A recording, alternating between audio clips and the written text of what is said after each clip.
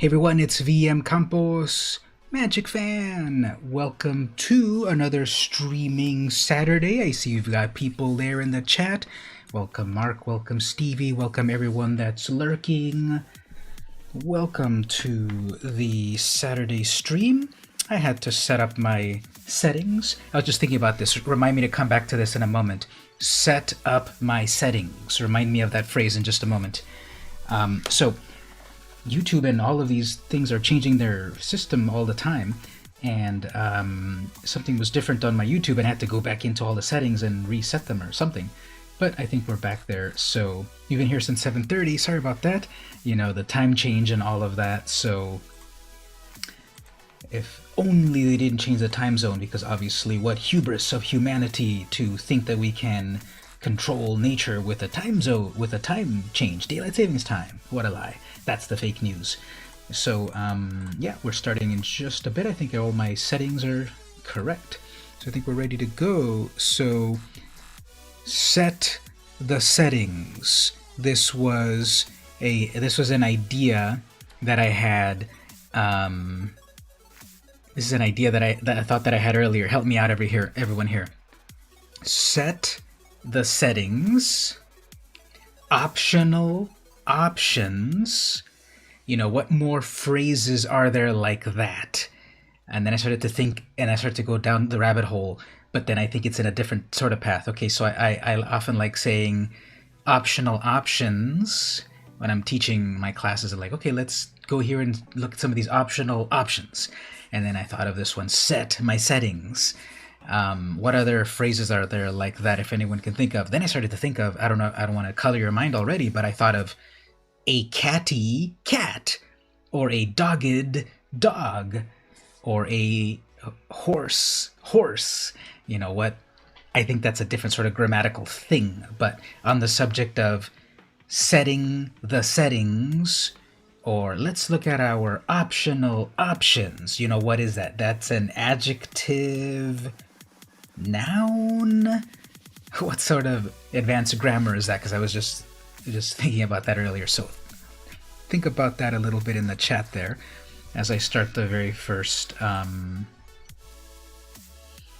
game here. Actually, let's look at what's today's store deal. Washing the washing. I think in the US we would have said washing the wash, but that also makes sense. Hey, there's a brand new bird sleeves on the deals over here. Do we want a cool bird sleeve? Do we want to put a bird on it for 300 gems? I don't know. It's only 300. I could spare 300 gems. But that would be a really cool way to wreck my opponent with bird sleeves, where I'm going to swoop in with clawed death, if I have those sleeves. So as we contemplate that, so here's what the goals are. We're gonna play some of the dailies to try to get the gold. When I set up a cool flying deck, then they'll see a bird and then they'll see. It all makes sense. So yeah, I'll probably get it. Just a moment. You read on the Discord of Magic might be making a dedicated Bob Ross. Yes, they are. It secretly. We can pull it up over here. In the web browser, they were secretly. Bob Ross lands. Yeah, I was already searching for it. They were going to secretly make some Bob Ross lands for Arena, and it was then discovered by going into the code or something. So we're gonna get all of these lands here. I don't know what this is. What I think about like leaks and stuff. Why are these so blurred out? Or like dark? I guess because they haven't been crafted. But I guess so. Those are coming soon, and supposedly you could crack the Evolving Wilds. And I tried to do it, and I'll try it again in just a moment. But I don't think I was able to get that Evolving Wilds to actually get into my account. See right there, Evolving Wilds. I want that, but it says over here, while the basic lands cannot be crafted, Evolving Wilds can be created using rare wild cards. And I tried to do it, but I bet they already patched up the system, and I wasn't able to do it. Any comments over here? I've seen enough. Where do I get them? Hey, I got paid. Bob Ross died many years ago. I just want Bob Ross paintings. They didn't appear for, yeah, exactly, they didn't appear for me. These lands do not appear in my client. Even if I check both collected and blah blah, same boat, maybe they took it down and will be available again during Cyber Monday. So I wasn't able to get my Bob Ross land. But it's not supposed to be out yet, but I want it. Yeah, so Bob Ross lands. So some of our goals of what we're going to do today are the... we're going to get some... It'd be cool if it also made a cool screeching sound. We're going to play today's dailies. Pay 25 lands to see if we can roll it and get some better... Gold, still 500. Okay, black or red spells. Black or red. Let's just go with a quick mono red brawl deck just to get these red... I don't have anything black and red, so we'll go with just mono red, see if I can get that quickly. Well, while that's happening, what we're also going to do is, well, we're going to do some drawing. I have a drawing over here to show off for a moment, and then we're going to do some drawing. I have been challenged by Mark and perhaps Stevie if you want to get in on this as well. We're going to draw some stuff. So that'll be in one of our interludes. What we're also going to do here is, I got a crack-a-pack. There is a crack-a-pack of Dominaria cards I'm going to open up. Remember that vintage set from like a decade ago? Dominaria, good old Dominaria. So we're going to open that, and I won't reveal them yet, but then I've also, see there's Dominaria right here, but then there's also other booster packs right here that we're going to open. So we'll get to that, but definitely we're going to open a Dominaria and see what we get out of that. And yeah, get some gameplay going on. We've got a brand new set on Arena, Kaladesh Remastered. We've got the new Kaladesh set, which has a lot of broken cards actually, so we're going to do that. In order to collect the set, you need 28 or so of them. That's not so bad actually, 28 out of 275 or something, so it's not so bad. Hopefully it's some of those inexpensive rares. You know, a rare that's like 25 cents, 75 cents, $1.25 or something. Hopefully it's not the big expensive. What are the expensive things? Teferi in there is expensive. They chose black. Now, did they just play a mana rock that is going to be worthless for them? No, it's still going to be, it's going to give a mana. Yeah, never mind. But I was going to say, I thought, was that a, as for myself, I already am missing a land drop. Great. So, let's see if we can get this tome to work for us. So the opponent is playing Ulamog, or Ugin, with an amazing art, and they're trying to ramp into it. And Sleeper Dart. Okay, so we just have to watch out for 8 mana. You started collecting because the first pack opened, you got a foil Karn. Very cool. I think I got a Karn as well. I don't think it was foil, but ooh, Opportunistic Dragon. Can I steal stuff? Yeah, I can steal their mana rock. That'll be nice. Check out this dragon, he's so uncouth. I will be taking that mana rock, s'il vous plaît. And then let's see what is coming up next on my draws. Yeah, I'll take that land. Okay, so how's everyone doing today on this fine Saturday and or Sunday? Here in San Diego, we're starting to get the cold now. It was very hot for a while, and now we're starting to get some cold. I got a Masticore. One of those Masticores. Okay, so 5 damage to something. I think that Masticore is not gonna be amazing, so I might as well torch it. Do I have 6 mana? 3, 4, 5, 6. I do have 6 mana. I can't use their... Actually, I cannot use their... I cannot use their mana rock. Okay, we'll wait for it next turn. I'll probably put out the crashing drawbridge so that I could get my haste critter.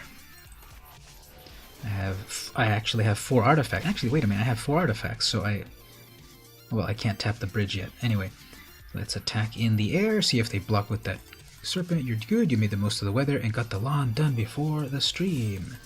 So the whole neighborhood is very grassy at the moment. That's always a nice smell. I don't have a lawn at the moment, but growing up, we had lawns in the 2 places that we lived at, and we had like a really old school manual mower. The one that was just the classic, you know, horsepower or people power powered, and no thanks on that. So then when we moved to the other house, we got a real one, you know, a pull gasoline one, and that worked for several years, but then eventually it ran out. It was then very hard to actually turn on. And when I moved to my first place, we did not have any. I did not have any lawn, and then 5 damage to target creature or planeswalkers. I have to wait for that. They're probably going, when they bring out Ugin, they're probably going to do -4 to wreck my stuff, and then I'll have to instantly torch Ugin. Okay, so we have 4, 5, 6. We have 6 mana in total. So they're still a little bit away from Ugin. And right here, attack with some Draglins. Sleeper Dart, sure. Doesn't untap, but still it's going to do 5 damage.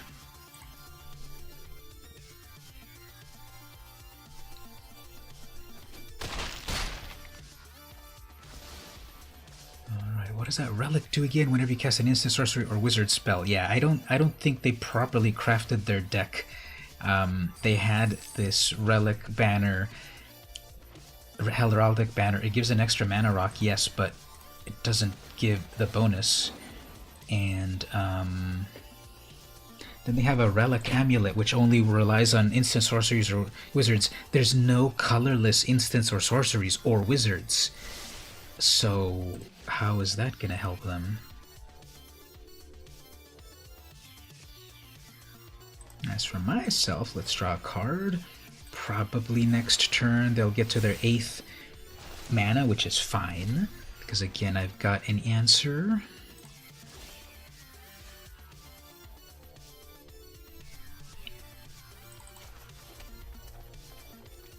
Chromatic Orrery won't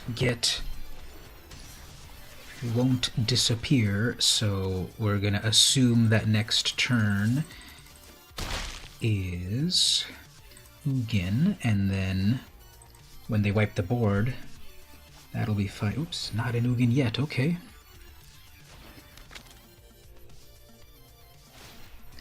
Probably this would still be game over, because once I summon the Terror Mount Velis, all my creatures will get double strike.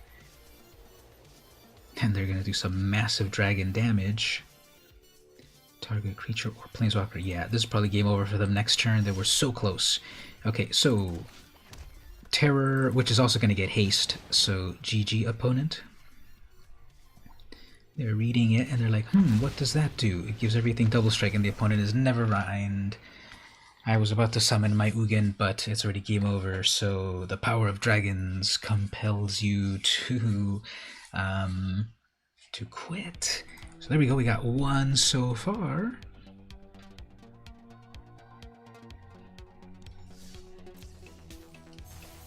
We'll play this a little bit more, and then we'll switch it up to do a few other things, but I'm trying to get today's dailies. So let's see what other Magic news happened recently. Have people seen the new set? You know, I feel like I keep saying that every once in a while, you come onto the stream, and I'm like, have you talked about the new set? because we're always in hype mode. But Commander Legends is the new set. It's like a Modern Masters.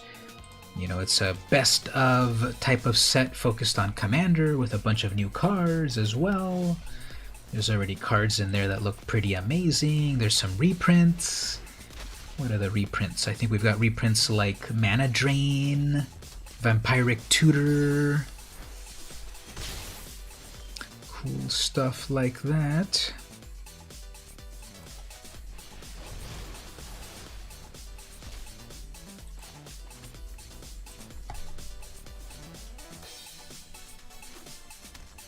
So let's see if they go for it. Oops, that's a good card. I am clearly playing mono red, so you might not. Well, that's a human. I can steal that human. Yes, check it out again. Opportunistic Dragon is so cruel. When it enters, I either steal a human or an artifact. So, yoink. Now the only problem is I cannot, and then I can also activate the ability here and attack with my dragon. So the only problem is that I stolen this human and I have dumbfounded it so much with my dragony magic that it cannot attack or block. It just hangs out on my side. So when I stole their mana rock, I couldn't use it. And here that I stole the pyromancer, I cannot use it. However, I believe it will trigger when I do. No, it completely removes everything about it, so I can't even do my trick with it. Anyway, let's torch the opponent's planeswalker. Unless they have a single blue counterspell. Or hexproof or something. Nope. Okay.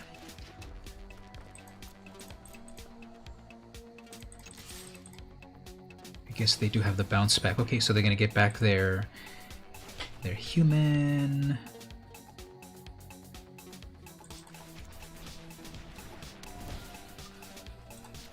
Let's see next turn. I'll either try to summon it again, or my 6 mana dragon. They're probably gonna pass with an Izzet deck and a very useful pyromancer. The deals 3 damage to any target when you cast a sorcery or instant, just like that. And they don't have enough to redo it. Now, Riel is cool with stuff in the graveyard, for each instant in your graveyard, so of course I've got my Lantern. They're gonna pass with double blue, so obviously a counterspell is waiting for me. So let's try to bait out a counterspell.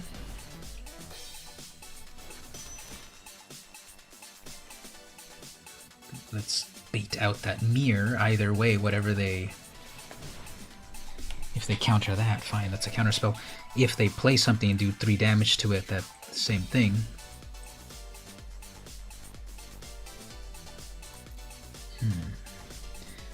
Interesting, they're still waiting. I guess they'll play the instant or sorcery. I guess they'll do the prowess, pseudo-prowess on their turn, and torch my mirror. They're looking at their graveyard.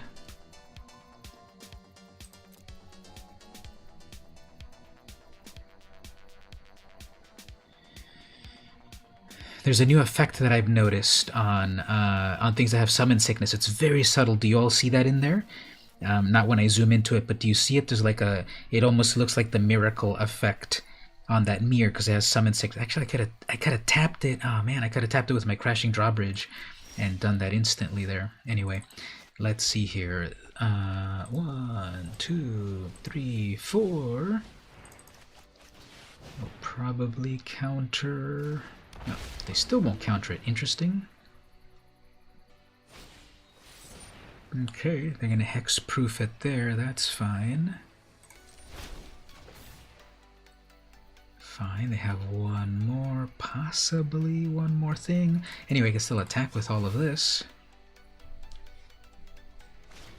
I'm going to trap it there. That's fine. We have one more blue mana.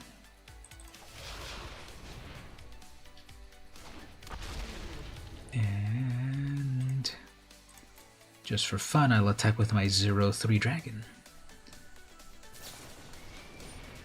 they're going to equal damage to the number of instants or sorceries. Ah, wait a minute. If I respond into exile opponent's graveyard, that becomes a 0, and it does 0 damage to me, right? Yeah, 0 damage. And then I'll also go in with with a 0/3. Now we get the Riel. We have 2 more cards in hand. 1 red, 1 blue. Yeah, exactly right. Okay, now let's go in with a Hasty Dragon in the air.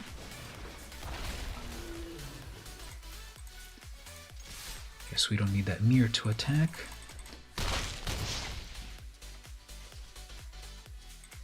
I could crack the egg for some life. Teferi, okay. That's annoying. If I don't have a plan, I'll just make one. Think fast. Teferi, Master of Time. Possibly not as annoying as other things, but still annoying. And then that's going to do double damage on that. Oh man. Or just 1 damage, I guess.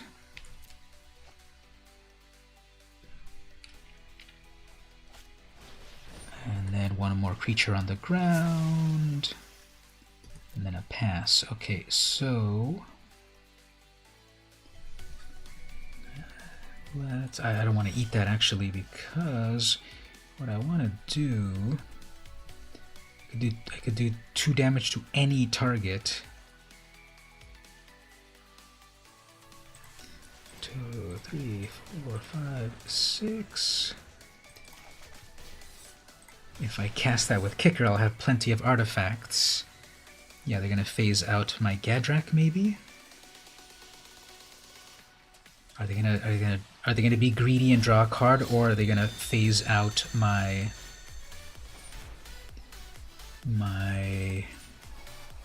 attacker?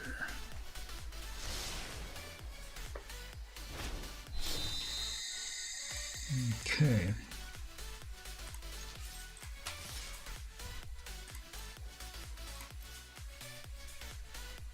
If they phase it out, okay, yeah, that'll work fine, because then the final damage will hit Teferi right there. Yeah, I get phased out, but that's fine. So they have no more Teferi. 2 cards in hand. They're all on the ground. Next turn, I attack with 9 damage. Sure. 3 damage to the mirror. Poor little mechanical mirror. That was a lot of cards that they drew. I guess that was they drew a lot of cards because of Riel. Teferi's Ageless. Okay, that's kind of a stall, and then that's end for them. And my turn. Okay, so I've got 8 in the air. I can't really do much more damage. But I mean, 9 in the air. They've got 1 life left. No way to do 1 more damage, so let's see. They have 1 life left. They've got 4 cards advantage over me. Kinetic Augur, who cares? They can draw cards, discard cards. That'll draw them more cards from the Insight, actually. Yeah, lots of cards. Then 3 damage to... they're going to do double damage to Gadrak. I can still, however, if they do manage to kill Gadrak, Crashing Drawbridge, and they have a million cards now, I still have the Crashing Drawbridge. I still have the Crashing Drawbridge to... then 1 final damage to... actually, the Ehrencrag only does it once per turn, right? No, it's whenever. Whenever you draw your second card, but it's only 1 time, so I think they miscalculated on that. Yeah, the Ehrencrag only does it once, so that's a... I guess that's game over, because they thought they were going to be able to double damage... Yep, they thought they were going to be able to double damage with that Ehrencrag Pyromancer. Whenever you draw your second card each turn, it deals 3 damage. I think they thought that every time they drew a card, they'd be able to do 3 damage, like Niv Mizzet. And that's why they did 3 damage to Gadrak, which I guess they were going to do the final point of damage. They thought they were going to do the Soul Seer to kill my other dragon. That would, I don't know what they were trying to do, but they knew that I had a 5/1 in the air, and all of those wizards were. They had a human shaman, a merfolk wizard, a human wizard, and a human wizard. So GG, Epheras. Let's look at a couple cards of the new set. Yeah, Niv Mizzets. I love playing it, but I hate playing against it, so I would often say that. We're about halfway there. Let's change things up for just a little bit to look at some of the new cards. Some of the new cards of the new set, Commander Legends. So it's a bunch of new cards. This is a hilarious and disturbing card, Cage of Hands. Never mind what it does, how good it is. Look at that art. This is a weird demonic cat or something that is going to be petted to infinity and beyond. Get a close-up of the art right there. With all of those hands. With like, what are those little circles? Are those like, what are those purple circles? What are those purple circles? So there's all of these hands and purple circles, and then some weird demon thing. Some kind of ruins or something in the background. And then look at this one over here. The middle finger of this one is split into 3 pieces. So what does this card do? Besides give me nightmares. Enchantment, it's an aura, 3 mana. Enchanted creature cannot attack or block. Pay 2 to return it to its owner's hand. So you can pay 3 to lock down the creature doesn't attack or block, and then I guess somehow if the creature's about to get removed, then you can bring the caged hands back to your own hand. Well, this was way back in Champions of Kamigawa, it was first printed, so I thought I kind of saw like some tori, which are Japanese gates. I thought I saw some Japanese gates in the background there. They kind of look kind of Japanese gates-y. But yeah, this was printed originally way back in 2004. Oh, that's Mark Tedin art, classic Magic artist. This is a very handy enchantment aura. So it's been printed, it was originally in Kamigawa, then Plane Chase 2012, then Commander 2015, then Plane Chase Anthology, then Legends. Okay, so it's been reprinted. Never saw the card before, but there we go. Let's see what other cards kind of stand out that are interesting. Well, first of all, let's look at this card over here, the Prismatic Piper. First we'll look at the art. Pretty epic art. This is a weird nightmare creature with a flute and some sort of interesting Dreamcatcher-esque. I'm not sure if many other indigenous cultures have this, but in the US there are some First Nations people here that have the Dreamcatchers, which I don't know the full lore about them to say anything intelligent about it, but I know that here in the US we've some tribes have Dreamcatchers. I'm not sure if the indigenous peoples elsewhere in the world have these, but then we've got the colors of mana around it, and then like it's, oh now I see it. Okay, so its tail then becomes fire, forests, swamps, water, and then white, I guess. It's kind of out of order now that you think about it, because we have blue into black, but then into green, and then into red, and then white, I guess. The art is giving me like the Maya vibes, something ancient exactly, something prehistoric. So what this does, it's the very first common legendary commander. So this whole set is focused on commander, and your decks are made from, you know, this is for building commander decks, and you need a legendary creature to helm it, to be the leader of it, just like on Brawl. And legendaries are often rares or mythics, although if you go back to like when we had in the early days of Magic, we had some uncommon legends, and then in Dominaria is when we started to get more uncommon legends. So usually legendary creatures are rare or mythic rare, This is the very first uncommon, common legendary. Actually, is that true? I think there is. Let's take a look here. Rarity, common, type, legendary. Oh, okay, actually...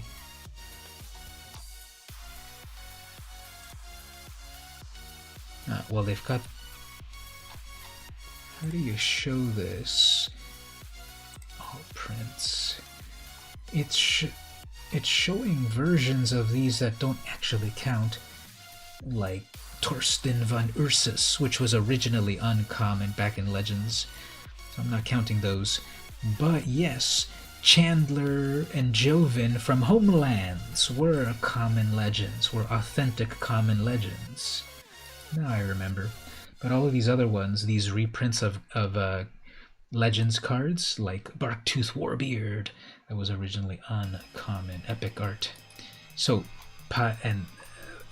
Prismatic Pipers is one of the first, is the third ever legendary common, if you don't count the weird Homelands set and the reprints where they downshifted into common. You were about to say that Joven was. Did you actually have that off the top of your head that Joven was common? I have both of those cards, and I remember having them back in the day, but I didn't remember that they were common. Obviously, because there were no colorization of the symbol to know that it's what rarity it is. But did you remember that easily? You have 3 of them. Oh, that's why, right? Because if you've got 3 of them, clearly they're common. But let's look at these vintage cards right here. Chandler, check out that amazing art. He's got the keys. Doug Schuler art. Pay 3 red, tap it, destroy an artifact creature. Flavor text. Never brag about the latest wonder you've created, students. Chandler might be listening. Rebecca, wizard savant.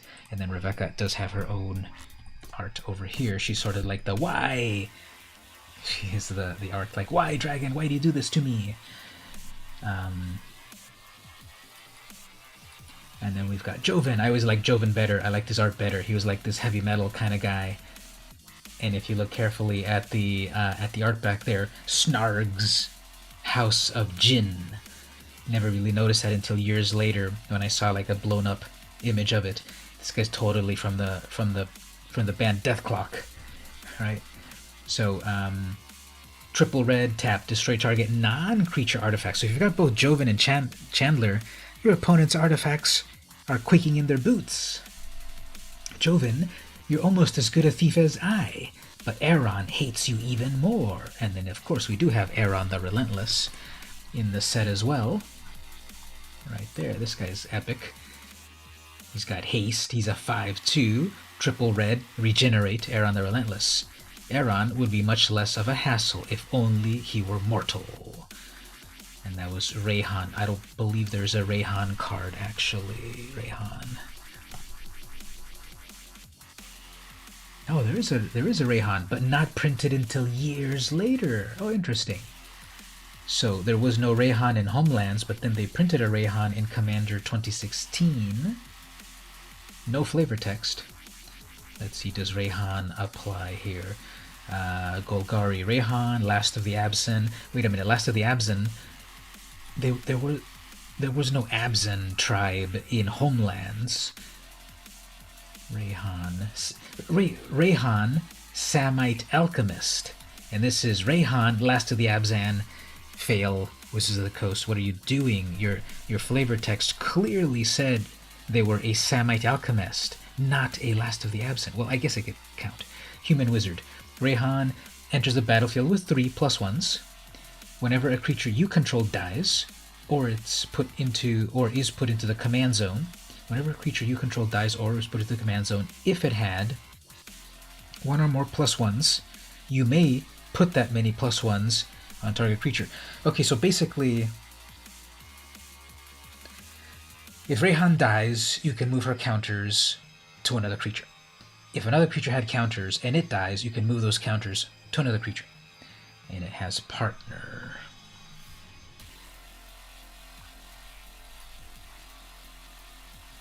Okay, anyway, that's our walk down memory lane of looking at some vintage cards, and we'll look at some more of these commander cards in a little bit.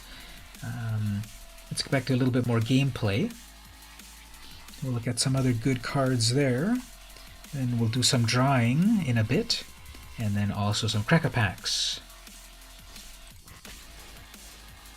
Maybe I should pause and go get my drink. We'll do that after this game. So I hope everyone heard that unfortunately they're going to move Magic on mobile to next year. They were first saying that it was going to be in 2020, but they moved it over to Dead by Diabetes. they're gonna move it over to next year, unfortunately. Alright, we're dealing with Orzhov Collar, so there's going to be plenty of removal. So, we'll be careful about that. This music is way too hyper. Let me skip this track. It's way too hyper to be at this hour.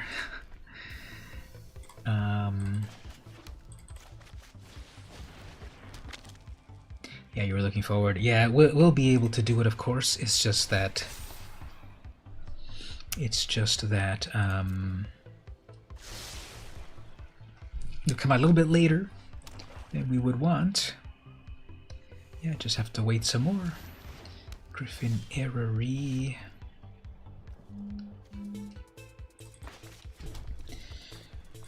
So, keep waiting on that.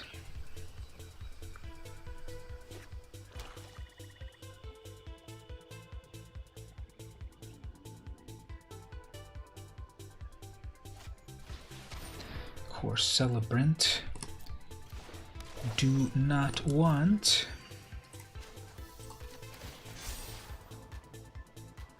More mana rocks, sure.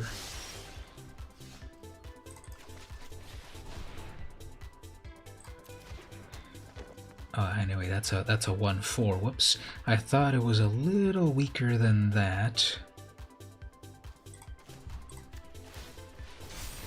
I don't know why I thought that that core was like a 1/1 or something. So I can't quite damage it completely yet. They're coming out with their own aura.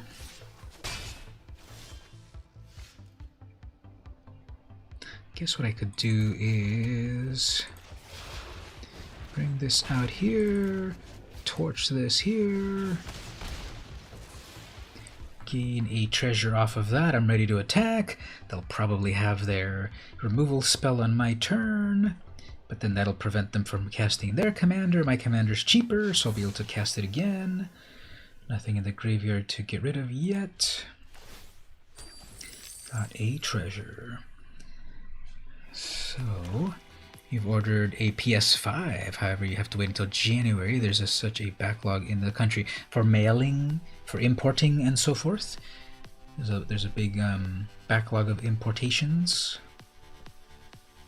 Did that? I'm really out of it. I know that I knew that the new PS5 was coming out and the new Xbox 99 or whatever it's called, but I didn't know that they were already out or shipping. I guess I knew. I saw one of the people that I follow on Instagram, Super Ben.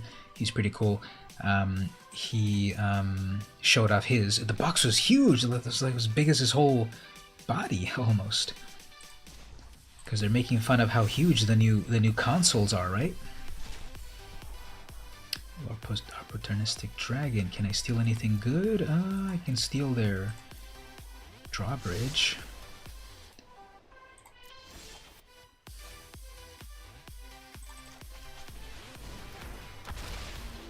I will take that drawbridge. And hey Jakivis, how are you doing? Welcome. Did you see the new PS5 yet? How huge it is? You could like live inside the box. We were just talking about the PS5. Are you getting any of those? I haven't gotten a game system in a while. The last one that I got was my Wii, the 20th anniversary Wii, which I showed a few streams ago. It's Red Mario, so that was from like 2015, 2014 or something. That's the last game system I got. Hey, we just got a raiding party from Max Combo. Ooh, that's they are part of the Angle of Reason crew. Thanks so much for that, Max. Totally appreciate the raid. Come and hang out as we torch our opponent. I'm playing a dragons deck, and these are some very bad dragons, and they are totally wrecking the opponent. And actually, we want to pay for that? Nah, we'll get our big bad dragon in just a moment. So how are you doing, Max? Haven't seen you on the stream before, perhaps, but I totally appreciate the raid. Got some cool stuff to do. We're gonna do trying to get my dailies today. Then we're gonna do some Kaladesh. We've also got a crack-a-pack of a real-life booster. And Jack as well. Forgot to tell you, we've also got some cracker packs to do, and then we've also got some drawing challenge to do in just a little bit. Plus, we'll look at some Commander Legends stuff going on. If you're highly interested in the PS5, but you're gonna wait for it to be on sale. Yeah, it's brand new, and how much does it cost? Like $799 or something? Or am I imagining that? You know, back in my day, they were $199, but inflation. Okay, so we got the Kite Sailor. Sure. What else? Disenchant my... They're gonna... Ah, man, they had to disenchant their own artifact. Hate to see that. But that's okay. Still have a way to... It's $820 New Zealand. Soul Reaper for a 2/3. Draw a card. Sure. Actually, do I want to... I should have waited. I should have torched the Griffin, right? Because they're about to gain enough life for it. No. Okay, good. So anyway, I have my 5, 6, 7, 8, 4, 5, 6, 7. Okay, I've got enough. Let's do this. We're going to bring in our big old 4/4. Then we're going to bring in our lantern, and we've got 4 artifacts. And we're going to go with a bunch of amazing dragons in the air.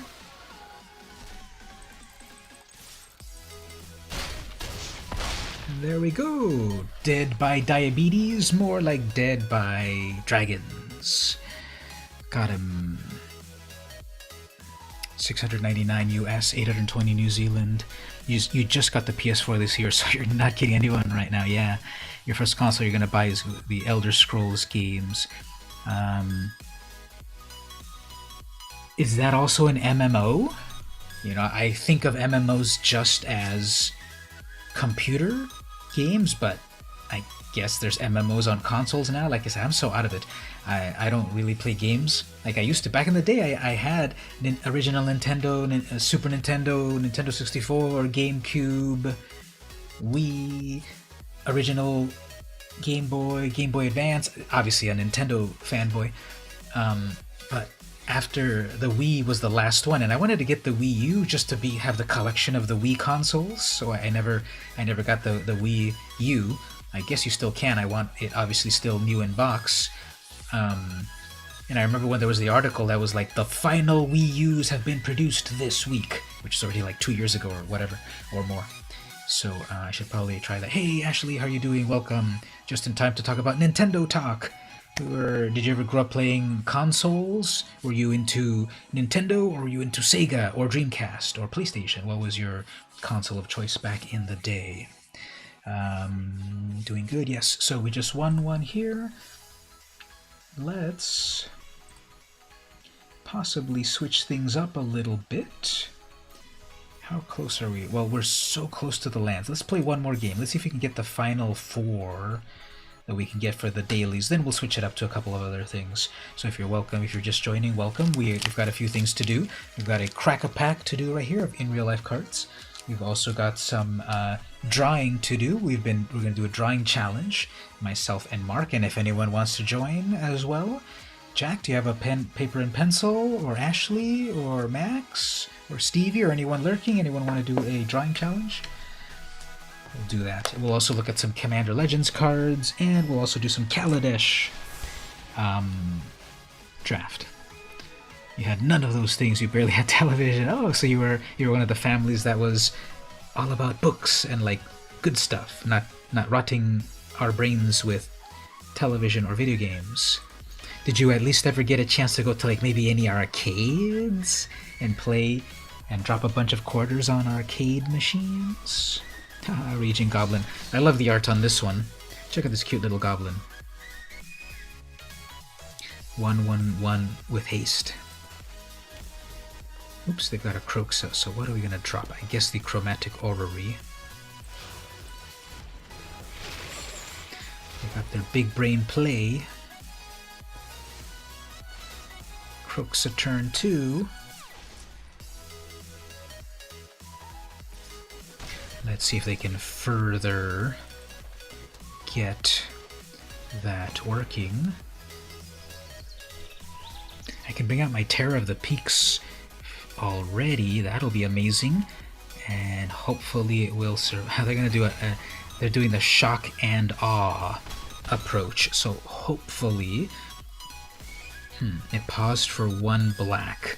That could be sacrifice their own creature to destroy my creature. So that could be that if I bring out the Terror, I would lose it.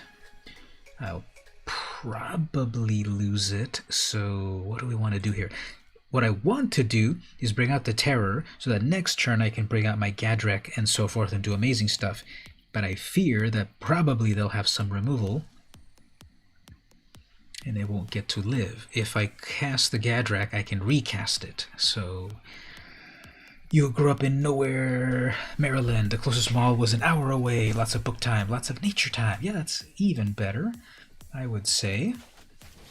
I grew up here in San Diego, so we had malls and arcades. Tilt Arcade was the arcade I remember from back in the day.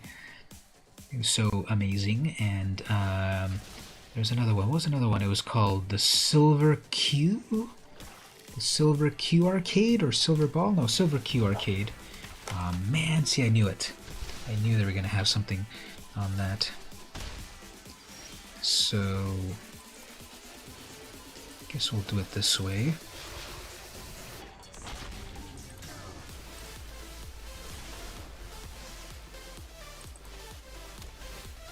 I'll probably still have another removal.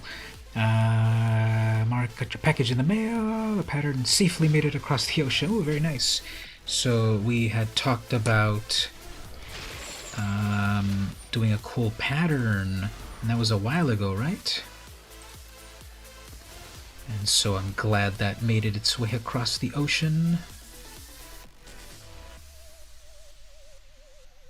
I think we saw that pattern at a certain point, didn't we? Yeah, they're going to do that. Sacrifice your own creature to kill my creature spell, I bet. Yeah, there it is. Mutual Destruction. Couldn't remember the name, but I knew it existed, because obviously. In any event here, alright, how about a 4/4 Hasty? I guess I should have brought out the Leyline Tyrant first. Yeah, I should have brought out the Leyline Tyrant first, so I have an attacker, and the next turn attack with a 4/4 Haste. I have enough to bring back Croxa. Plus I sacrifice my Tyrant.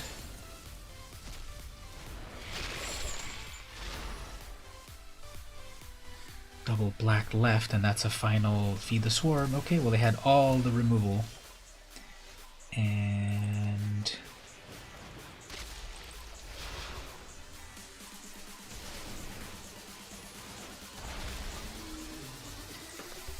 let's see if I don't get any more removal over here, but Rakdos definitely has a lot of removal. Goblin. Okay, well at least they're tapped out.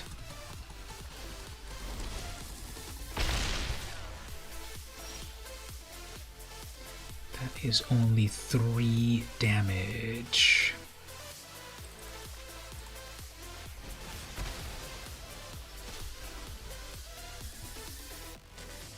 Yeah, I don't think I'm going to be able to make this. Vampire Higher there. That's going to be an exact 9 damage. I have to block with that drawbridge.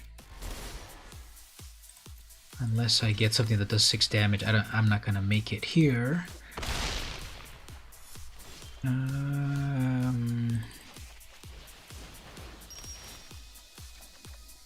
Yeah. GG opponent. You got it. Okay, well, that was the first loss in a little while.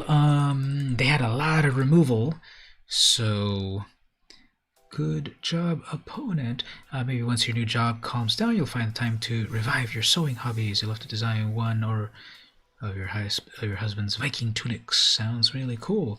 Okay, so we got our reward. Okay, let's change things up a little bit. Let's crack this virtual pack. Then we'll take a break. And I'll crack a real pack, maybe, and then we'll do some other things here. So thanks, everyone, as usual, for coming by to the stream. And let's open up this virtual pack. I love that Kazandu Nectar Pot art. And that Shepherd of Heroes art is also amazing. Here's one of these crazy cat cores with the amazing kitty token. And then the rare is a coveted prize. I like the art on that a lot. Everyone's like reaching out for the final piece of things. You've been asked to do a lot of Viking stuff lately. Speaking of Viking stuff, we're gonna get next year, the first set of next year is going to be Kaldheim, which is most likely gonna be a Viking themed set.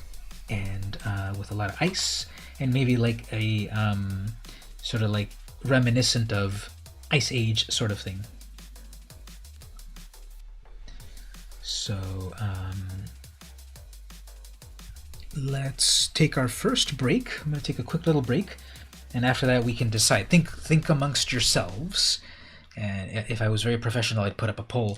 But think amongst yourselves. What should we do next? The options are crack a pack or draw.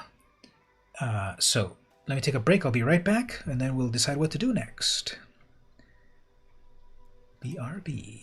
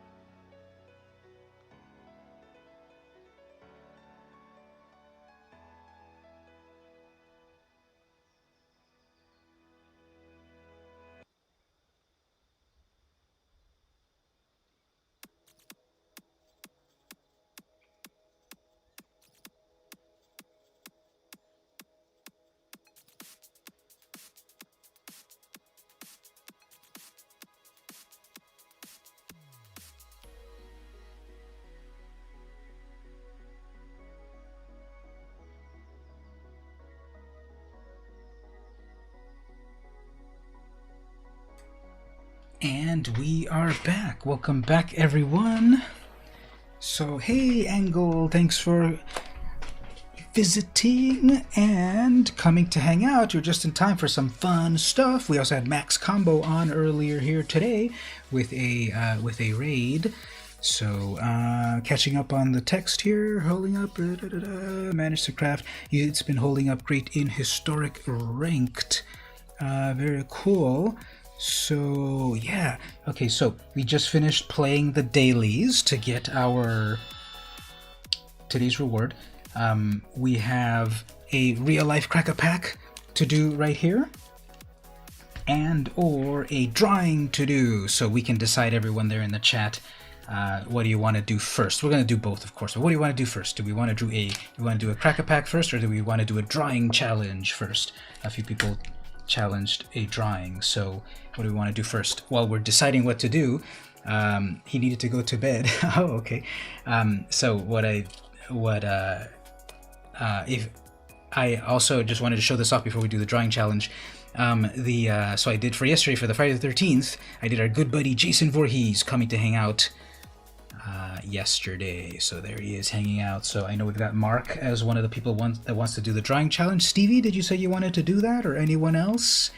Anyone else wanted to do a fun drawing challenge with no stakes, of course, just for the honor?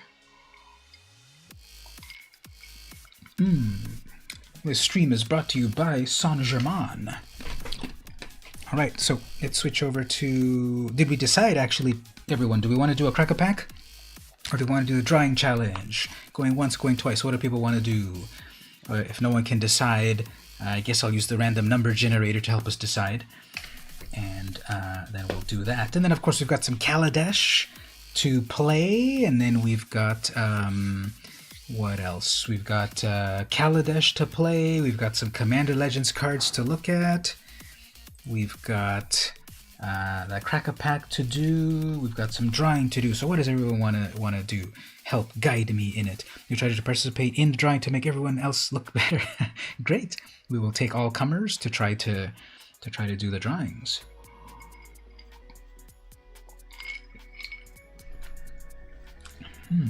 Okay, so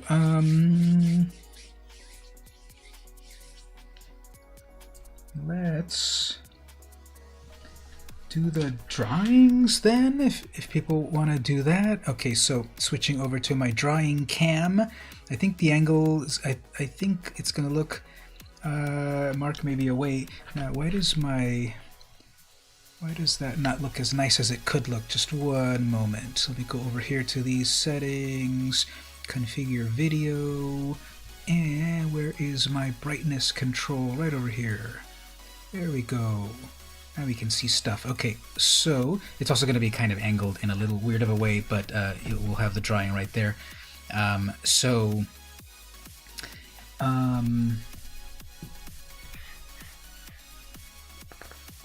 think because Mark wanted to get into it, we'll maybe wait for him as well. But I am going to do over here. Stevie's saying be right back. Is he going to go get his best drawing utensils to enter the challenge?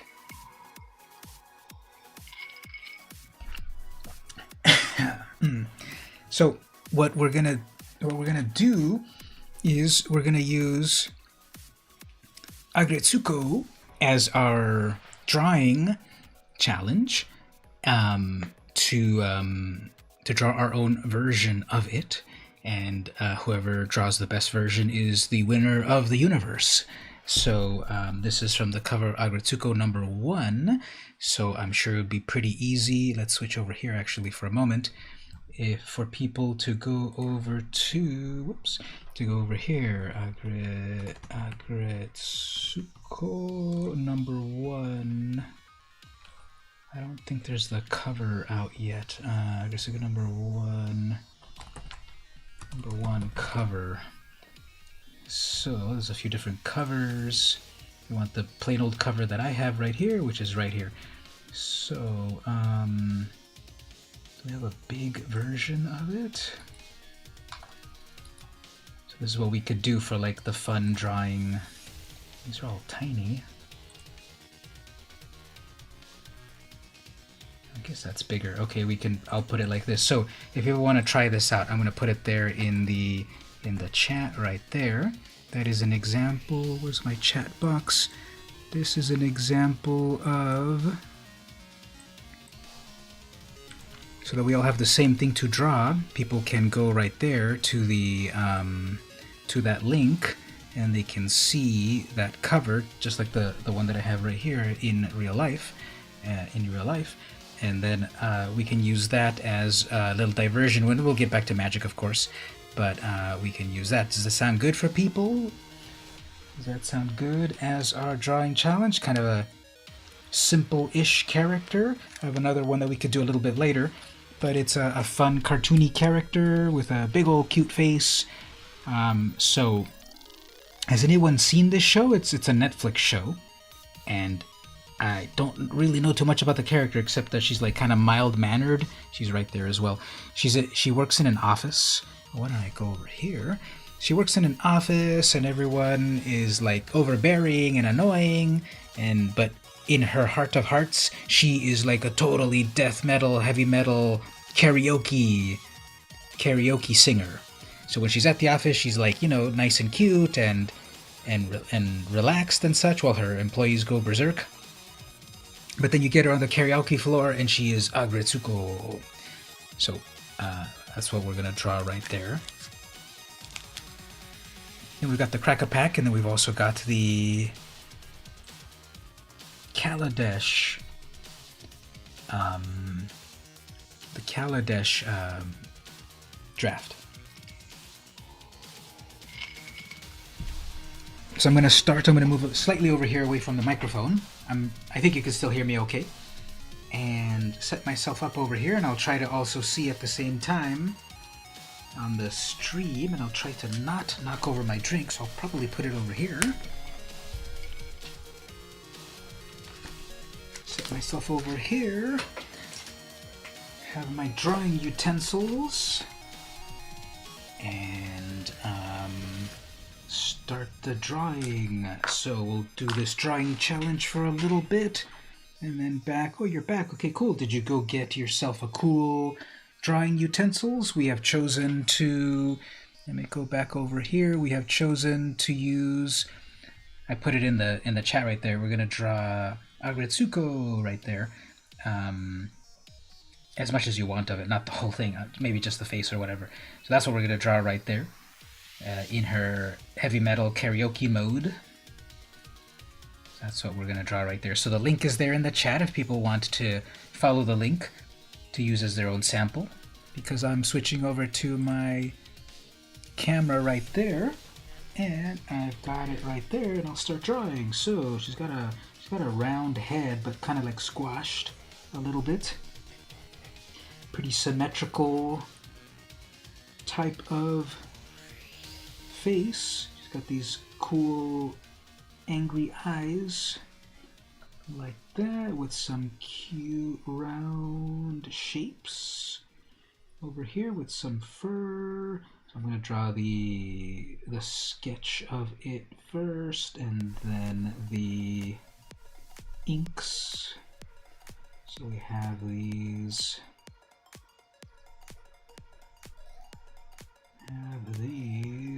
tufts.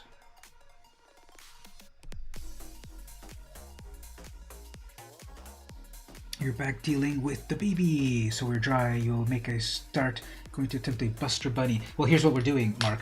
We're all gonna try the we're all gonna try this one particular thing just to see how everyone's version comes out. But let me put it right here, full screen. So it's Agretsuko right here. And what I did is into the chat, I put a link there in the chat for an example of the character right there, so you can hover and zoom in and all of that. So it's the comic that I've got right here. So we're all kind of trying the same thing. Maybe we'll do Buster in a moment, but that's the challenge at the moment there. So I'm starting my own drawing. It's going to be overexposed for a moment until I add the inks, but trust me, I'm drawing her face right there. Again, when I ink it, we'll be able to see it. but I just started right now. Got a little nose, we got a really fun, epic mouth. Like this. With a lot of teeth. And a tongue. And then the bottom of the head. It's down here. Let's see. This goes up over here with a little tuft of fur. More fur over here. Cheek tufts over there that I will refine. We have the Japanese characters over here, but I'll get to that later. Then like these little triangle ears over here, plus more aggressive tufts of hair. What I should probably do is change my camera exposure, and then in a moment change it back, but I will do that. Okay, so it's very, very light, but again, when I will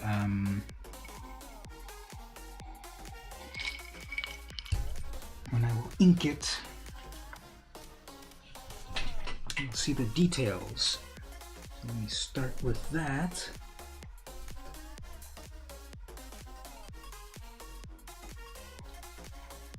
It's a relatively simple character in terms of the line work.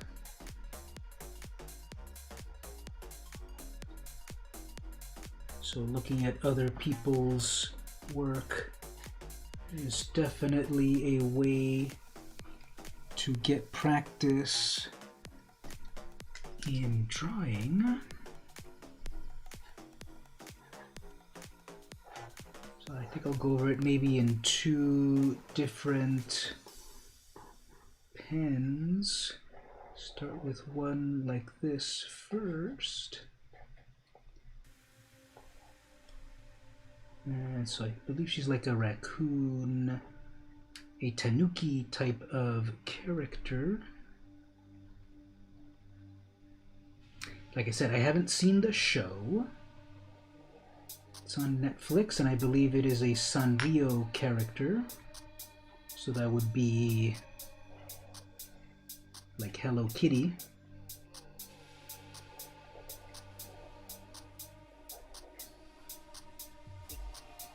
It's like the newer generation of the Hello Kitty characters.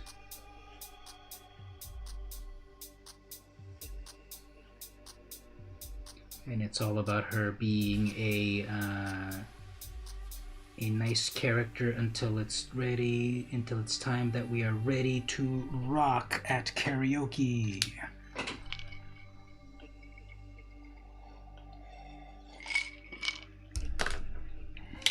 So that's my first inks. Then we'll go over this other one. Oops, I forgot her inner ear part over here. I think that's showing up good on the camera. Go with thicker outlines over here. This is one of these calligraphy pens with a very cool edge. Still practicing with it, but I like the variety of line weights that it gives.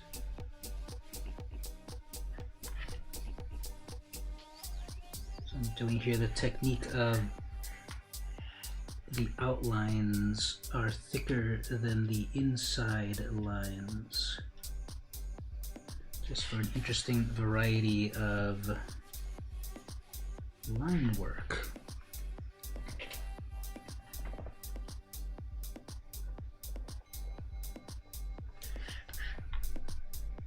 And like I said, the character is relatively simple lines, so it's good practice.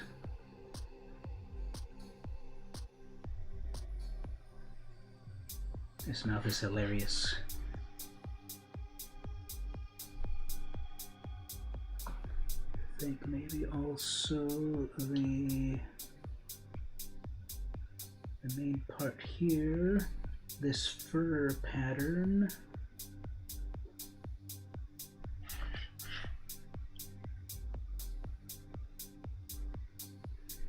So I definitely have noticed that with this type of pen, you have to be aware of several things. The way your hand naturally moves, and then the line, the nib of it as well. Okay, so then we've got a bunch of there's these dark parts over here.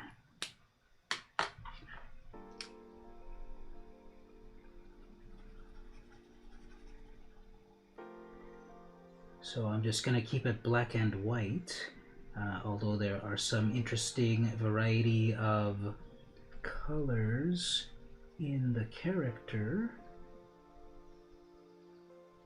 These soft, like brown tones, but then one of her striking features is the black around her eyes.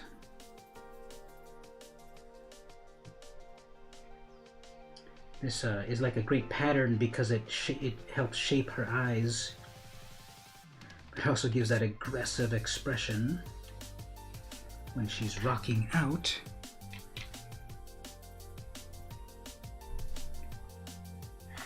I think this mouth is thicker still. So I'm not quite looking at the chat just yet. Sorry if people are saying stuff. I'll look in just a moment. And we've got the Japanese on the top of her head. I'm not quite sure if I can completely read it. Something like that. So I think that'll be fun.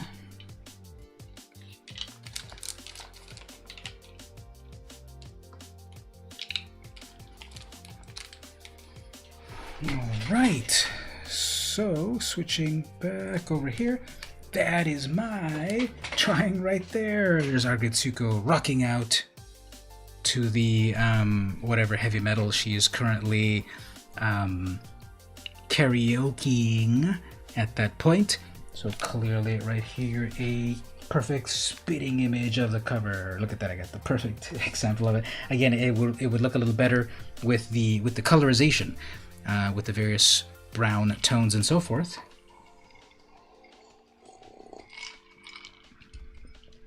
So that is my version of the drawing.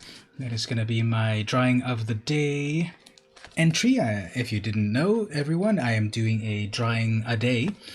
So I have been every day this whole year. I've been drawing different things all year long. What do I like recently? I did this one. This one's got like more shading and stuff. So did that. What else? Some days are good, some days not so good. Oh yeah, this one, I posted this one. I'm like ready for Monday. So that's a character that's not quite ready for Monday. And yeah, so far I drew some dinosaur thing over here. It's ready to nom on something. So this was with a brush. You see like the edges of the brush are definitely thicker and thin and all of that. I went with a calligraphy nib compared to the, oh, if anyone recognizes this one, that's Baby Yoda, which is of course not Yoda, but it's Yoda's species, you know, baby, 50-year-old baby Yodarian or whatever they're called. And just other random stuff. Here's some guy, some milk toast looking guy. Yeah, the brushwork, you can see that like in the hair and the eyes, how that is looking. So it definitely depends on the type of brush. Oh yeah, this is one. Here's everyone's favorite, Sonic the Hedgehog.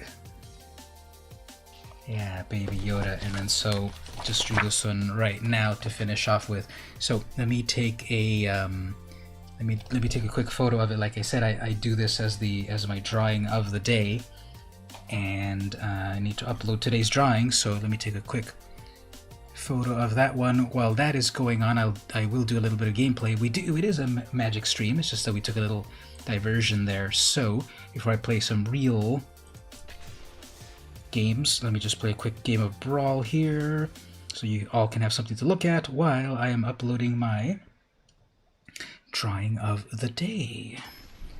And that, of course, is found in my Twitter and Flickr. They have a Croxa, another Croxa character. Okay, well, it's the exact same person, Zemkiand. Isn't that who I played previously, and they Croxa'd me? You're working on that cat thing. Give me 5 minutes. Yeah, no problem. Work on that. If anyone else also drew it, put it in the Discord, and then I'll load them up in a moment.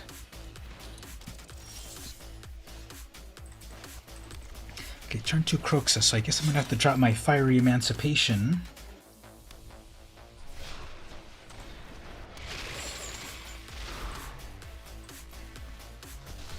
Next turn, a tome. So today is number 319.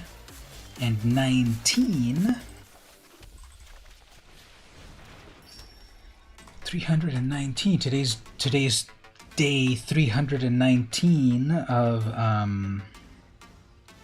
the year. And I've been doing 319 drawings so far. Some days vary.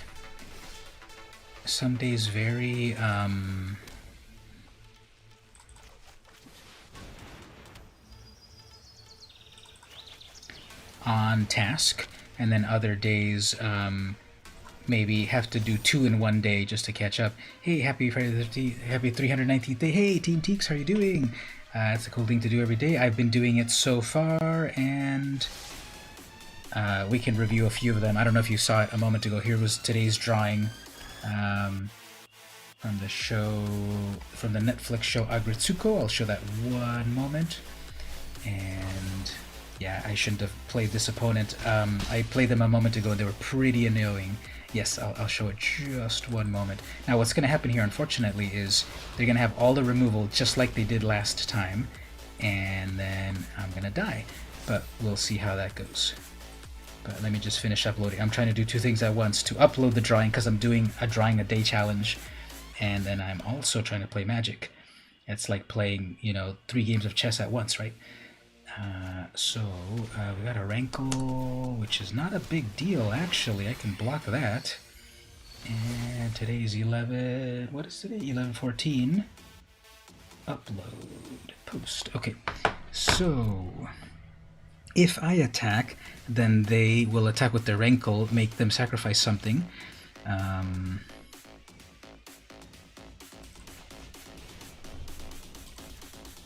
guess we'll just wait a bit. Sure. And then continue. So yeah, a moment ago we were doing our drawing a day challenge. Let me switch over here for a moment. Nothing exciting's happening. I drew this right here, which is my version of the cover of Agretsuko #1. Right there. There's Agretsuko rocking out in her totally aggressive karaoke mode. Okay, so clearly what they're going to do here is attack, and we're both going to trade. If I don't block it, they're still going to kill my creature, but okay, fine, I'll block it, and I'll gain 6 life. I can recast it, not too big of a deal. Take that back.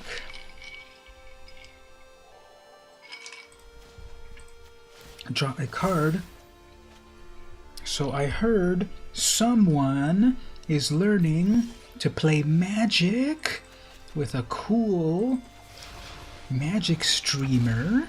If people heard the latest episode of my podcast, we had Keeb on the podcast, and he was teaching a certain team member how to play Magic. How do you share the picture? Put it on the Discord. if you go over to our Discord, put it into the off-topic. Put it in the off-topic channel, or whatever it's called, and then I'll show it up here on screen in a moment, after I wreck this opponent. So they're attacking with a 1/1 death touch. Yes, let me block that, please. We have been playing a little bit. Very nice. You are going to join the ranks of the magic initiated, or you have joined, but you are going to further get addicted like all of us. So right now I'm playing Brawl, which is different than the games that you two have played. This is a format where there's only one of each card in the whole deck. A regular game, you can have up to 4 in a deck. In Brawl, it is limited to 1 of each. So it's just another level of gameplay, different kind of gameplay, so that I don't have to worry about the opponent has that same kill spell, 4 copies of it. Brawl is a lot more like you have only 1 of each, and therefore you strategize in a different way. Brawl is one of your favorite modes. Same here. It is a cool, one of the many cool ways to play. So in addition to some gameplay, we are then also we were doing a little bit of drawing. We've got a few people doing the drawing challenge. Different people in the chat were trying to draw the same thing to see how it all looks. And of course, what is on the line is the honor of drawing the best version of that character. And then we've also got a cracker pack. We're going to open a real-life booster pack in a little bit. And then do some more gameplay. And I fear that my drink is already getting a bit low. Alright, so we're going to cast the egg, draw a card. Now, how does an egg give you a card? Okay, so we've got an entry over here. We'll pull up that entry in just a moment. Let me... I love that. So we'll show that one moment. Let me do that. Then, just attack a little bit more. If they don't have removal from me in the air, they are getting closer to the end. Reason it says fave, you find it more strategic with having 1 copy. Exactly, I like that as well. That there's 1 copy of each, and therefore it's harder to... Literally unknown reveal, blah blah blah, but then they run out of cards. Oh, I choose 1 for them. How does this work again? Reveal the top 6 cards. An opponent exiles 1 non-land card from among them. Then you put the rest. So they get to keep. And never mind, they're like, whatever they give me is not going to be great. So the opponent is like, GG. All right, cool. Let's switch over here to look at Mark's entry. Web browser right here. Here's Mark's version of it. Zoom in and enhance. Right here, look at that spitting image. Exactly right there. The cat is on your Discord. Yep, there it is. Got it up there. So it's like mirror image twins. Look at that. We both have, I believe it is possibly a tanuki, which is a Japanese raccoon, I think that character is. I don't really know too much about the character, but I just got the comic first issue. But there we go, look at that, they're exactly the same. The big mouth, the spiky fur and everything, so perfect. I think we both got exactly 9,000 points on that. And so we are both in the lead. Did anyone else draw the character? Anyone give it a shot? I think Ashley said she was also gonna stomp us with her version of the character, and I think Stevie went off to go get his brush. Didn't you say you got some brushes recently? So there we go. What else? Got another beep over here.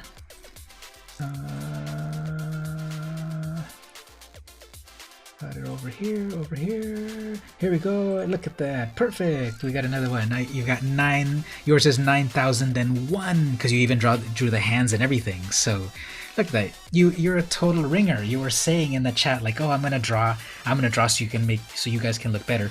Yours is like 9001 better than ours. So really cool. Thanks for sharing that. And got the microphone and everything in the little claw and everything in her tail and stuff too. Yeah, you know, we just went as far as drawing the head, so you got it. Thanks for that. So yeah, we have you should have rushed yours. No, you perfectly had the amount. You saw when I was drawing mine, I forgot to count how long, but I took like, you know, 5-10 minutes on it or whatever. And then Mark also took some amount of time, and you as well. I think it came out very, very well. I think, however, you miswrote the Japanese on the forehead, and you probably have insulted us instead of writing what it actually said. Yep, so very nice. So we got those examples right there, and then right there, and then right there. And if anyone else has their version, put it in the Discord. And that'll be cool. Thanks. We'll do another one in a little while. And we'll do another one in a moment. We've got more gameplay. Now that we have a few more people on the chat, help us with this. At the beginning of the stream, I had put out this mind puzzle. I had thought of the phrase "set the settings," and I also said optional options. You see that? Like the noun and the adjective or whatever the true phrase is, they go together. The optional options or set the settings. Are there any more like that people can think of? I think Mark said washing the wash. Actually, he said washing the washing or washing the wash. Anything else like that? Any other ones like that people can think of that are sort of like that? In the meantime, let's draft some Kaladesh. So they've remastered Kaladesh to the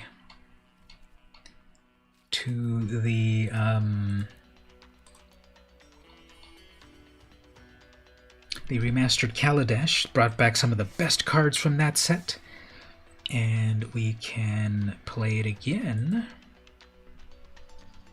Remastered. So let's put a little bit of Kaladesh Remastered. When I got into Arena, we did not have Kaladesh until like 6 or 9 months or something into the beta.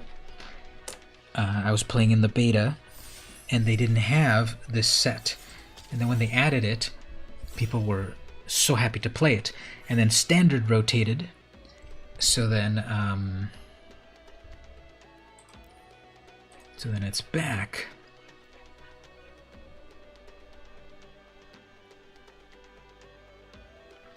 So I might think for a moment, but without fully interacting. Let me just kind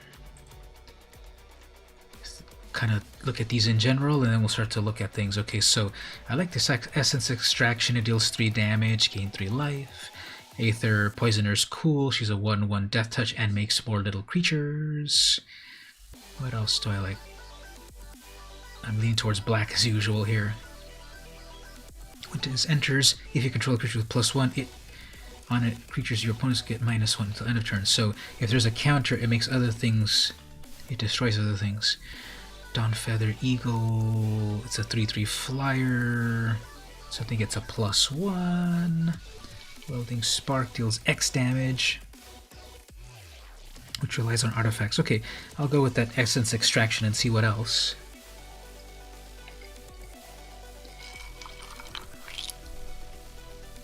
Rush of Vitality. We can go with the Tiger. It's a 4/4 Trample. It can become a 6/6. Fateful Showdown. deals damage to any target equal to the number of cards in your hand. Discard all the cards, then draw that many. So if you've got one card in your hand, it'll deal 1 damage to something, then you discard that and draw that many. I don't know. If you've got a lot of cards in hand, that might be good. Rush of Vitality, give your creature +1. Lifelink. Mind Rot, Instrument of Malice. Pacification Array, tap an artifact or a creature. That'd be some reusable removal. But I'm thinking of that Tiger, a 4/4 trample. I like that Gear Shift Ace also, but we'll go with the Tiger. Ooh, Unlicensed Disintegration, that destroys things. Destroy a creature. If you control an artifact, it deals 3 damage. Okay, so we might go with that, black and red, and there's also some other red stuff. Chandra's Revolution, live fast, draw 2 cards, lose 2 life. Yeah, we'll see that maybe going with red and black, getting a couple of removal items. Let's see what else we get. Ornithopter Classic. We have a 3/1 with Menace. Salivating Gremlins. Look, it is totally salivating in the art. Yeah, I'm doing draft. I switched over to the Kaladesh draft, and then we'll do more drawing and stuff soon. But what do we have here? So the Gremlins is a 2/3. Whenever an artifact gets a +2 and trample. Okay, I'm kind of liking some of these black and red cards, so let's see how much more we can get of that. Fortuitous Find, return an artifact or a creature, nah. And we've got the Puzzle Knot in white, we've got a Sky Skiff, that's a 2/3 flyer. Or a 5/4 big ol' lizard. Let's go with a flying vehicle. So Kaladesh is the first set where vehicles were invented.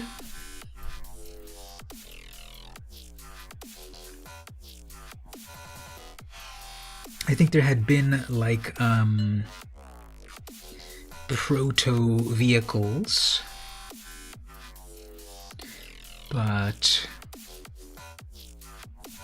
this is the first set where you could actually have your creatures get into a vehicle and do cool damage and fly and do all that stuff. Hijack. You can control a target artifact or creature and then attack with them. The Sailback is a good card. Did I miss it? The sail. Oh yeah, that 5/4 big ol' lizard. I got it. Good. I can hijack their creature. I could frontline rebel attacks. I could have a 3/3 for 3 or steal their creature. Well, it relies on having a creature first. I think I'd rather have my own creature first, and then after that, see how it goes. No one's getting these poisoners, which I think is very good because it's just a 2-mana 1/1 death touch. But when it attacks, it can make even more servos. So if they've got a big creature, they're not going to want to block it. Sacrifice an artifact creature, put a +1. Nah. Yeah, we'll get more of these death touchers. Fateful Showdown. Precise Strike. Deals damage equal to any target based on number of cards. So this really needs to have 2 or more. And then if you discard them, let's say you've got a bunch of lands, you get something better. I don't quite trust that'll work, but there's not much in the pack that I like. And then over here we've got a black flyer. This has got Revolt, built to smash. Target attacker gets +3. If it's an artifact, it gains trample. Yeah, we can do that. It's like a red. We'll do another drawing in a moment. After I grab my cards, but before I build the deck, we'll then pause and do another drawing. I just want to start the drawing and the draft, and then we'll get back to some drawing. Ooh, there's Heart of Quran. Everyone loves that, right? It's a 4/4 vigilance. Harnessed Lightning, 2 mana. Choose a creature. 2 mana to deal 3 damage.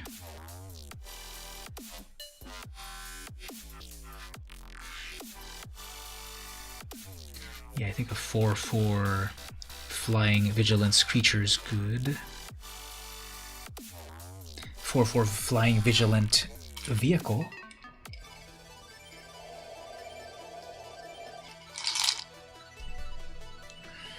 Let's see who else is playing. At the moment, we've got Nimic, Phonomancer, Malgaroth, Espoo, Turducken, Makoto, and Pliny Dave. 2 damage to each of 2 targets. Sure. We've got a 1/1 for 1, another flyer. The Pyrohelix, 2 damage divided as you choose. So 2 damage for 2 to 2 targets, but maybe 2 damage to 2 targets. So we'll see if that wheels back.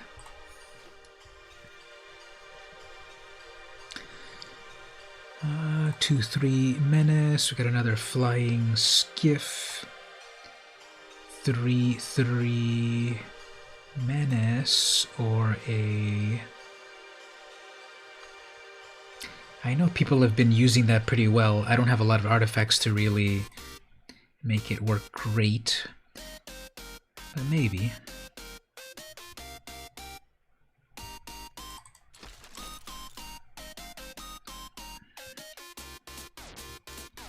So when the format Brawl is not that old, and when... Hold on one moment. Let me answer this. At home playing Magic. What's up?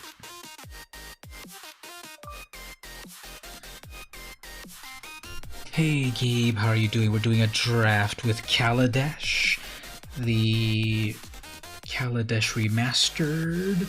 It's all about artifacts and stuff.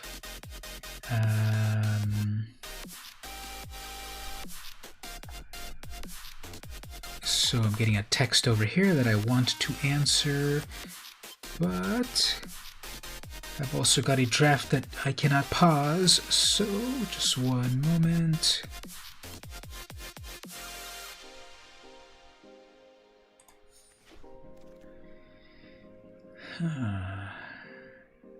Just one moment. Hijack. What is this? Surge. Siege modification. Enchant. Creature or vehicle as long as it's in... 10 creatures +3. So give something +3. And wake up a vehicle.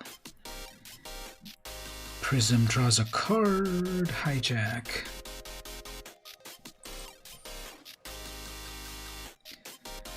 No one wanted that one. So welcome Gabe. What we did also earlier, we were doing a drawing challenge. People were drawing, and we did this drawing earlier here. So we're gonna do some more drawing in just a little bit.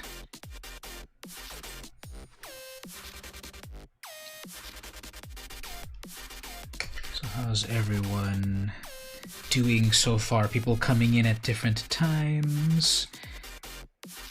Glad to have you all.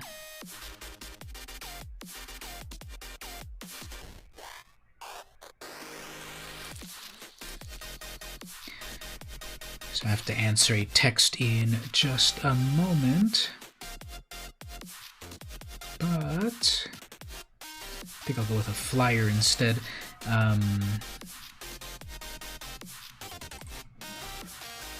After I grab the cards, we'll build the deck in just a moment. But then we'll also change things up with some drawing, and I also have a real life crack-a-pack to do.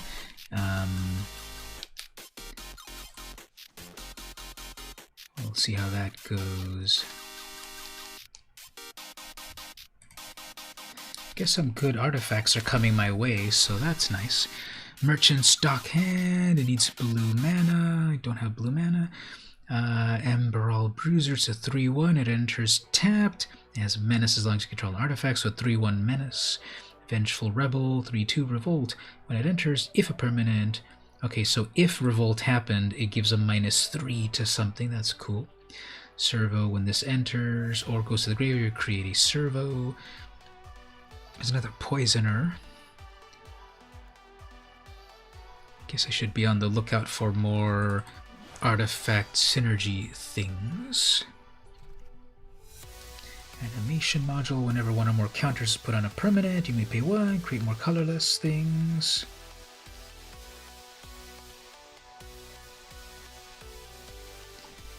What else?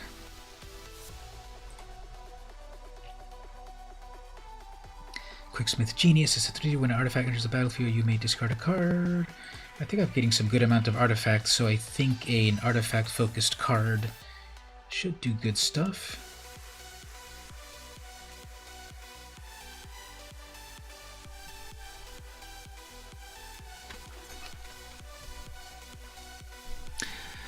Did anyone play Kaladesh when this debuted?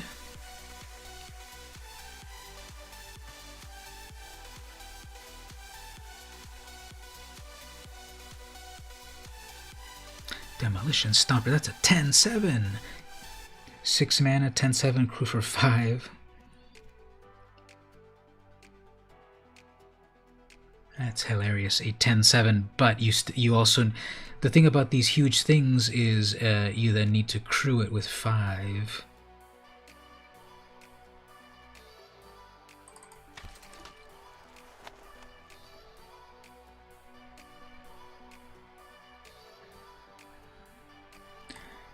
Sky Screechers +1 allows us to control an artifact. I've got artifacts.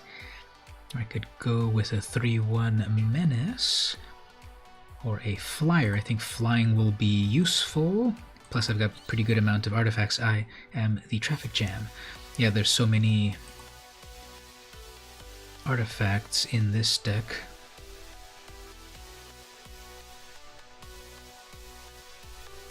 In this set, there's so many artifacts, so it is very useful to get artifacts and such.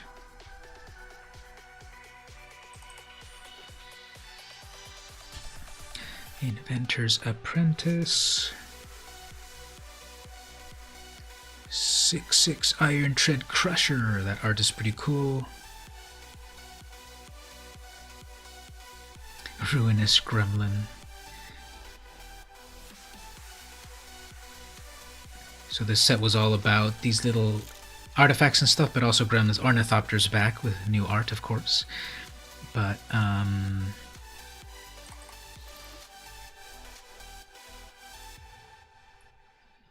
so I think I am getting a good amount of stuff that I could do with artifacts. I'm getting some creatures that do well with artifacts, and I have gotten some good artifacts, so that seems good. I have to do a quick break in a moment, and then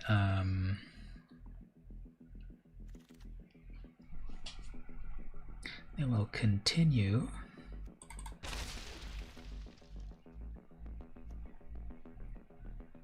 A 4/5 for 5.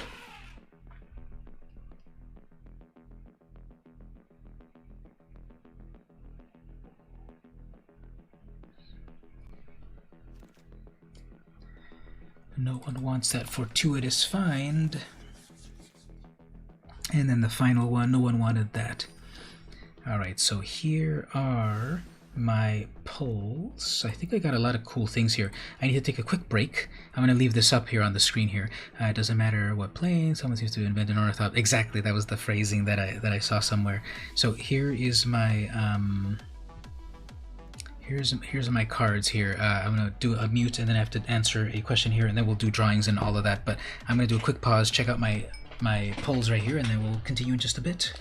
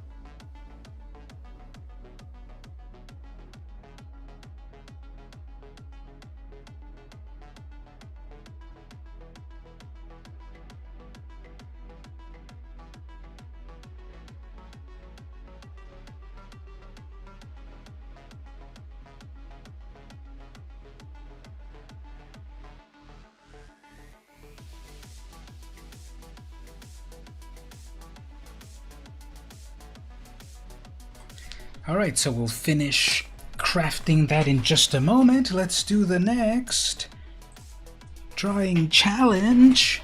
What is our next drawing challenge?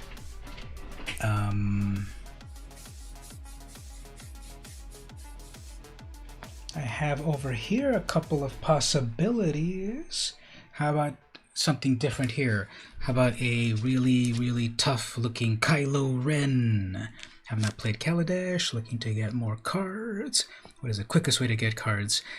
Drafting, just like I'm doing here. I just got 57, well, not quite 57, like 40 something, 50, I guess, plus lands. So drafting is going to be the fastest way to get cards from Kaladesh. However, if you want specific cards for a deck, it'll be better to use your wild cards to get the specific cards. You do drafting just to get a bunch of cards early on. Drafting, if you've got the gold for it, can get you a whole bunch of cards quickly. So, okay, so what does everyone think? Drawing this Kylo Ren, obviously different than the Agretsuko character, but Kylo Ren. Do we want to draw Kylo Ren? Would that be a cool thing to do here? I can pull up that cover over here. Let's see. I can probably also get a good quality copy of it over here. Rise of Kylo Ren, #1. It's that one right there. Is that a good quality? It's kind of blurry. Let's look at someone else's. Right here.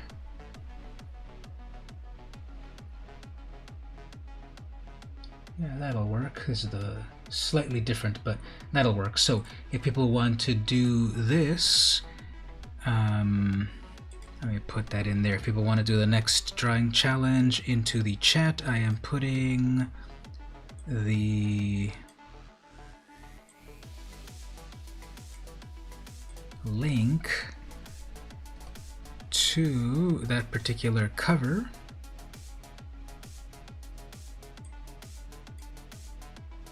So people can go see their own version of it. So I think that'll be the that. I need to get my other drawing pad. The one I have right there is for the drawing of the day.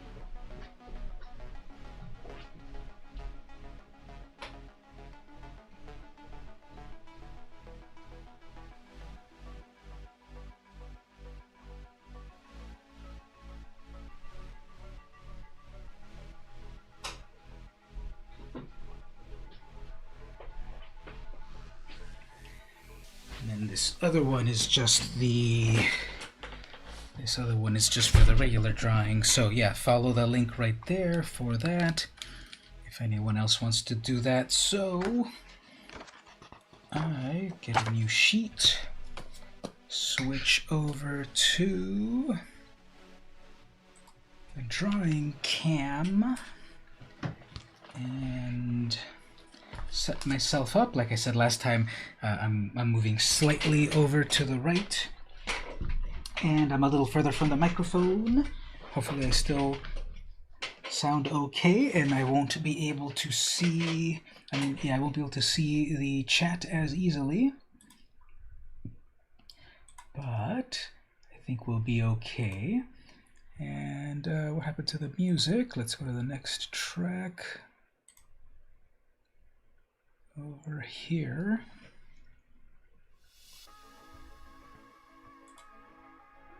All right, so there's the drawing there, and so I'm going to draw the. So first, I'm going to do the pencils, so they're not going to be totally visible on the paper here, but then when I ink it, it should be much more visible. I'm going to start with the helmet. What does everyone think about Kylo Ren's helmet? I like it. It's kind of like his own style of things, right? It's not quite Darth Vader, but it's his own thing. And it's got those cool patterns. It was cool how he got mad and then smashed it. But I didn't fully love that then he reassembled it. I just thought on the final, like, I'm way too curmudgeonly on it, so controversy ahead. I liked the new characters. I thought Rey was cool, and Finn, and Kylo, and I thought all the characters were cool. Captain Phasma. You know, I thought all the characters were cool new characters. I just thought it was such a squandered opportunity to make the movies, because the first one, you know, the first one, Rise of the Force Awakens, it was such a repeat of everything that had happened in previous things like A New Hope. So I thought it was a very squandered opportunity. And then finally, when they got into their own movies, like the second movie, I thought they went in an interesting way that way. But then they retconned themselves when Jar Jar Abrams came back to finish things up, and he's like so much fan service, and like Finn's story didn't go anywhere, and they're like, you love the original trilogy, let's bring back the Emperor for no reason. Spoiler alert. So I didn't think that there was much stuff to enjoy in the new series of movies. And like I said, there were just so many interesting characters to meet. They went way overboard with the nostalgia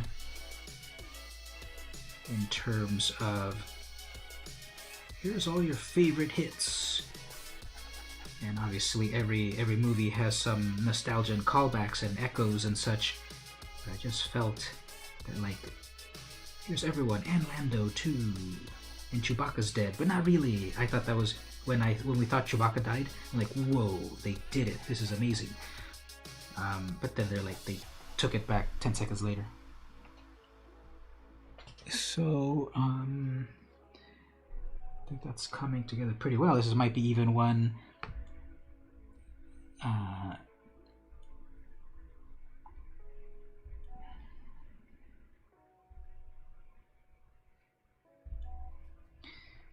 This might be even one that I might keep it just as pencils, because sometimes I like my just pencils and not even adding the inks. Sometimes I think am I gonna really draw all of these arm things? Anyway, sometimes I think is like triple lightsaber. At first I was like, whoa, it's like you had these other lightsabers, and now here's a triple lightsaber. And then when Rey had her vision of her evil Rey and she had the flip lightsaber, I'm spitting all over my comic. So when then Rey had the flip lightsaber, that was hilarious.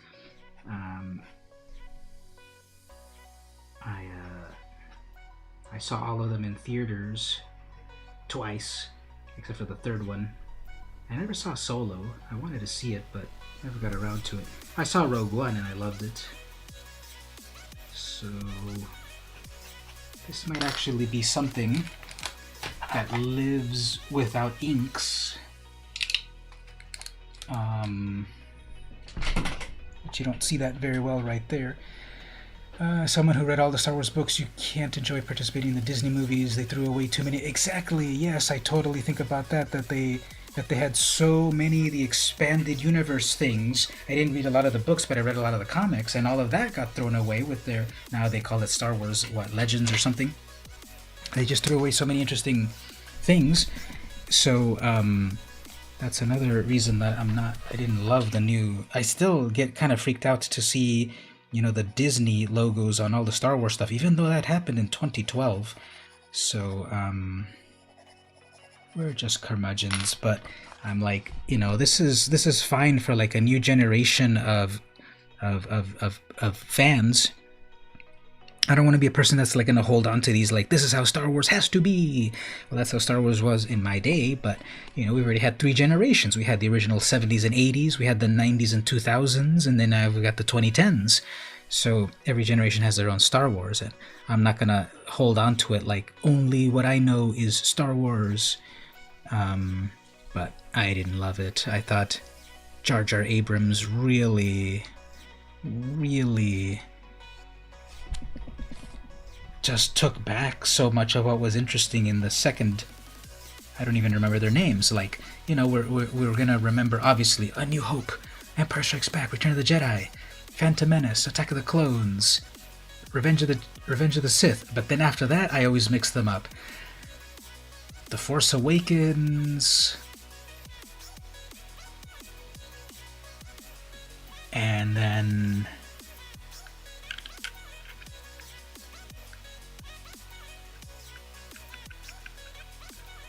Rise of Skywalker? Is that the name at one of them?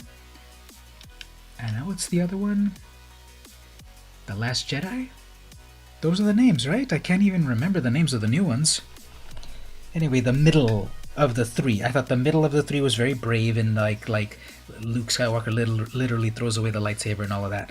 I thought that was interesting. I thought it was like a big change in things. And then of course Abrams came back on the third one. He's like, no, wait, you love Star Wars. Let's bring back everything you love. Here's Yoda. Here's the Emperor. Here's Lando. Here's everything.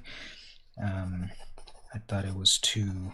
And then Captain Phasma went nowhere, and Finn went nowhere, and all of that. So, and then there was the forced love triangle with Kylo and Rey and Finn and Poe and all of that. Rise of Skywalker. Okay, Last Jedi, Rise of Skywalker, etc. So we're getting some entries over here. Let's see what we got in the entries. Ooh, look at that. We got a tough looking. Let's switch over to web browser. We got a Kylo Ren. Let's get a close-up on that. Pretty cool. Oh, you got better details on a few things than me. I forgot the split down the down in the middle part. But yeah, and you went way more detail with the arm things than me. So very cool. I like that. On mine, I think I'm gonna leave it as pencils, and sometimes I feel like pencils come out. Pencils have a certain life to them. In my case, sometimes I do pencils that I like the end result, and then when I put inks on them, they change way too much. So I'll leave mine like that. But thanks for that. We've got one of those, and that was possibly a ballpoint pen, or what did you use on that? Very nice lines, nice and consistent. Pencils beat ink when you have depth of shading. So I did a little bit of that on mine on the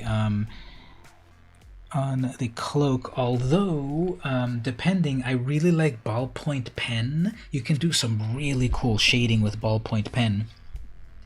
These that I've got right here are not ballpoint pens, so they're you have to be very careful how you do shading. You have to do a lot of cross hatching and such. But I've done some really cool shading with ballpoint pen. Papermate Inkjoy pens. That sounds cool. What kind are those? Let's see. Papermate Inkjoy. These are gel pens. You like those? Let's see.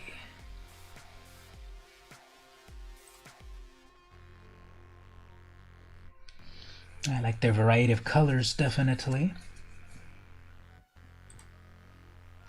I'm always on the lookout for some interesting drawing utensils. I might try those out at some point.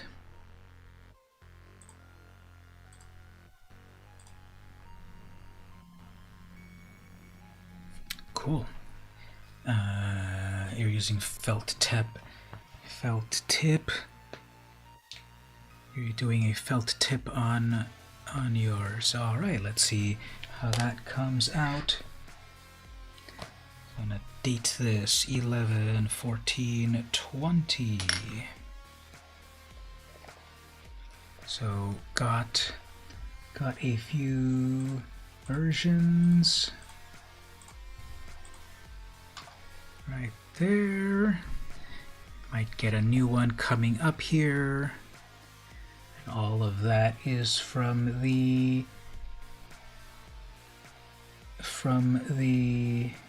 sample of here.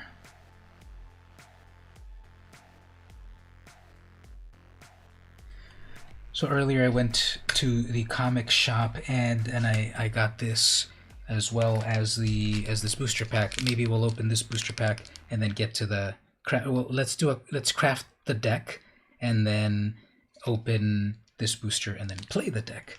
That might be fun. So let's see if we get to the next entry here. I'm going to switch over to my deck. I'll pull up your entry in just a bit when you put it. Gonna get back over here. So let's see about crafting this deck. So it turned out black and red. I ended up getting a few artifact matters types of cards. So let's look at a general overview of it.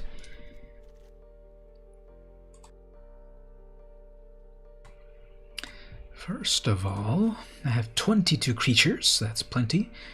18 non-creatures. Let's see, I got a bat, construct, elephant, bunch of humans, insect, lizard, rogue, wall, warrior, instants and sorceries. Lord Rakdos approves of my deck. I totally love that, but we all know whose opinion I really, really care about. Hey, could you come over here and talk to the people for a moment? You have summoned me from the oubliette again, and I see that your deck is quite Rakdos, just like my cloak. Well, I will return to the ivory tower in a little while. Adieu.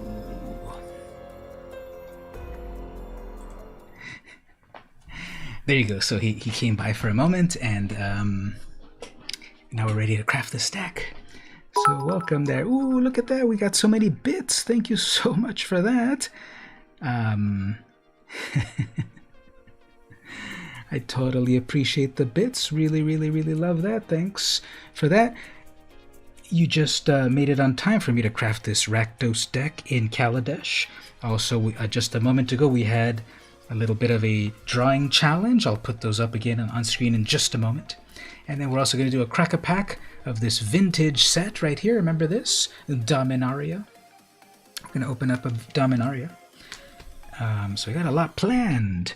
And we're only at hour 2 of the stream. So let me craft this deck a little bit more. And then we'll change up our things over here. But thanks for coming. And toss some bits to your old Witcher. That meme is still relevant, right? Anyway, so what do we have? The 4th Bridge Prowler. That one's kind of good against a bunch of servers. The bits can go to poor evil mage whose voice is getting ready to work over. Yeah, for some lozenges, for some evil lozenges to help that evil voice. Alright, target gets +3. This gets bigger with more artifacts. Implement of Malice, so a bunch of artifacts. Draw a card. Make them discard. Aether Poisoner, Evil Rum, and OJ. Well, I don't know where it ended up. I guess I put it back. I was having some Saint-Germain. Some Saint-Germain, some Saint-Germain liqueur earlier, but that ran out. You got a booster from Zendikar Rising, got Roost of Drakes and Nope. That reminds me, everyone, if you don't know this, at the moment they have a brand new code. Play Kaladesh. So Gabe, try that out. They have anyone that has magic at the moment. They have a brand new code, 1 free booster pack of Kaladesh. So try that code out there on the store to get a free booster. We also got an uncommon and common wildcards. Ooh, that's nice. That's exactly what you need to craft these decks. So we've got these brand new codes, courtesy of Wizards of the Coast. So what else do I have here? So that's removal. This is 3/1 menace with artifacts. I've got a lot of artifacts. We have a 0. Okay, I think I'm probably gonna get rid of that 0/4 defender reach. Eager construct. Heart of Kirin. Pendulum of patterns. 2/3 flyer, 2/3 menace, 2/1 flyer, or a 3/1 flyer with an artifact. Draw 2 cards, lose 2 life, get 2 energy. Creatures get -1. Mind Rot. I think we're going to drop those. I like Mind Rots, but I think they've got way too much other synergy. You wish WotC would do the same thing Pokemon does when it comes to Pokemon Online, as in every product and every booster has. That's what everyone's been saying for years, that Pokemon has done it, and it's kind of unbelievable that Magic hasn't done it, that everything comes with a redemption code. You know, one of the big first fails was the Brawl decks, the original Brawl decks that came out. Speaking of which, where are the new Brawl decks? They haven't released a Brawl deck since Throne of Eldraine, which was in 2019. They were saying the Brawl decks should have come with the code to open that up. The Brawl decks should have had the redemption code, and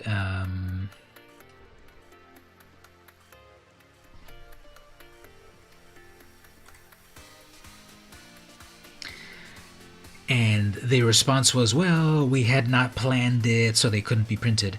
Well,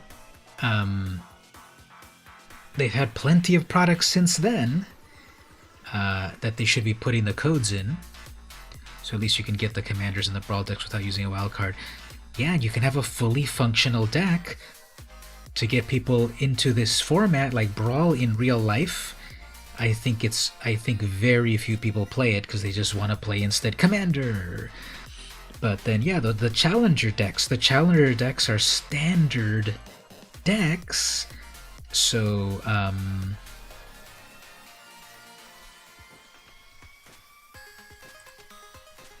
so why not,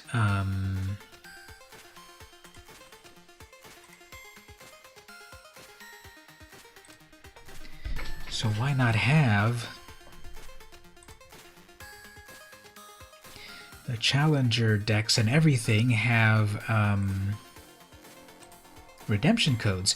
I knew that the recent Vito versus Kolga decks, I have it over there somewhere, those came with the decks, but very few of their products do have the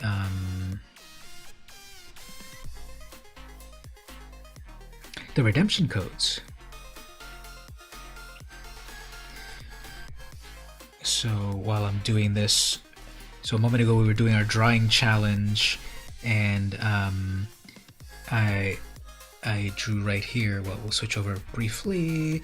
I drew right over here. The code is try Kaladesh. Oh, what did I put play Kaladesh. Whoops, sorry about that. Yeah, try Kaladesh. So I drew right here Kylo Ren, and I think it came out pretty good. I'm going to keep it as pencils, and there he is looking pretty cool. I should go back and do a few more details on it, but we were doing that a moment ago. We were doing some drawing. So where are we at here? 49 cards, 19 creatures. I'm having a hard time. And oh, thank you on that. Keep I've always drawn a little bit on and off for years, but yeah, the more you draw, the more good. Bad grammar aside. So what do I want to do here? 49 whole cards. Time to start penciling for comics. Well, to be honest, because I always loved comics, that was my first big hobby. I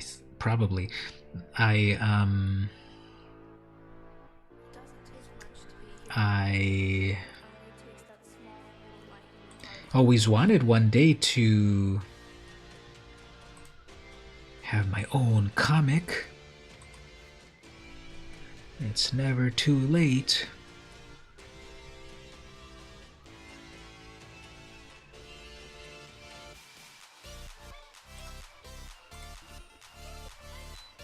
Six artifacts. Is that enough for good artifact synergy? Let's see what else. Create a portfolio of drawings and start freelancing. Well, I've got a day job already, and side jobs as well, and the streaming and stuff, so not sure I'd be able to find the time. But thanks for the vote of confidence on that. 46 cards. I love to sleep. I don't want to miss any of that from my schedule.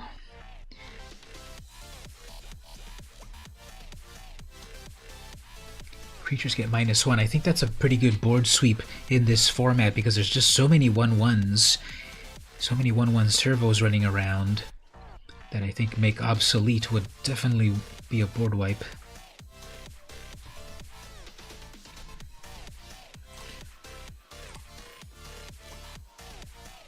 16 creatures, 45 cards.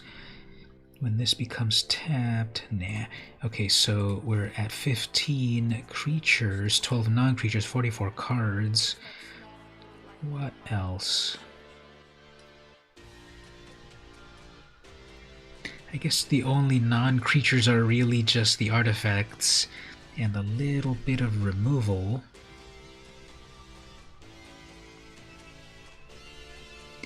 You got some ones from Booster with Kaladesh. You got a Long Tusk Cub, a Riparian Tiger, and Gonti. You got a Gonti Lord of Luxury. That is an amazing card. Gonti is definitely... people love that card. It lets you steal your opponent's cards and play them, and you can continue to play them even if Gonti gets destroyed. So that is a great card you got.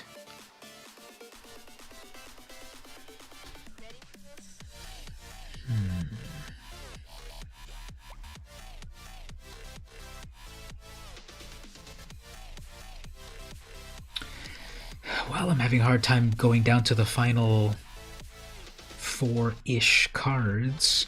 I'm at 15 creatures, 12 non-creatures.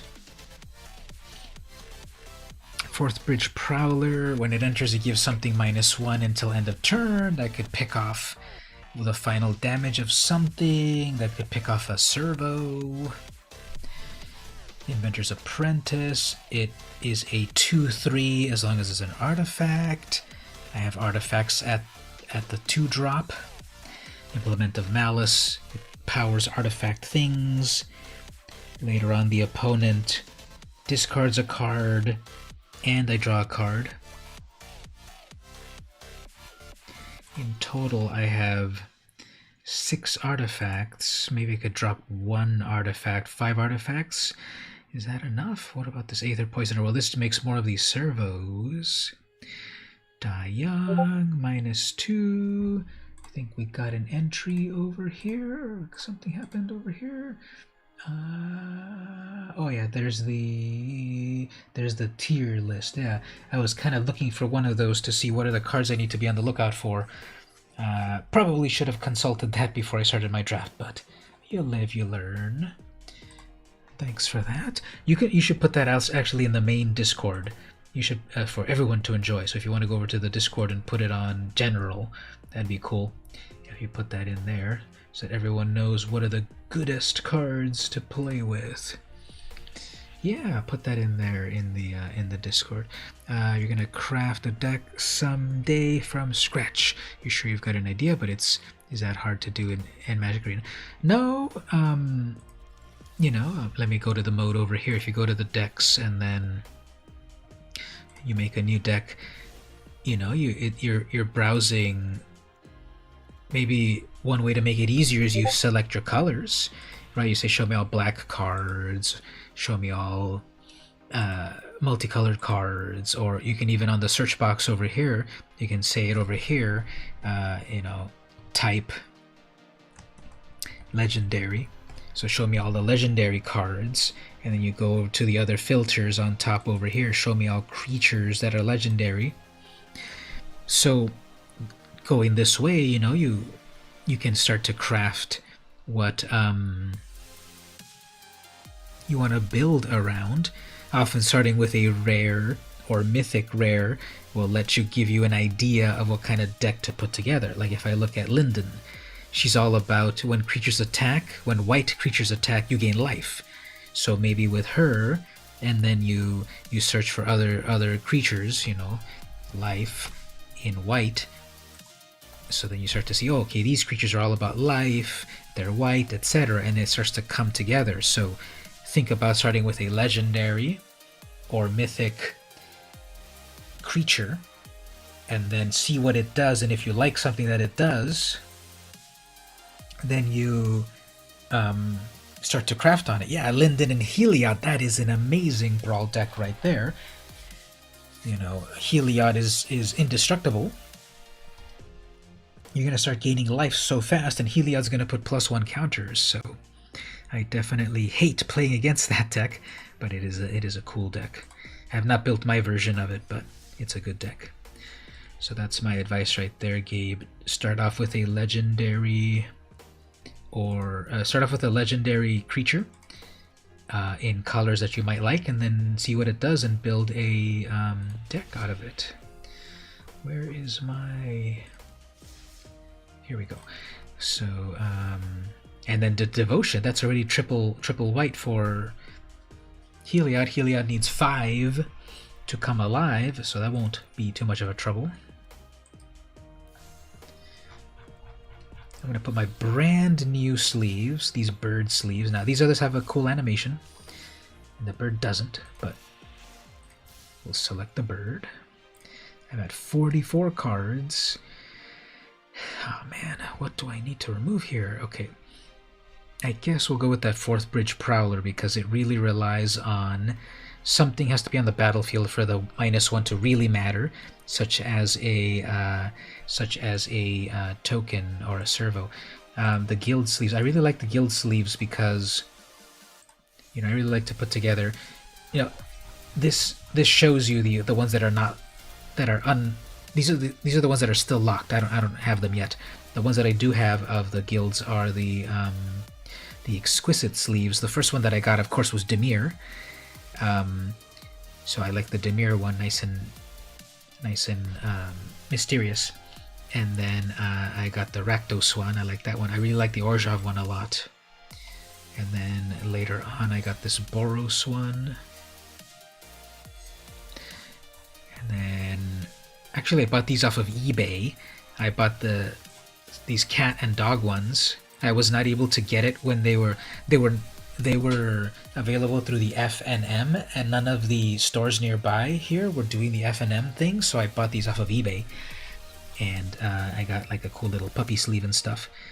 And then later on, I forgot how I got this Eternal, and I bought Erebos, and I got the Black Lotus, and earlier today's stream I got the bird. Yeah, the Rakdos one. Look at that, it's so shiny and everything. I want to get the Izzet one as well. I don't play Izzet a lot, but I like it.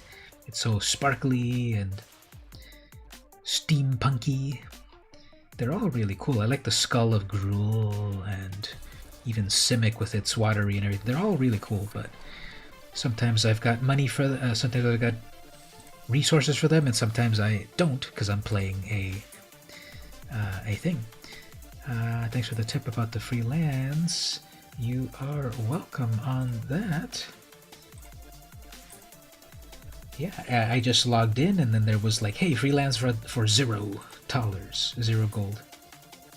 But yeah, thanks for sharing also the ratings. So yeah, I think this draft is looking pretty good.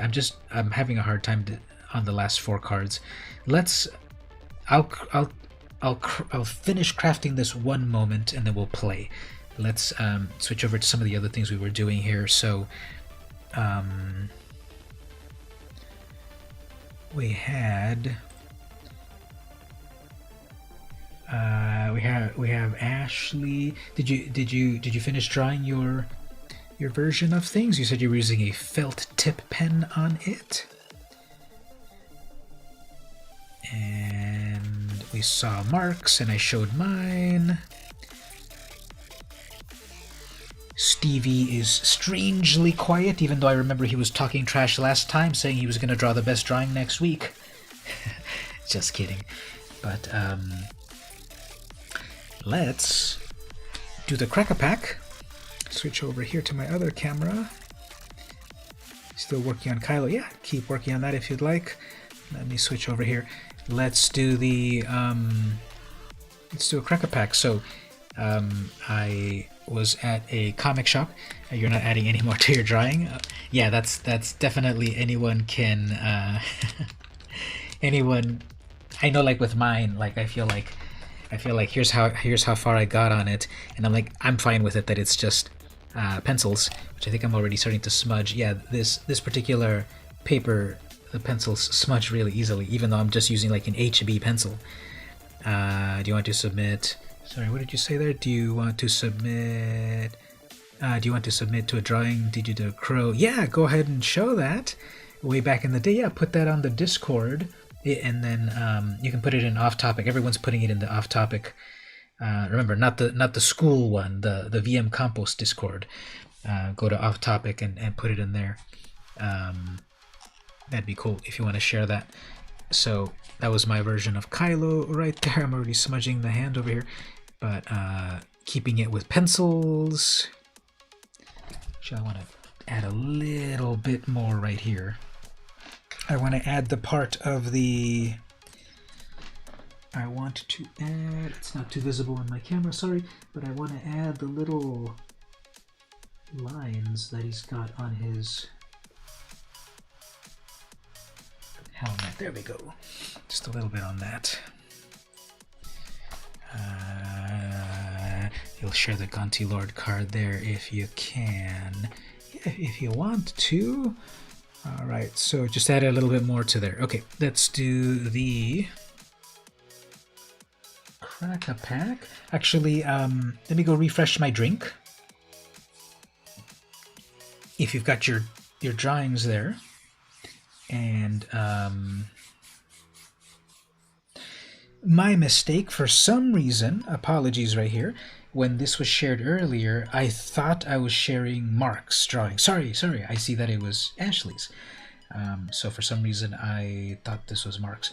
But yeah, we've got yours there, so thanks for that, Ashley. So quick little pause. You can look at those drawings there for a moment. I'm gonna refill my drink, and then we're gonna do the crack-a-pack and more drawings and so forth.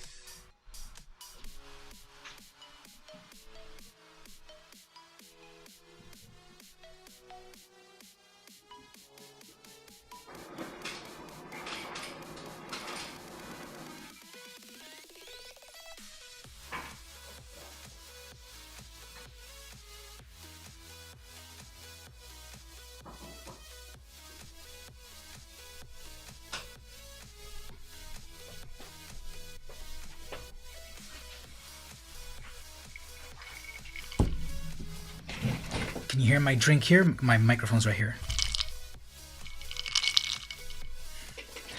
Anyway, let's get to the crack-a-pack.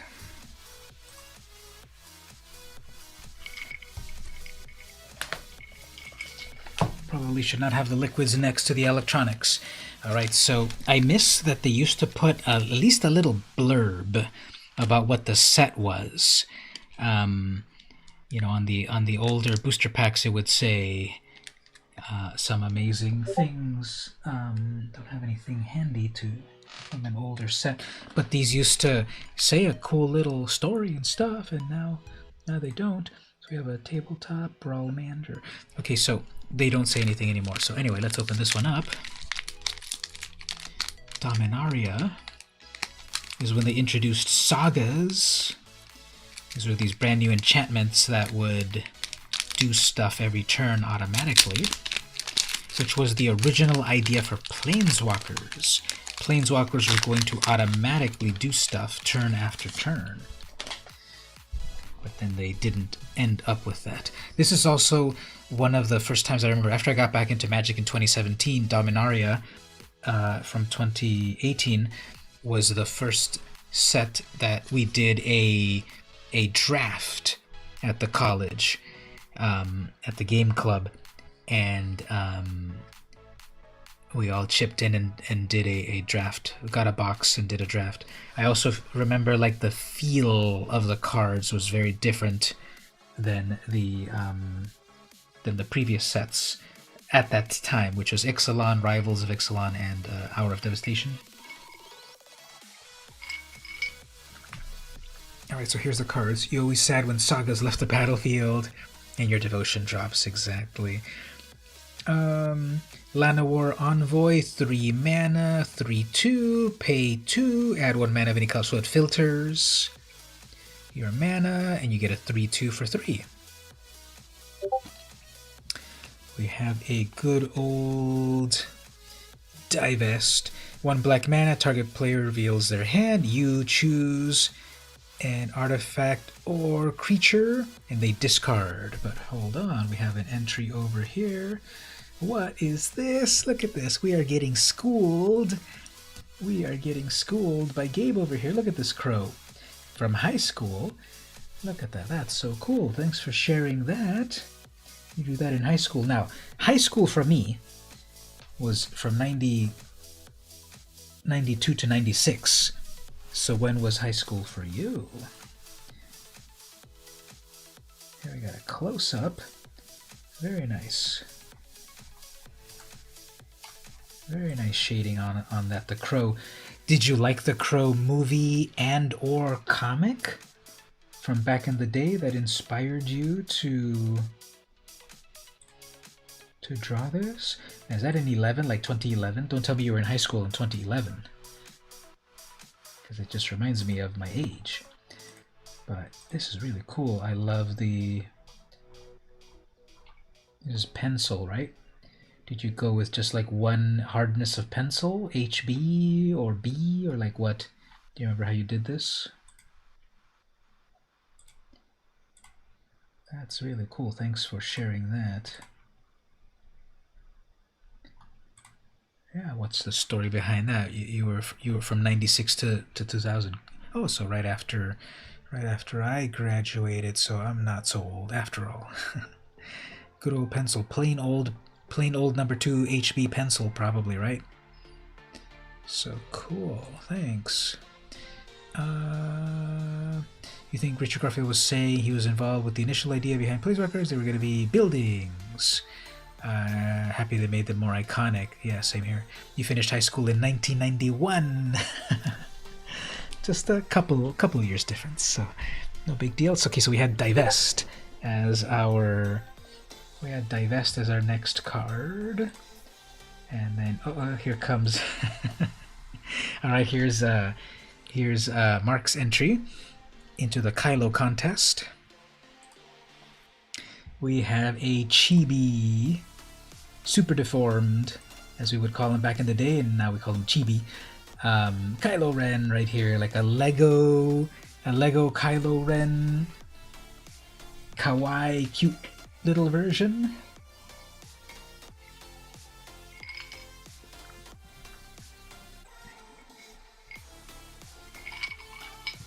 I think that came out amazing. The pose is really cool. He's force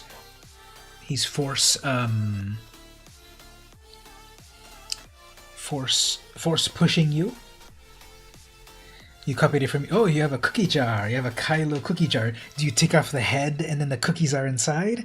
And then we would definitely then live up to the phrasing. Wasn't there the meme, join the dark side, we have cookies? Very cool. That is definitely fun. I like the deep blacks on that. You went very stark. Cool. So we have those three varieties of Kylos. We've got stark black chibi Kylo. We've also then got foreboding ballpoint pen Kylo. Very, very nice as well. And then we've got pencil, sketchy pencil Kylo. You open its hood, and instead of revealing his brain, we get cookies. So that's really fun.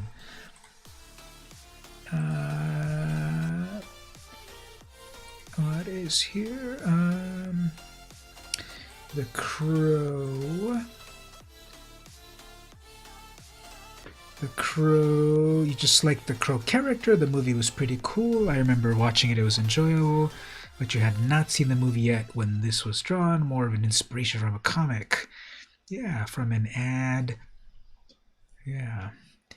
And the art of the Mandalorian. Alright, so let's get back to the Crack-A-Pack. Thanks everyone for sharing all of that. Really cool idea to do some drawing. And like I said, Stevie was like, I'm going to do better than all of you times 10. He still hasn't shown his, so I don't know what's going on here. Alright, but then we got an opt. We got the Teferi opt. You see this all the time. One blue, scry one, then draw. Charge! One white. Your creatures get +1. Gitu Journey Mage, 3 mana. 3/2 when it enters. If you control another wizard, this deals 2 damage to each opponent. Cool art in your face. Lana Warscata, I always love the art on this one. And then it's a 2 mana, 1/3, tap it, put a land card from your hand onto the battlefield. So it's kind of ramp, but not really. You need to have more lands in your hand. Power Stone Shard, I love this card in my Ulamog deck to just bring out Ulamog so fast. So this is 3 mana, mana rock, tap it to give you 1 colorless. For each artifact named Power Stone Shard. So when you've got 1, it gives you 1 colorless. If you've got 2 of these on the battlefield, each of these artifacts gives you 2. If you've got 3 of them on the battlefield, each of the artifacts gives you 3. And if you've got all 4, each of them is giving you 4 mana. 4 times 4, 16. You know, you're getting 16 mana out of 4 artifacts if you've got all of them out at the same time.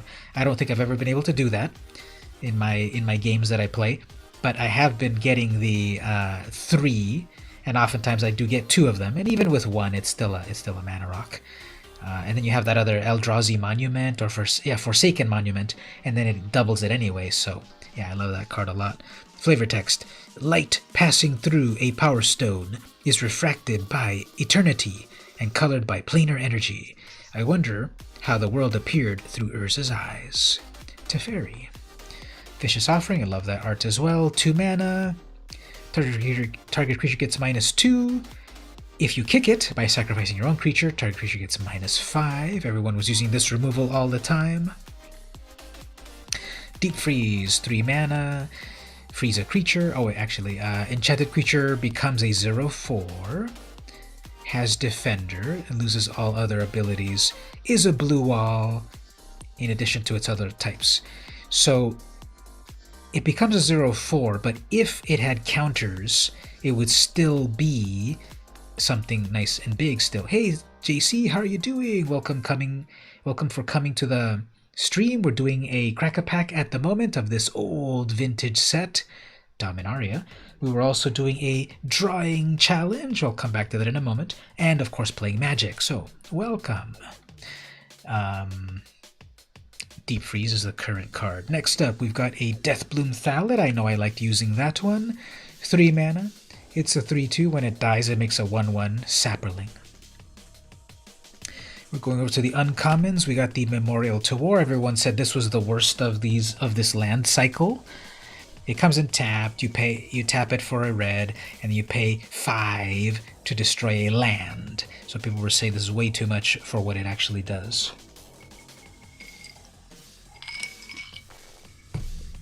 And compared to the other types of this same cycle, it was the weakest one. Next, the Untamed Kavu, 2 mana, uncommon, 2/2. Kick it for 3 more, and it comes in as a... Sorry about that, let me focus. It comes in when we focus. Yeah, good pack so far, and we'll be able to see the cards once it focuses. There we go, focus. And if you kick it, it comes in as a 5/5.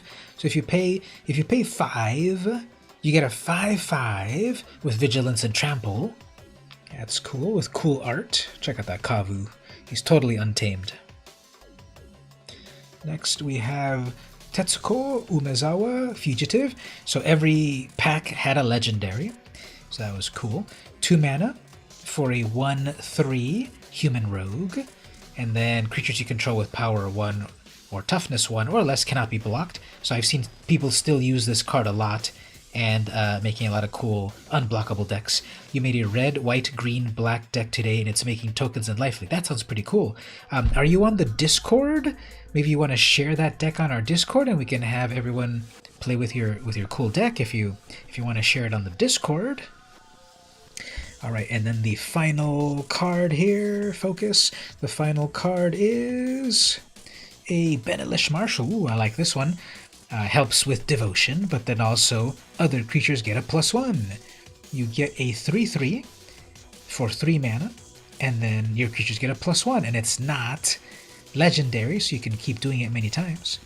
You think the only thing you didn't like about Dominaria? Yeah, the symbol, exactly. I didn't like the symbol either. I didn't really think it resonated very well. It's a bean.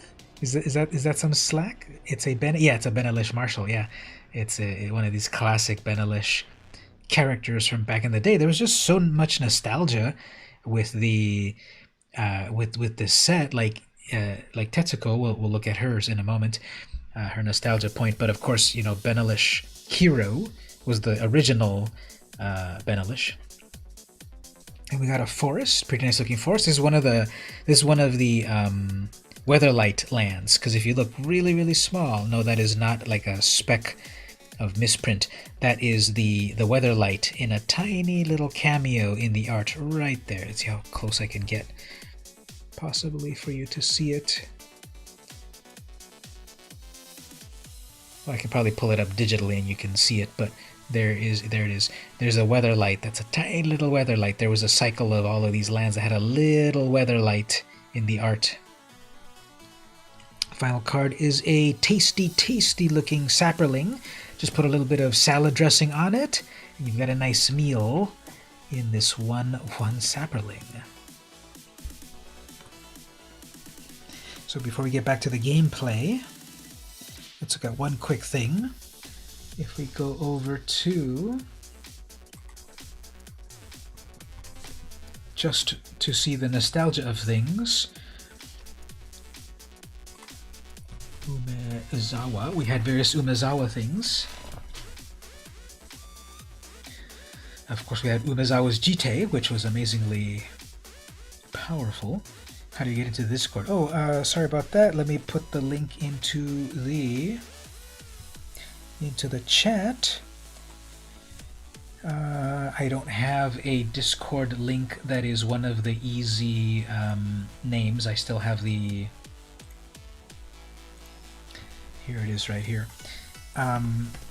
There's a Discord if people want it in the other one as well. There it is.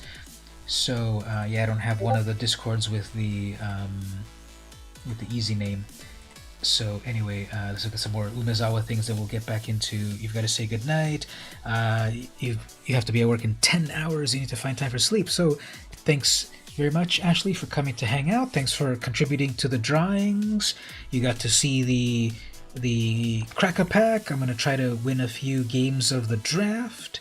Hope to see you again next time. Rest up and have a good day tomorrow. Well, it's already tomorrow for you on the East Coast. It is already 10, 11, 12, 1. It's already 1:47 in the morning for you. Thanks so much for coming in. So here, this is what I wanted to show. Tetsuo Umezawa from the original Legends. It's $68. Tetsuo cannot be the target of aura spells. Interesting. Pay Grixis, destroy target tapped or blocking creature. Fun.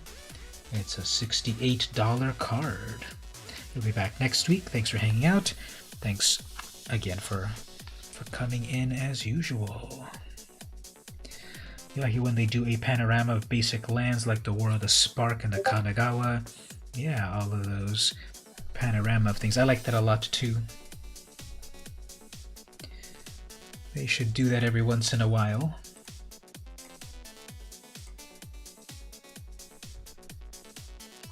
So thanks for joining there.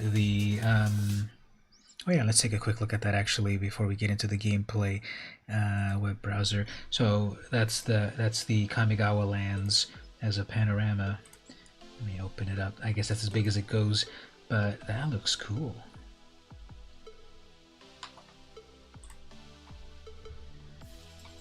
Yeah, so JC, welcome to the Discord. Check out rules, add your bio in the bio at some point. Click the link, not the pic.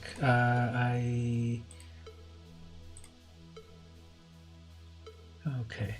Yeah, I clicked on the picture instead of the link, so here we go. Let's see that. Oh yeah, and then the Ice Age lands, those are the truth. Can we open this big? Still not that big. What about over here? A link inside of a link, perhaps?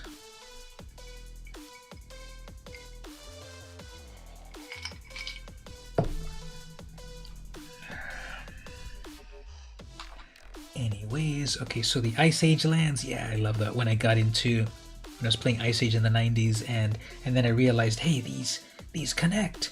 Interesting that it really is only with the planes. Actually, wait, some of the other ones also connect, don't they? Doesn't the forest also connect, but some of them don't? On Ice Age, and then they did it on a few other ones. That's cool. Oh, there we go. I was gonna say there, the Mirage lands, they were a diptych in the plains. They had night and day connecting, so it is cool. Yeah, we'll look at those. Then we have the... That's cool. I could look at this all day. Ooh, look at that. I didn't even know that one. I didn't know that or whatever this is, World Wake or something. I didn't know that they connected this way. The blue one, the islands, is amazing. Kamigawa lands. Nice. I have one Kamigawa mountain, so I didn't know that they all connected. Then we have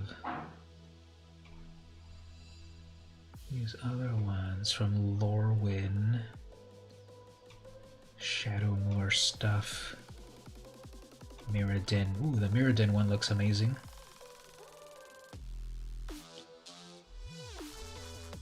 Well, that's really cool. On Mirrodin, not only did they do it with Mirrodin, but also Mirrodin Besieged, or whatever the next one, Dark Steel or Fifth Dawn or whatever it was called. So it looks like they did it a lot of times, right? You opened a Domri Planeswalker deck, and out of it the pack you got a foil Smothering Tide. Nice! Smothering Tide is a really cool card, and a foil one even better. Hold on to that one. One day you'll be able to sell it and retire off of the profits from it. So Domri Planeswalker. Speaking of which, did you know that I do the Planeswalker upgrade videos? I have a video on my YouTube, on this very YouTube, where we do an upgrade of that Domri deck. So check that out at some point, perhaps, to find out how to upgrade that. The Zendikar ones, but not from the boosters. So those are like special Zendikar lands. Your Thraxamundar EDH deck has all 12 basic panorama lands. Nice. So do you ever get a chance to assemble the whole panorama when you play that Thraxamundar deck?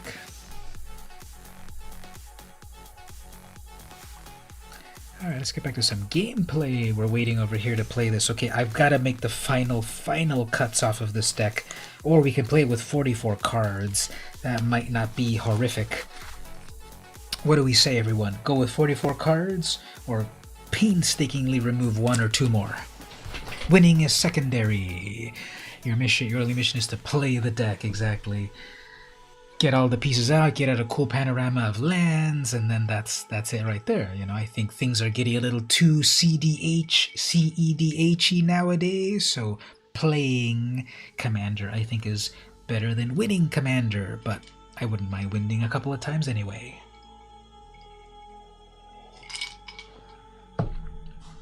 Let me do one more pass on this deck, but I'll probably go in with 44 cards. He's a 5/5 for 7 mana, but my artifacts can help me cast it, and I'm gonna have artifacts, so that's a big old 5/5. I don't know how good is that. You've got to vote. We've got to vote for play as is. We got the 5/4 for 5. Are getting Commander Legends. I watched other channels getting the collector pack. In every pack, there's a mythic. I am getting Commander Legends cards. Yes. So hopefully. I guess the ones you've seen already are from the pre-release. The pre-release is this weekend, but they're coming out officially next week, so I'll probably get it like in 2 weeks or something, so hopefully I get some. The last new sale pack is a 5/4. The Mastodon's a 4/5 for 5, plus artifact action, 3/1 menace. You have an EDH deck that consistently wins on turn 6, but it's boring. So you play it once to show people, and then you go back to deck box. That's pretty cool. I like that mentality of it, of like, let me show you this deck when this is my final form. But then I'll show you, but then we'll let the game go further if we play a regular game. Okay, so 3/1 menace, direct damage, 3/3 menace, 2/3 menace. I guess, yeah, I'll remove that one. 2/3 menace. But it's got menace.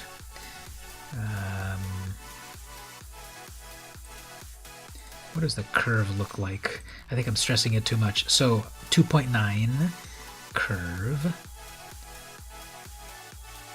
15 and 12. Let's just go for it like this.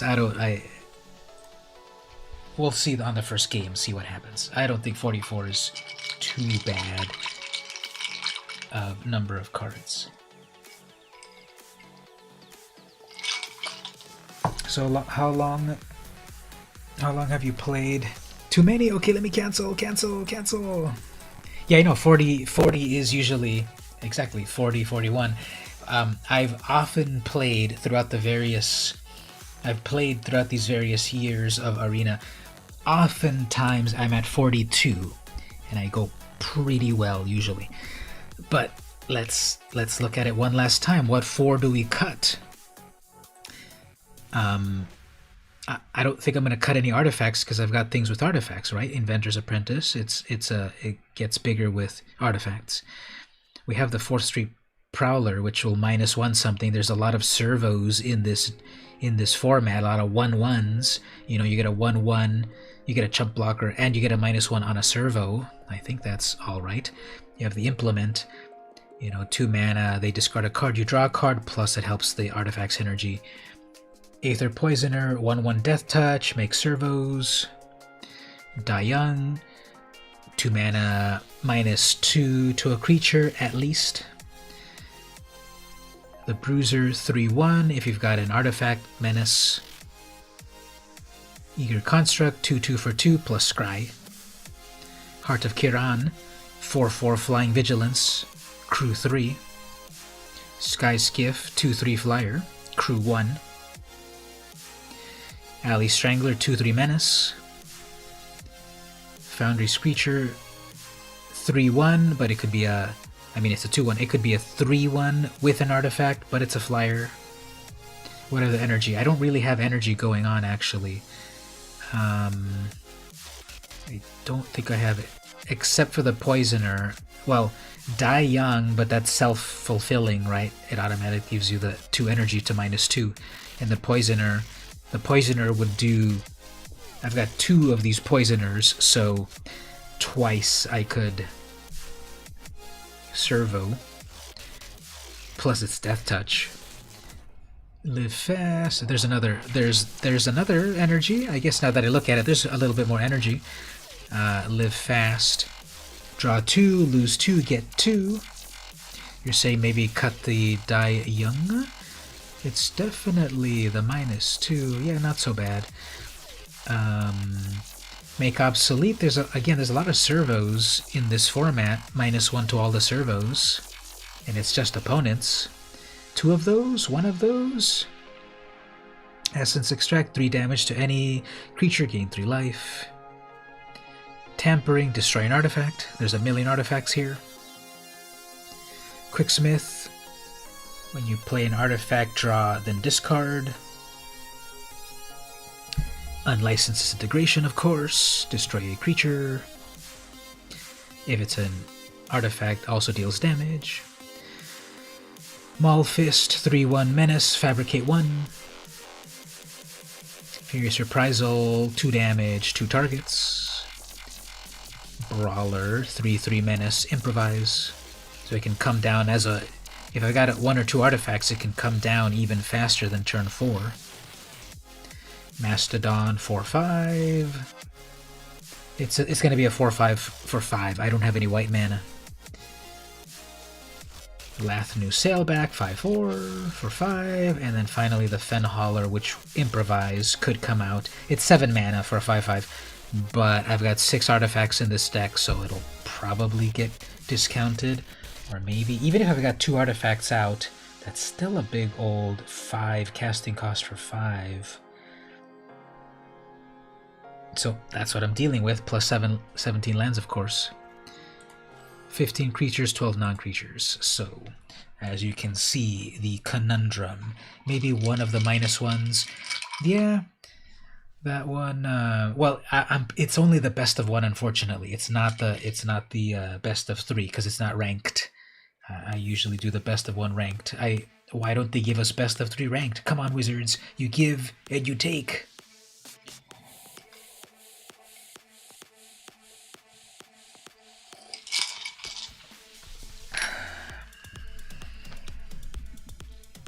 But yeah, let's remove 1 obsolete. I'm going to remove 1 obsolete and 1 bat. Because it's still pretty fragile, just 1 toughness.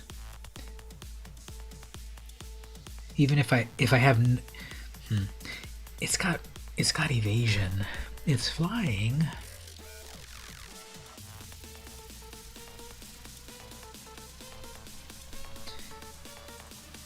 $15 creatures. I already have a few creatures with toughness bigger than 1, so you don't feel you make obsolete will be as good.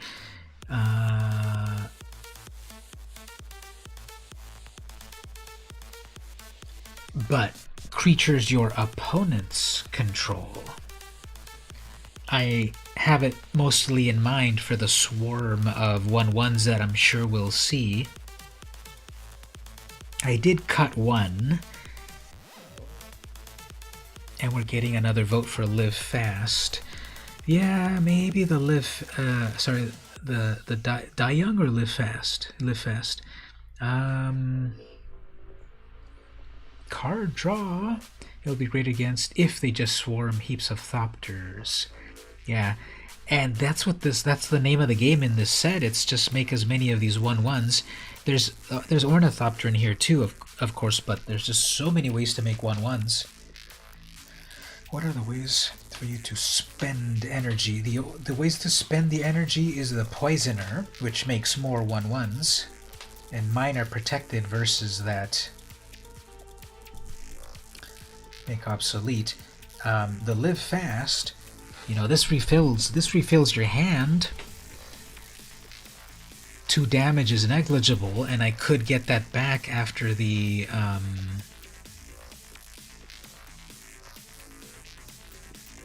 Essence Extraction. 3 damage to a target, gain 3 life. So live fast, draw 2 cards, race the opponent with... Oh, sorry, I saw JC there. You need to wrap it up. It's 11 for you in Cal. Yeah, same here. I'm in San Diego. So thanks for coming by, JC. Enjoy the Discord. We do this every 8 p.m. starting at 8 p.m. Pacific time. If you want to come earlier next time, thanks for coming by. Anyway, the Poisoner uses energy, and so does the Die Young. But again, it's kind of self-fulfilling. How about remove 1 Poisoner? Yeah, how about removing 1 Poisoner plus 1 Live Fast? What do we think about that? Because I don't. Besides that, that's the energy trio: the Poisoner, Die Young, Live Fast.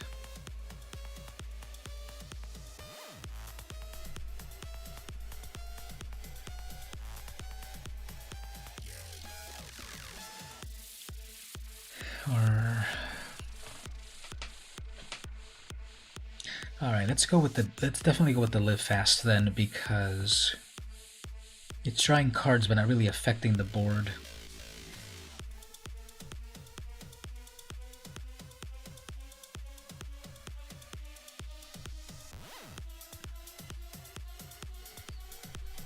It draws cards but not affects the board, so that's 42 cards if we remove the Live Fast. And then tweak after you see what you feel the drafts are like. Alright, let's put that back in then, and then Live Fast. Okay, let's go with 43 cards then. Try it as is like this, and then we'll retool. So here we go. I think that this deck is gonna work very well.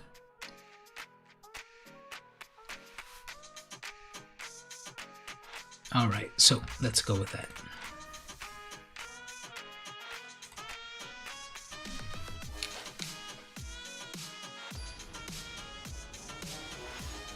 Got an opponent right away. Putch 19. I just started the drafting very recently, so I am a lowly bronze, but they're a silver. Look at me, senpai. Alright, so we get a 3-1 on turn 2. They go first.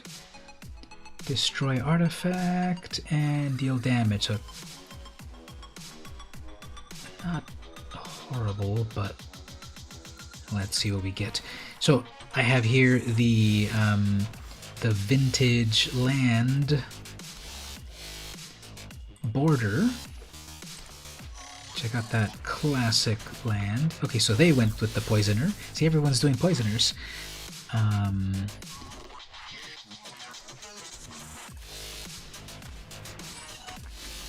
I guess we can Essence Extract it next turn. Or maybe hold on to something stronger. Probably hold on.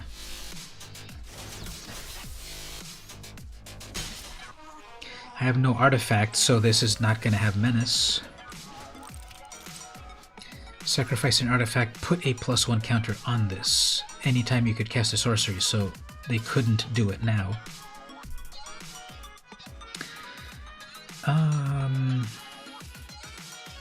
Let's remove that before it gets too wacky. Gain 3 life, wait to get an artifact, and then that has Menace. Yeah, good mana start, I think. A little bit of everything.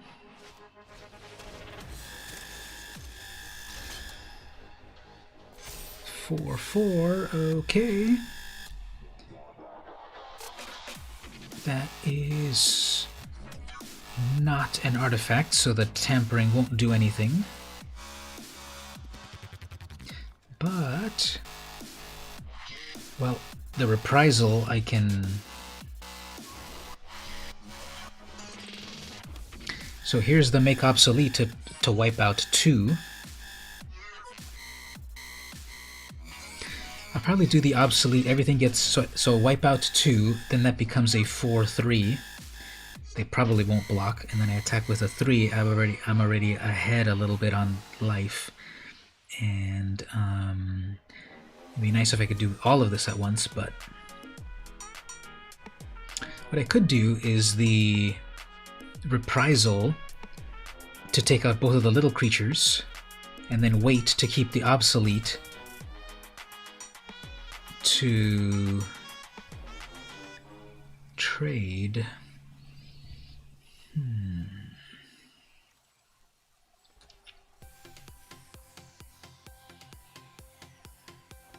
Yeah, let's wipe out both of these, and then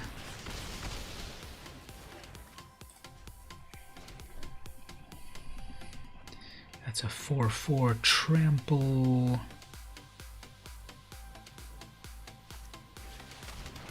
Aw, man. Daring demolition. Okay. So I think they missed the land drop. And let me see, I guess I will have my own answer to that.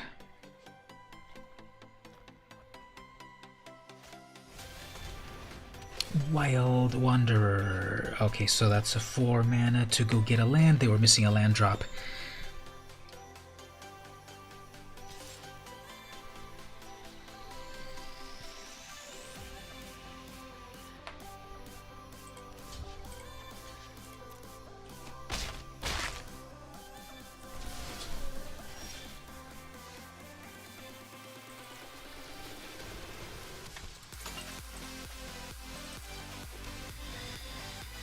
Destroy target, no artifact to destroy, nothing to minus.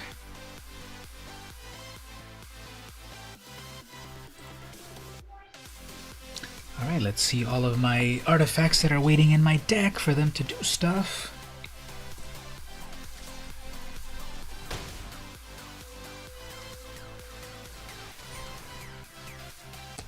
Tiger's a good one.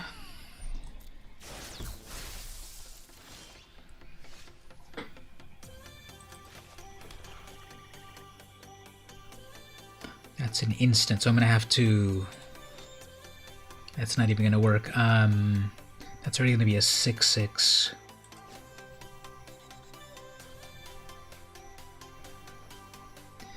The only thing I'm gonna be able to do here is take out their 3/2. That's already gonna be a 6/6.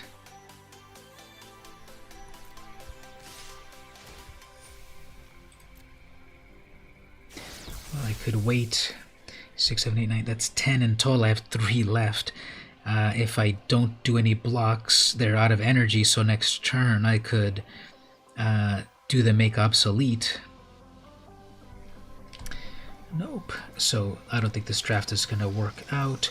So where did we go wrong here? I just had like a lot of big things, I guess. See, all of those 4/4s and 6/6s. That is a lowly 1/2. Okay, well, GG opponent. You got all that you needed, even though you missed land drops. Weird. I don't think anything in the deck would have been able to really handle them. They just kind of got bigger stuff than me. It just depends on the opponent. I don't really think anything would have helped because I don't have any like murder. There's no murder in this set. Eventually when those things got big, they were just too big for me. Siege modification, +3 in first strike enchantment. And thanks on that. Off to dinner. Okay, thanks for coming to hang out. Thanks for the tips on the drafting as well. Have a good dinner. Give Evil Mage a raise soon, definitely. I'll give him more souls. I'll increase his allowance of souls. All right, let's try this. Let's try it again. Let's see what we get this time. Wouldn't it be funny if, Ashley said, I gotta go get some sleep, and then we see her right here live playing on the friends list?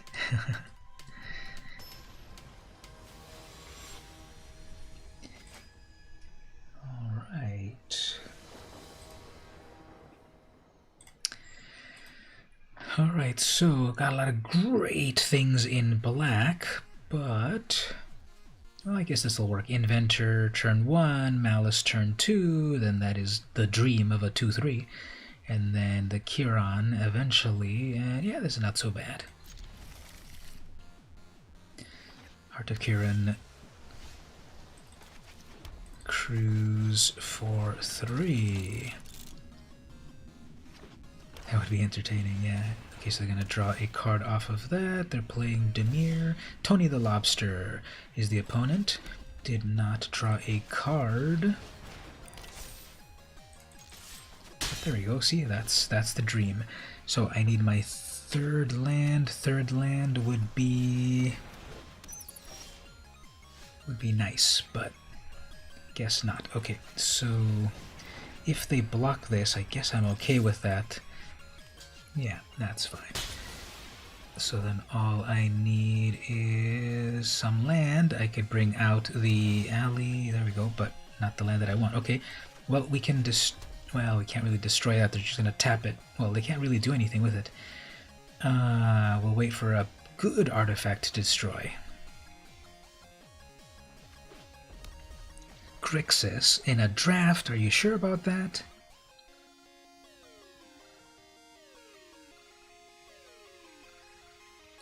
Tony the Lobster. I feel that that is... They're trying to do like a Tony the Tiger,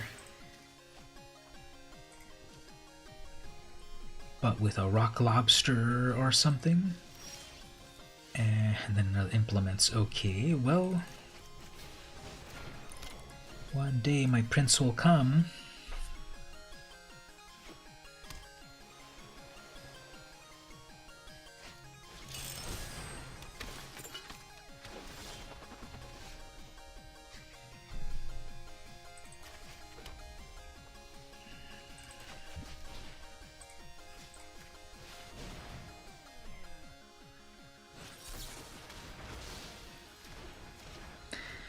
Okay, they really wanted to protect their 1-1. But, you know, damage wins the game. Okay, here we go. So now we have a lot of options. We have a 5-4. We have the Implement. We have the Strangler. We're at 16 life. They're going to be doing 4 damage at a time. They have all of these colors. They can still have counter spells.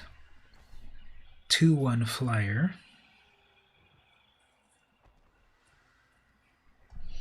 Let's go with this 2-3 to deal with the ground forces.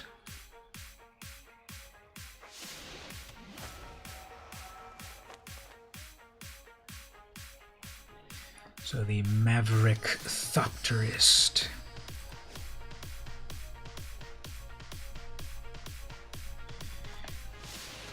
Dark Intimations. All right. So I'm struggling to get lands. That is like a wall of text, and apparently it does 50 things, so congrats. Okay, so probably here they will have a counter spell because they passed with a blue mana, plus their prisms. You know, normally those prisms do nothing, but here at least they did that. Okay. Metallurgic Summoner, don't even want to look at it at the moment. Get my own bat. So if this lives... No, of course, why would it live? Okay, well...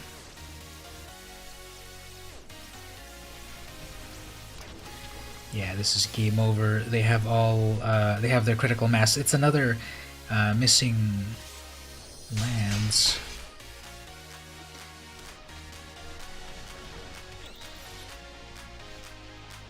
2 damage, not enough. Yeah,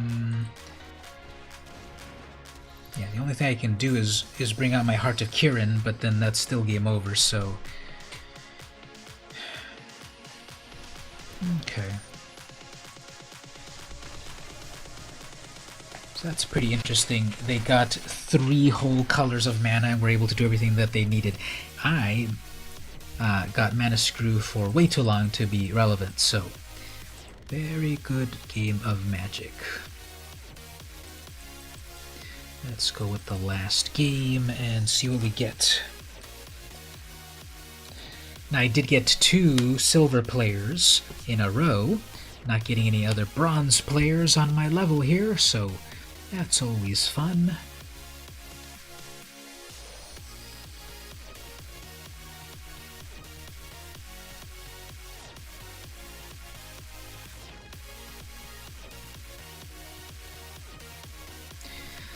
So usually when it takes this long to find an opponent, it does mean that there aren't that many on your tier, so I don't doubt that this will pair up against another higher tier player, so let's see what happens.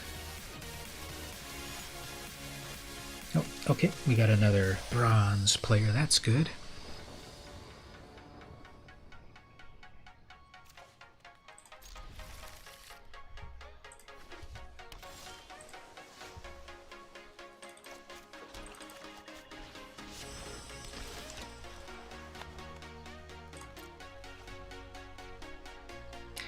Well, that was a good that it was a you may play a land. Now, isn't that hilarious?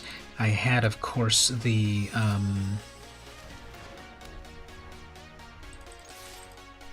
minus counter, but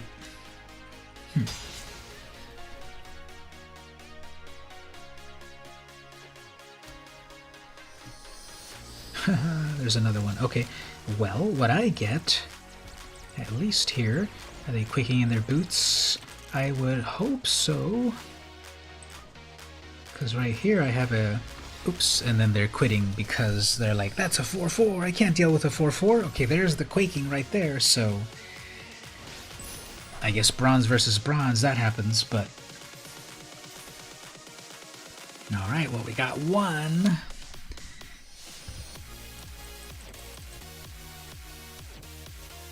So I guess when you've got a 4-4 Vigilant vehicle on turn 3 or 4 or whatever, that's pretty scary.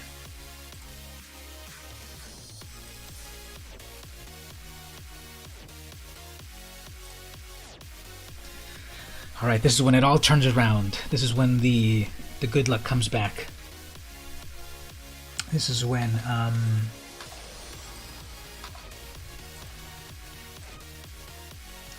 when it all turns around and we get on a roll. Mouse bones. Yeah, this is when it all turns around with 1 mana. Oh, but I do have a turn 1 play. They go first. This is probably horrible, but it could work, right? Our chance of drawing at least 1 more mana should happen, right? We pay turn 1 mountain plus apprentice, turn 2 get any land, get Heart of Kiran, and then we're off to the races, right?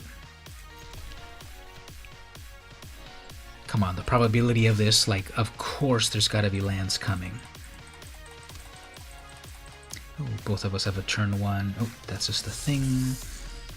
Okay.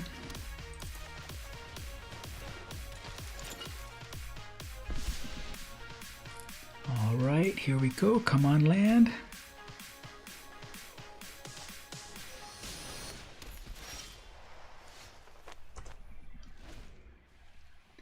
Audacious Infiltrator. Look at that. It's holding the little gremlin and everything. Cannot be blocked by artifact creatures. Well...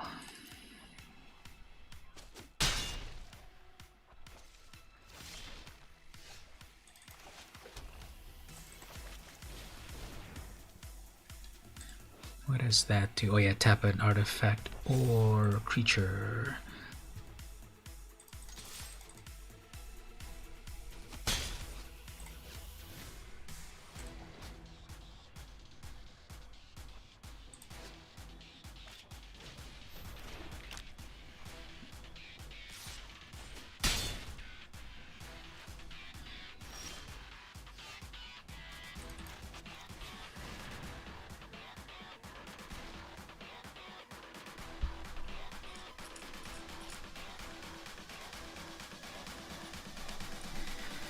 So if I get, well, I have way too much that I need. I need the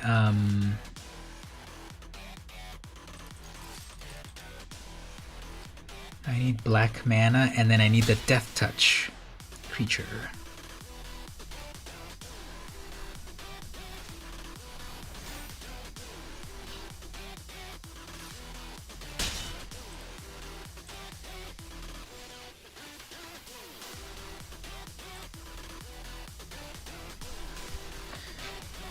Well, is it just me, or were like most of the losses of this for land issues?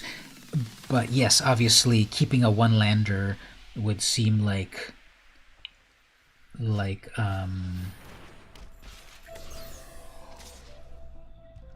bad play, but the the probability of not drawing more lands, pretty funny. Well, nothing, too little too late here, so I can't really do anything here. I can bring out a 3/2, although that's going to get first strike, then just 5 more damage. Like, I don't know, this is a waste of time. But, well, actually I can bring to life I can crew my Kirin. So, well, if they realize what's going on, they can probably tap my Kirin.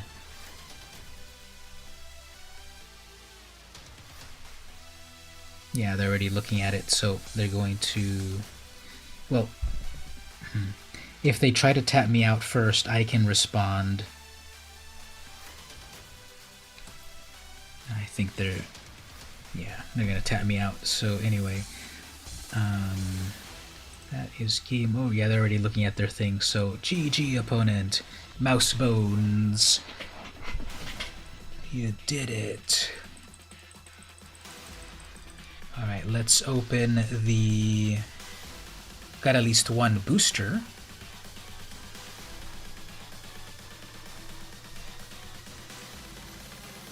And some gems. Let's see what we get in this booster. Got a wild card. Underhanded design. Oh, I love the art on that. 2 mana enchantment. Whenever an artifact enters the battlefield under your control, you may pay 1. If you do, each opponent loses 1 life, and you gain 1 life. 2. Sacrifice this. Destroy target creature. Activate this ability only if you have 2 or more artifacts. That's kind of a lot of work for not too much.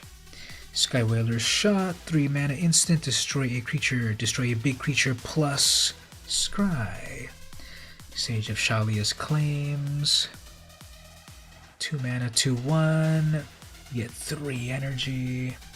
Self-Assembler, 5 mana for a 4/4, and then you go get more of them from your library.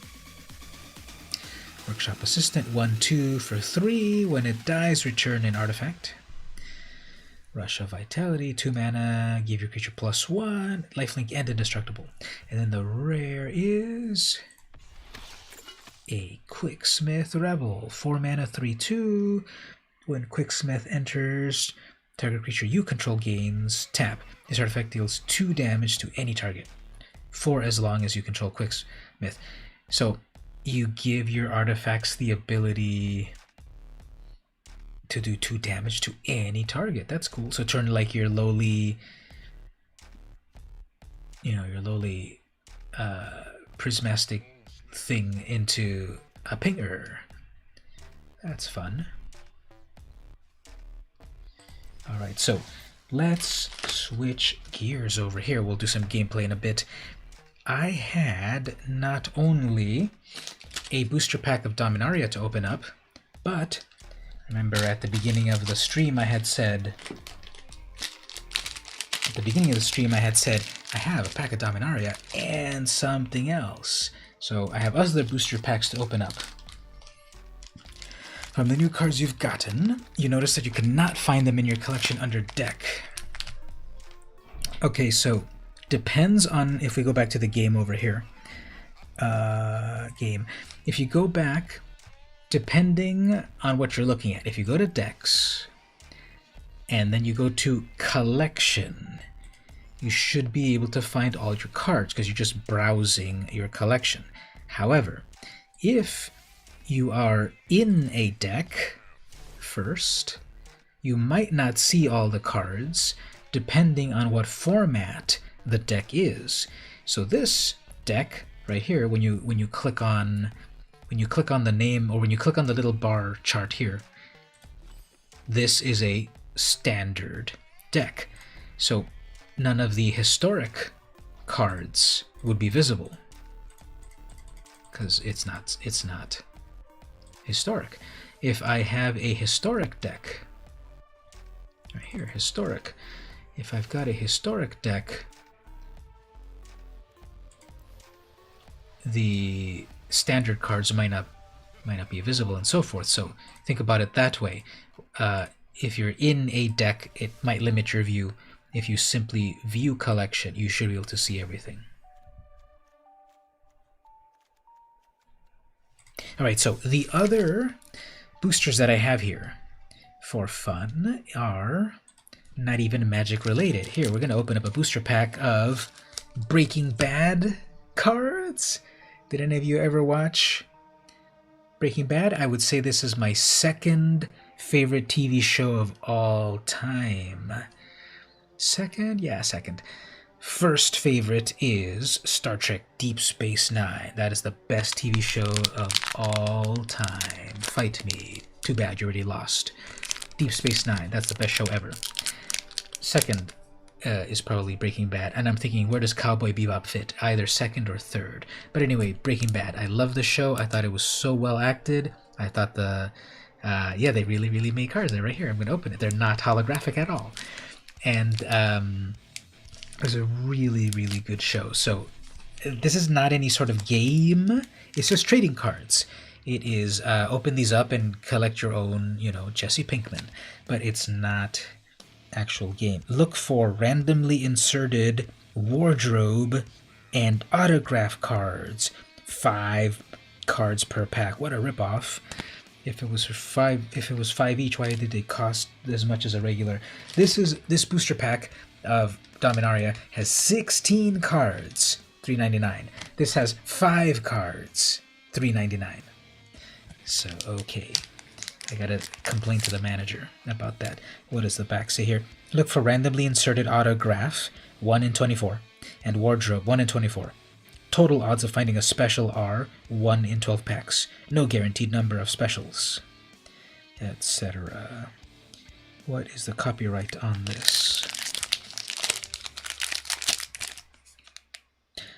2014. Okay, so here we go. Let's open up a booster pack of... I've never opened one of these.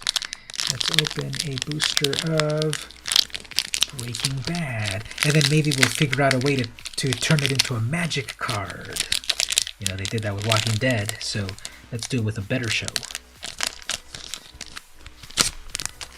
Alright, so... looks like an old pack of collectibles. Well, they're from 2014. They're not that old, but okay, so they can have photos from the show. Cleaning up the mess. So, yep, this is probably... yeah, this is from episode 1. Because after the spoiler alert for like a 10-year-old show, 2014, it was just like last year. What are we talking about? That's not even old at all. This was your second year of college. Ooh. All right, so we got that. What else? So what's on the back side? On the back side then explains the scene or whatever. Look at that. Look how young he looks. As Walt explains to Jesse that acid will eat through anything other than plastic, the ceiling collapses in a rush of liquefied guts. Walt struggles morally with getting rid of Crazy 8 until he discovers that Crazy 8 is planning to kill him. He acts first, choking Crazy 8 to death, and disposes of the body. Really dark series. This is card number 19. It's cleaning up... they're cleaning up literally melted guts because they previously killed someone else. They dissolved the body in acid in the bathtub on the second floor, and then it ate through everything, and then the guts dropped to the bottom level. Pretty disgusting. Next card, we have another one from first episode. Phosphine gas. So Bryan Cranston was in his underwear a lot in Malcolm in the Middle, and he continued the tradition in Breaking Bad. Is when Crazy 8 was going to kill them, but then they did the old phosphine gas trick. So Walt is coerced into cooking another batch of meth at gunpoint. Instead of making the drug, he uses his chemistry knowledge to release a deadly phosphine gas in the RV. Caught off guard, the thugs can't stop Walt from escaping. He holds the RV door closed shut until they stop struggling. Notice an accidental brush fire nearby, Walt grabs Jesse and drives away until he crashes the RV into a ditch. That was an epic first episode. That's card number 15. Over here we have, whoa, this one is way too traumatic. This is from the end of the series. No, wait, yeah, when is this from? From New Hampshire. That is Walt near the end of the series.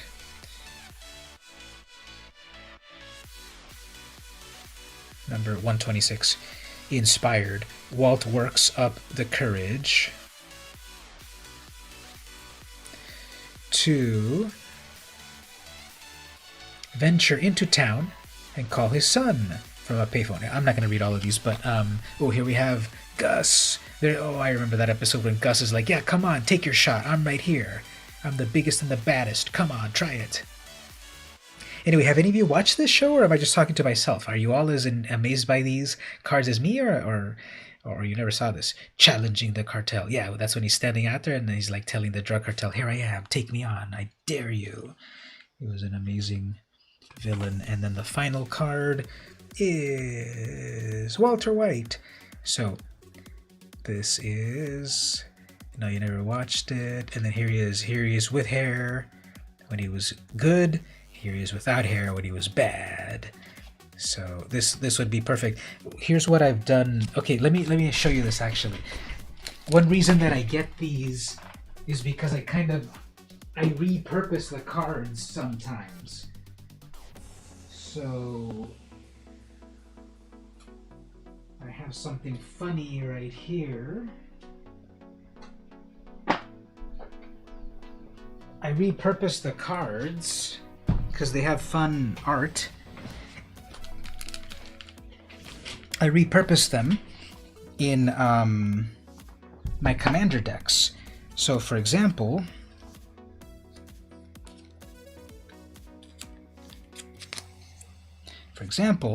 okay, I have a commander deck right here with Ayara. Right, she's pretty cool. You look like you when you're with hair and older with that. So I have Ayara. And then what I've done is I've cut out Officer Judy Hopps and glued it to a sleeve in just the right way so that it covers the original art, and so I don't have to alter my cards. I have right here, I have Judy Hopps, First of Lothwain. So that's what I like to do, and then fully sleeved up in the full sleeve, like this.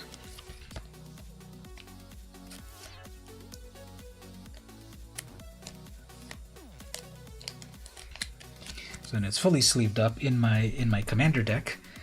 Right, you know, I've got my commander deck all like that, and then so I've got my commander, and then I've got right there.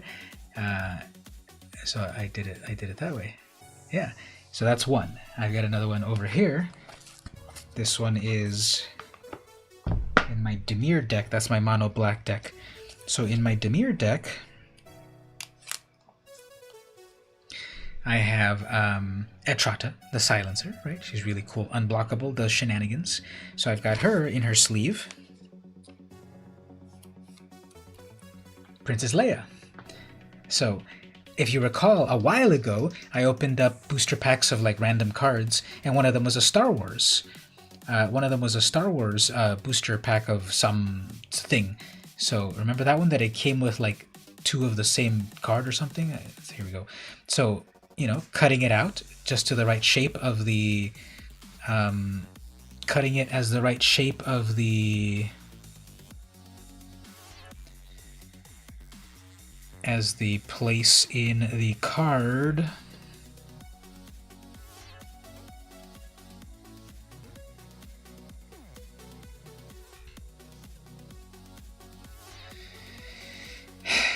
We get the idea. But cutting it as the right shape of the card, and then it could cover the magic art, and then you've got that. So imagine, you know, with one of my other...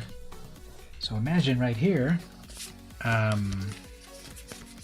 right here.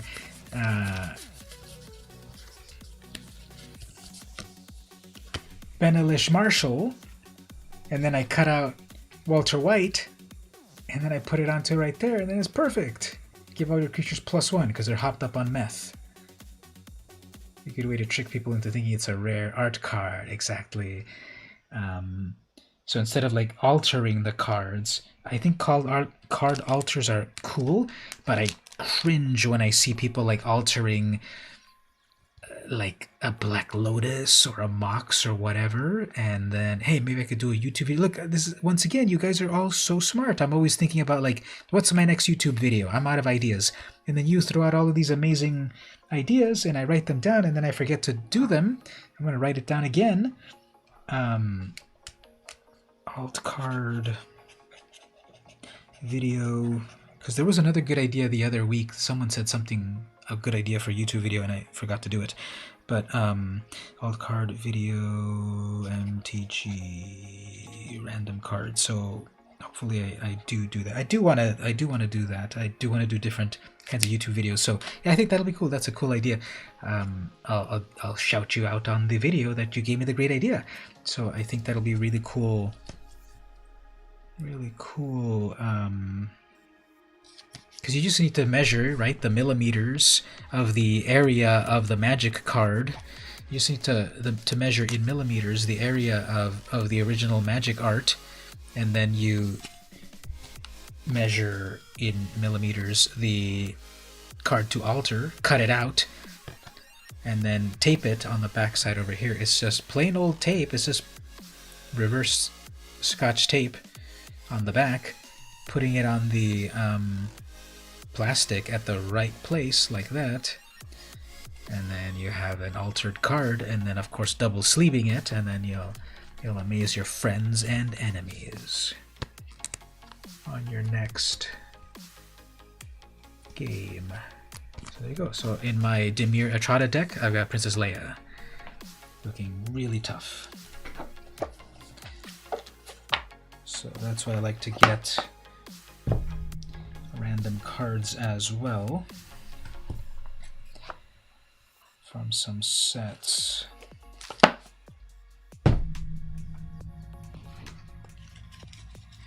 I've got another random over here, then we'll do more gameplay.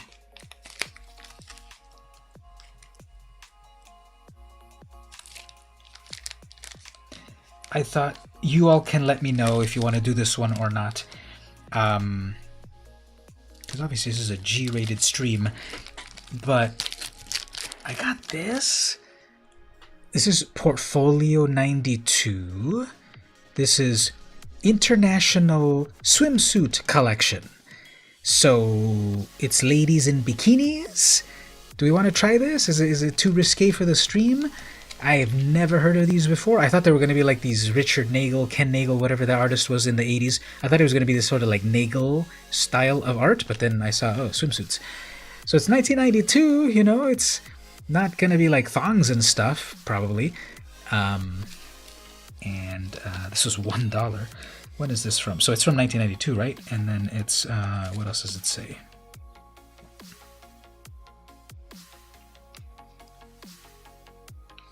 You can actually get an uncut sheet of the cards for $20. And they even have here, they have auditions for the 1993 portfolio. Dallas, Texas. You thought I was PG-13. Yeah, I guess. So are we okay with bikini cards? Any votes on that? I would open it up, but if everyone thinks it's a little kind of off topic, we'll skip it. What do we think? Should we open up the Stevie's Too Young? I know, he's barely about to turn 18 over here. So, maybe I'll open these in a separate video on YouTube and then mark it with an age restriction, because I don't think these will be too bad. These are from 1992. I don't think bikinis were that bad back in the day. It's going to be a bunch of One Pieces, right? But if we want to skip that, we've got other ones we can open up, such as Marvel cards or DC cards. Right there. So what do we want to do? The DC cards and Marvel cards, or the bikini cards, or everything? What do we want to open up here? Marvel, DC, or Portfolio 92, very classy. The DC cards, want to open up some DC cards? So after Marvel did their Marvel Universe cards, I wonder which came out first. Not as bad as compared to nowadays. Yeah, exactly. So I'm pretty sure Marvel cards were first. This is Series 3, actually. Marvel Universe Series 3. I remember Series 1 was amazing, and then I kind of got laid out to the party. Then Series 2 came out, and I was like buying and buying and buying and buying. And then Series 3, I started to get some of those too. But then, of course, time moves on, and then DC's got their own version as well. So really cool package. Well, they don't right here. It's just kind of interesting how Marvel and DC throughout the years, throughout the decades, have marketed their works, because right here we've got Wolverine coming right at you. Buy these cards, get them all, kids. And then DC is like, yeah, cosmic teams, stars, and purple. I like the purple on that. But what does it say back here? Subscribe to DC Comics and save money. Copyright 1993, Skybox. And then the Marvel ones are 1992. Order your Marvel Universe Series 3 Collector's Album today. Alright, let's open the DC cards. Okay. Let's see what we got here. So we have... I grew up with Marvel Comics, so I'm gonna barely know most of these cards. And this is Crimson Fox. Interesting. Not quite as fox-like as I would thought. That hair looks like... I don't know how that relates to Fox, but okay. Justice League International Crimson Fox. And then on the back it comes with... what is it on the back? Number 47 out of 150, DC Flashback. The Royal Flush Gang, Justice League Spectacular 92. Identical twins Vivian and Constance de Aramis performed the perfect double play when, unknown to the Justice League, they shared the role of Renard Russe, the Crimson Fox. Today, however, Vivian goes at it alone. And while Constance sharpens the intellect working on the family business, Vivian sharpens her claws, fighting alongside the JLI. Real name, Vivian de Aramis. First appearance, Justice League Europe number 6, 1989. Alright, so not quite familiar with that character. Here we have Boudica. I think I've heard the name, but I don't remember the character, but Boudica. But I think that's also the name of like a mythological British or Scottish queen or something. She apparently has like Green Lantern stuff and really beating that guy. Green Lantern Corps, okay. Then on the back, we're just beating up more guys over here. This is card number 105. First appearance, Green Lantern number 20, 1992. Oh, there's some Q&A at the bottom. Ooh, do we have some trivia questions here, actually? DC Q&A. On what product is the De Aramis fortune based? Okay, so the De Aramis sisters have a family business. She was a Celtic queen that thrashed the Romans. Okay, that's what I'm trying to dredge up in my mind. That makes sense. So the family business. Perfume. We all know that. And then the next question. Which Green Lantern proposed Boudica for the core membership? Alright, next card. We've got...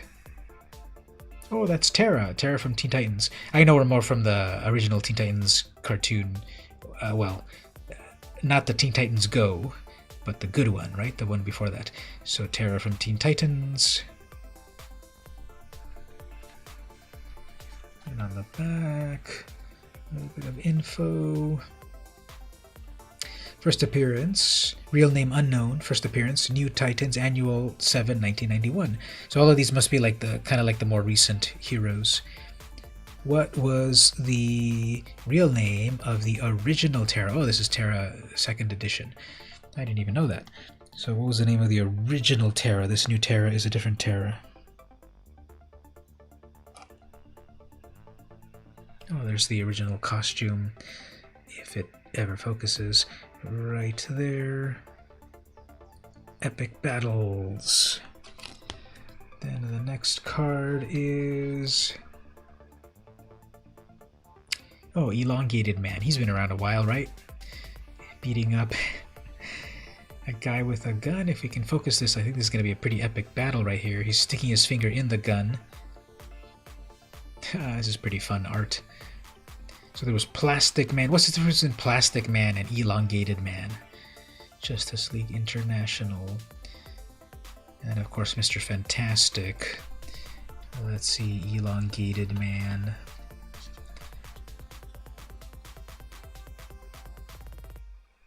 Apparently he drank something in India and became elongated.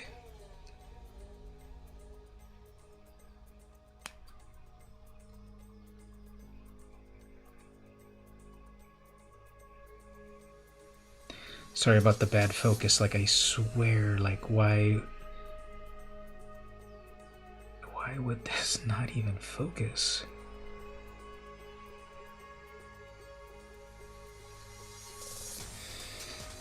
Alright, so first appearance Flash 112 in 1960. Yeah, this is one of the vintage characters. True or false? Elongated Man works to keep his identity secret. The answer seems to be an essay. False. Egotistical to a fault, he'll tell anyone who he is, whether they care or not. That's funny. Next up we get, let me see if it works this way. If I force the camera like this, and then right here, and then right here, we have Cerberus. Not Cerebus the Aardvark, Cerberus, the devil dog. Foes of Superman. I do not quite recall this character. Let's see, what do we have here? There he is beating up Superman. First appearance, Superman the Man of Steel, number 1, 1991. What foreign power has Cerberus worked with in the past? The country of Tatamashia. Yeah, that's a totally real country. So, okay, we got that. Next, we have Phantom Stranger. I vaguely know this one, I think. World of Magic. Then the back. First appearance in... Yeah, there we go. Phantom Stranger number 1, 1952. True or false? Phantom Stranger was a member of the Justice League. False, but he assisted them on several times.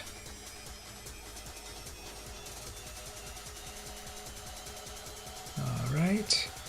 And then the final card is Starro. Oh yeah, Starro. He's the big star creature. Foes of the Justice League. He's battling Aquaman, Power Girl, Green Lantern, The Flash. I kind of know that guy, but not at the moment. And then I don't know who that is. And then over here we have... Hey, there's Lobo. I love Lobo. Cool hair. Phase. Where does she come from? First appearance in action 276, 1961. True or false? Phase. Hey, wait a minute. Oh, no, never mind. That's a different card. Ha, never mind. That's Phase, not Starro. Okay. So Starro is right here.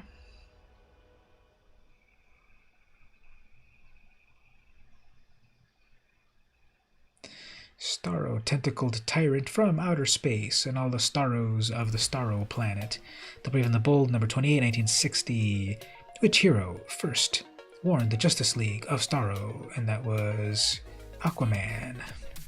And then the final card is Phase. Oh, I think I remember her. I have a cover where she's kicking Lobo in the crotch, actually, very epically. And then there's Lobo right there, actually. So they are adversaries, I guess. Real name, Tinya Wazo. First appearance, Action Comics, 1961. Alright, so those were the DC cards. Like I said, I'm not a big DC reader growing up. I was more Marvel, so a lot of these I'm not really familiar with. But I like the art, and I like the design of the cards. Cool blue outlines with the different colors, and then a little bit behind the scenes of them. This could be another sort of like cards to... Although they're kind of all far away compared to like the Breaking Bad ones. They're kind of all like kind of far from the camera. You can't really cut out as much as you would like for them to fit into a card, but I think some of these would be cool to do alters with. And then lastly, let's do the Marvel ones. So these, I think obviously Marvel and DC are important culturally, and they do challenge each other to keep trying to create great comics. But you know, this is, for me, this is what my youth is. This is what my hobby is. When I like the superhero comics, it's Marvel. Obviously, I like other stuff like independent comics and black and white comics and underground comics, indie comics, and all of that. But I started off with Marvel, Spider-Man. Okay, so what do we start off with? So this is the series where you have all this cool stuff. So Ghost Rider and Daredevil. This is a team up. And then what does the back have? So a little bit about them both. Yeah, we won't need to quite see that. Here we have Captain America and Nomad. So fun fact, Captain America in the 70s was so disillusioned with Vietnam and Watergate and such that he quit being Captain America and became Nomad. But then he came back to be Captain America, Steve Rogers, and then there was another Nomad, which I think was another version of Bucky or something. So big old history.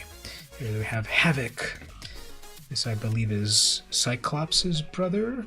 And this is the one where on the back it would show you these power ratings that I would love. I would love these power ratings. Look at that. So they got flashier as the years go on, as the series go on. So let me focus that.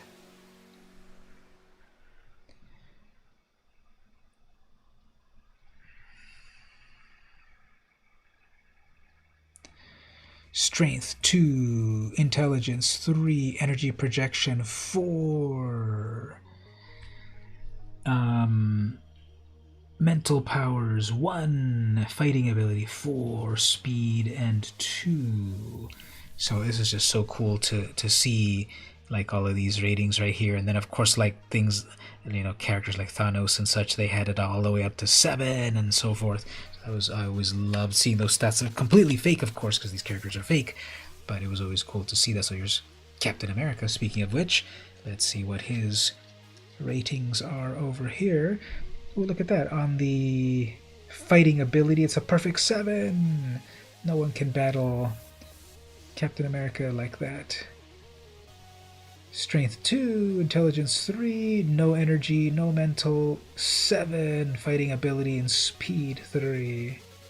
I am an American, and my breed doesn't scare easily. Tales of Suspense, 1965. First published in 1941 to battle the Nazis. Ooh, here we go, Warlock. This guy's gonna have a bunch of high levels. This is part of that whole like cosmic aspect of things, Infinity Gauntlet and such.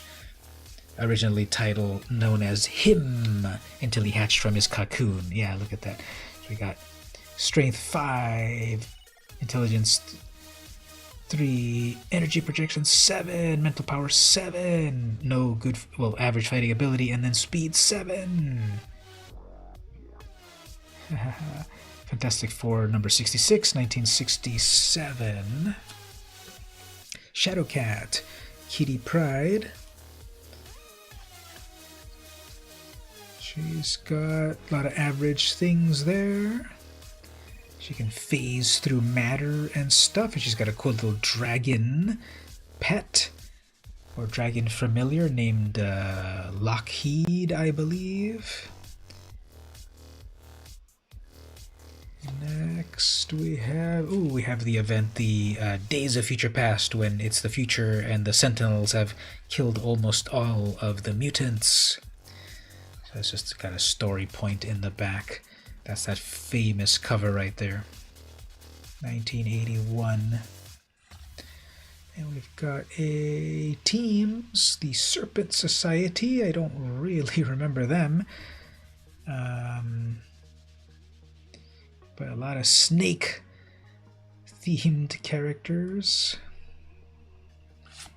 And we have another team. We have X Factor, so just some more of the X characters. Let's see, I think we have, what are the names? Okay, Multiple Man, Quicksilver, I think that's Havoc, Polaris, I think. What's her name? Banshee? No. Gideon or Strong Guy? What's his name? Strong Guy, I think. Let's see who's in the team. Anyway, then we have over here, who is that? Mad, the Mad Tinkerer. That was like a Hulk character. Hulk villain. Diablo. Do not know anything about this character, but he is having a great time with his potions. And the last card, Fall of the Kingpin. So the Kingpin originally started as a Spider-Man villain, debuting in issue number 50, and then became more of a Daredevil villain as the years went on. And there's this big storyline, Fall of the Kingpin. This was in 1992. Daredevil 297 to 300. So yeah, I love these cards.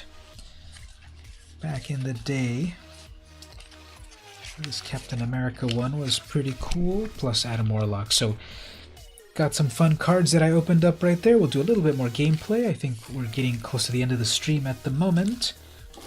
But yeah, these are from 1992, brand new, fresh, unopened.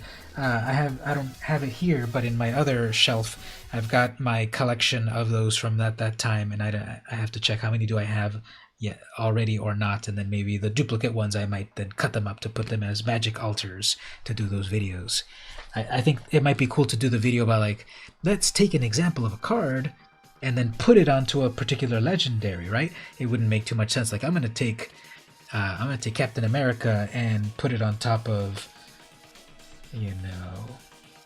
Tetsuko Umezawa. I don't know if they quite fit as well, but if you just want to show how to do this type of altar, that'd be cool. But it'd be maybe interesting also to see a particular Marvel or DC character and how it might fit with a Magic card, right?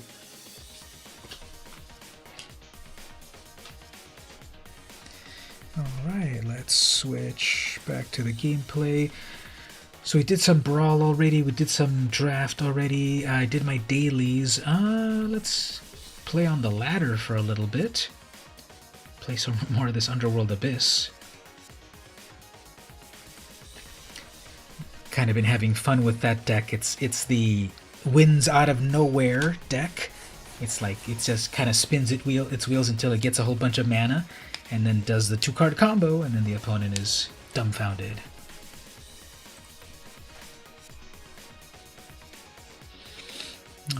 Alright, so I go first. I get to see the opponent's hand. It's definitely a crazy combo when it works. Let's see what they've got in there. I noticed they added a slightly new animation to the... Alright, they've got a lot of things, eh? Okay, well, Heartless Act, Drown, counter target, destroy creature with CMC, the number of cards in graveyard, so that won't do anything. Counter... Okay, let's grab that Act and just hold them off for a little bit. So, check out, there's a very, very slight... When you click on their name to pop out the emoji, there's a little slight bounce animation that wasn't there before. Alright, well, I could bring out another attacker. They cannot quite do anything. They're going to spin their wheels for a little bit into something. I'll have the Rider. They'll have a counter spell, but that's not going to counter anything. My graveyard is empty. Neutralize will counter, but they have to hold up mana.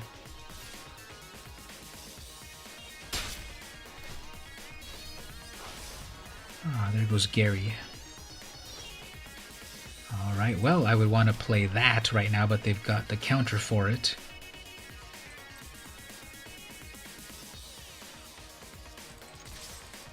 So they're going to block me from doing anything, and then they're going to do their Deliberate.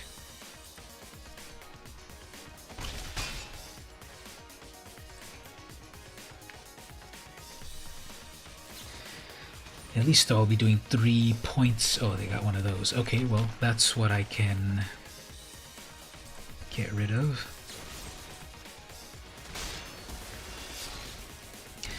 So it's a mill deck. It's a rogue mill deck happening over here.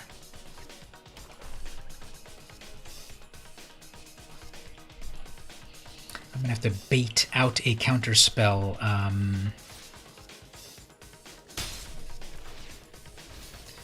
I've got three things in the... I've got 2 things in the graveyard. Okay, so let's read this. Counter target spell with CMC less than or equal to the number of cards in its controller's graveyard. So right now they would be able to counter a 2 casting cost, but I know that they have a regular counter. So 3, 4, 5. I have 5. I would have 5. If I try to play the Rider, they'll definitely use up their Neutralize, and then next turn I can drop the Knight with haste. Okay, that's fine.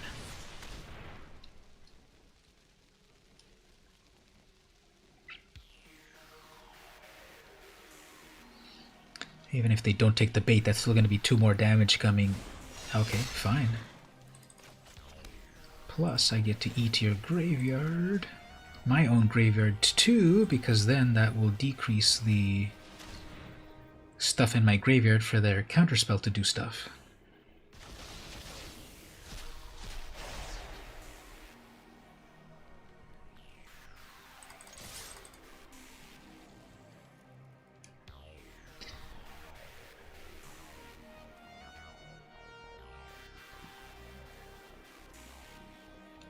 So they can cycle, they can deliberate. They're waiting for 7 mana to do that,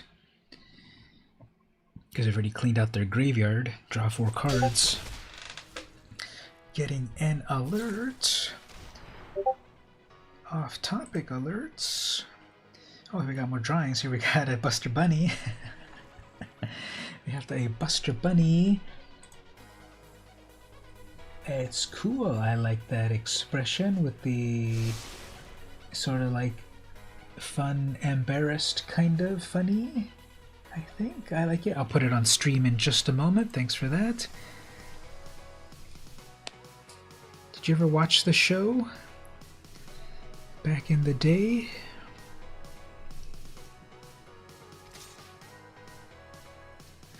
So I'm rewatching it on DVD. Still pretty fun. Milled my land, whoops. Okay, so they have the hard counter spell. We're gonna drown that. Kill something else, probably the Timuret. Fine. They're gonna use up... Okay, they're gonna kill that. Fine. I never know how that freaking drowned works. Counterspell, destroy creature, less than or equal to the number of cards in your graveyard. So I had two? Oh yeah, 2 lands. Okay, fine. Anyway, they're tapped out, so... This means... lots of damage. Plus, we can also eat from the graveyard.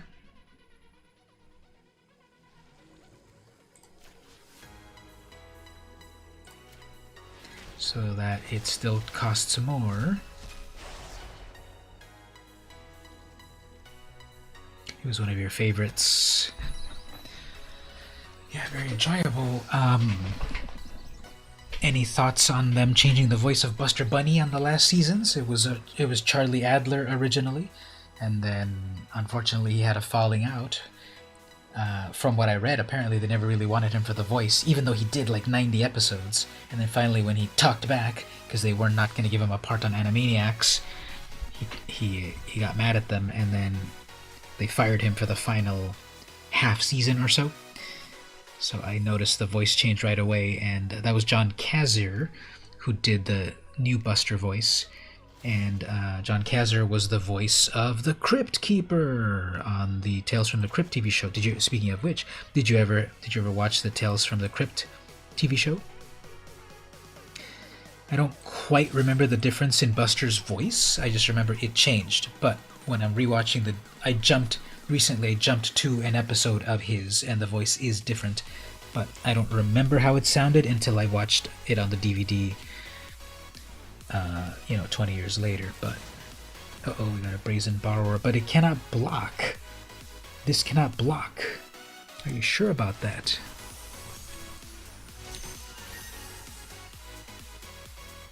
Yeah, it cannot block. They needed to bounce back.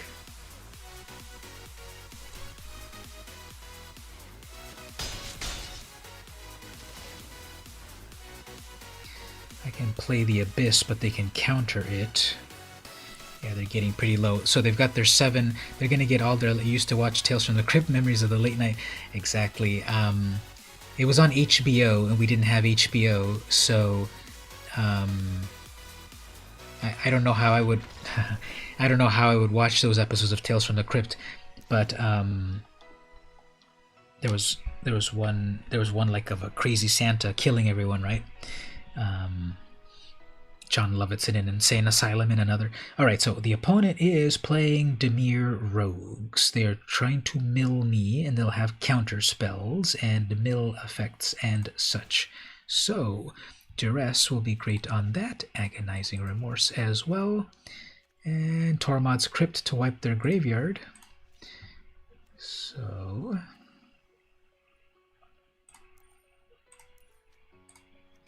as for myself, then that means I don't really need the Erebos' intervention.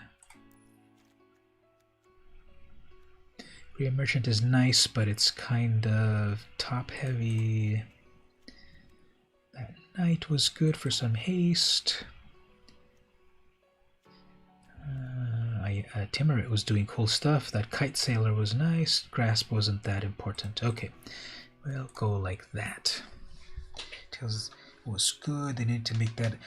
They did the reboot of the Twilight Zone. That was not the same, but that was an anthology. I never saw it, but they had, who was it, Jordan Peele, who did also the movie Get Out, which was amazing. Jordan Peele, I believe, did the reboot of the Twilight Zone, which was never as gory as Tales from the Crypt, but that one was pretty fun. I always loved those horrible puns that the Crypt Keeper had. You know, someone ends up getting murdered with, an axe, and then the Crypt Keeper You could say they needed to ask him a question. The Outer Limits. I remember it, but I never watched it. And there were like two versions, right? One from like the 60s or the 70s, and then one from the late 80s or early 90s or something. I'm pretty sure there were two versions, an old one and a modern one. Okay, there's my 2-card combo. I just need to get the rest of my pieces. I need to get my Lotus, Nyx Lotus, although I am on the draw, so they will be ready with counter spells. However, if they have a Drown in the Lock, and they have to discard, if they have to Drown in the Lock, my graveyard is empty. So let's see if I can get Kite Sailor to. Well, I can Duress. I might as well Duress, right? Because they're probably gonna have a lot of great things. Instead of holding on to it, I could just Duress it away. And they probably won't have a 2-mana counterspell. I guess even if they do, I've got another one with the Kite Sail. Alright, they're doing with a Thief. Okay, so I guess none of this really matters. Drown is better.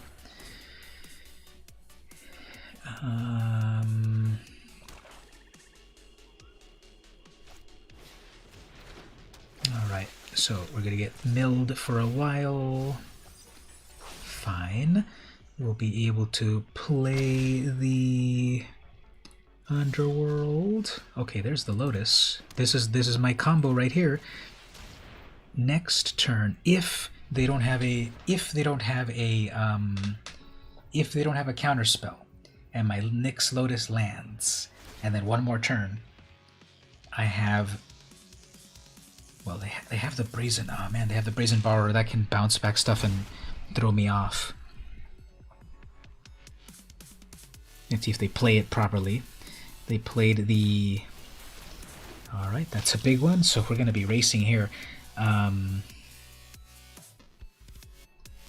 right, let's see if we do. We have all the pieces here and the mana for it. But let's just see if it works. Okay, tap Lotus. They'll probably bounce back, however, the Dreams, because that's annoying. So we have to spend 2 turns. We're going to get 5, 6, 7 damage. We're going to get 14 damage, and then hopefully no counter spells.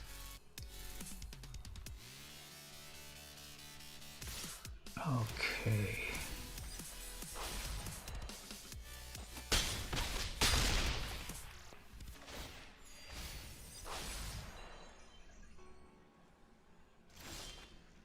Okay.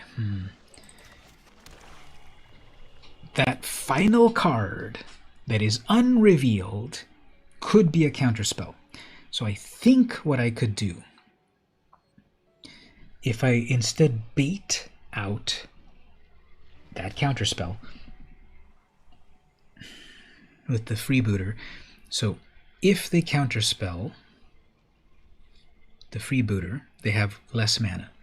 And then I would still have 1, 2, 3, 4, 5, 6. No, I would not have enough. I would only have 1, 2, 3, 4, 5, 6. Let me count that. 3, 4, 5, 6. If I try to bring out... Okay, so I've got the combo right here.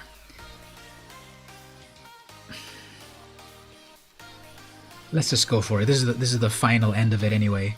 Yeah, just go for it. Let's go for it. So here we go. Let's see if they counterspell that. Or if they say, yes, please give me all those cards. Let's see if they don't understand. Like, why would you give me so many cards?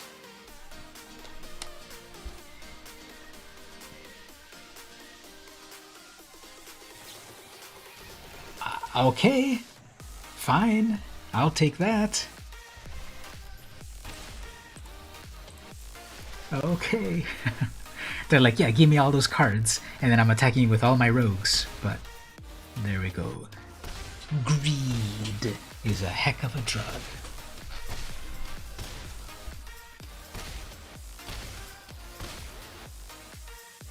They're looking at my graveyard and everything. What is going on? And then they decided to quit instead. Well, there we go. The little combo that could did it again. So what they should have done was to, well, they didn't have double blue, never mind. Oh yeah, they had it. They could have done the petty theft. The petty theft would have messed everything up for me because, yes, thank you everyone. The petty theft would have messed me up because if they realized, okay, you're about to cast that peer into the abyss, let me bounce back your underworld. The underworld doesn't exist anymore. I would have given them all their cards, and the underworld would not have been there to trigger the damage. So that's how they would have. That's how they should have played that. But this is such just a weird combo and weird deck that no one expects it. No one expects the Spanish Inquisition after you peer into the abyss.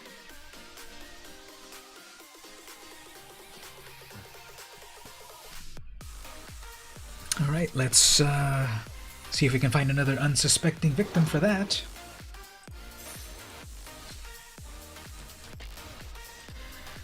Streaming for 4 hours and 18 minutes. We're about to get to 4:20.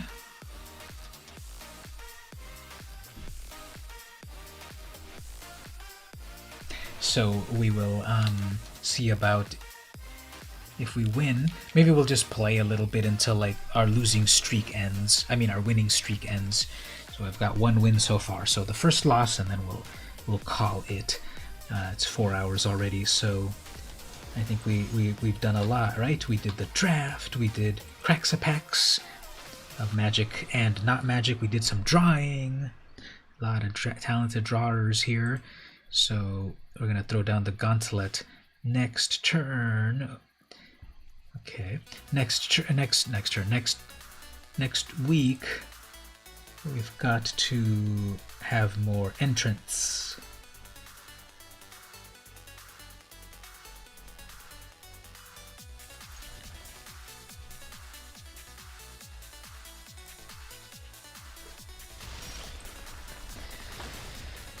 Alright, Scary Land, intervention for 0.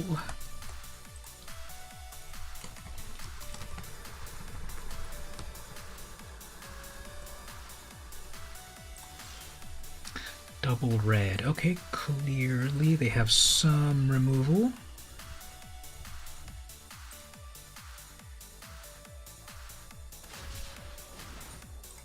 Or a cycle. Okay, they're playing Gruel colors.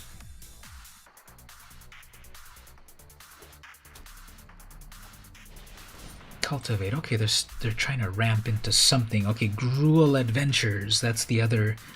That is supposedly one of the best decks. Oh, they're playing also with blue. So it's basically mishmash of colors. As for myself, well, if I get my next land, I can play my Lotus. They're gonna just super cultivate, eh? I guess they're trying to go into Ulamog. I mean, Ugin.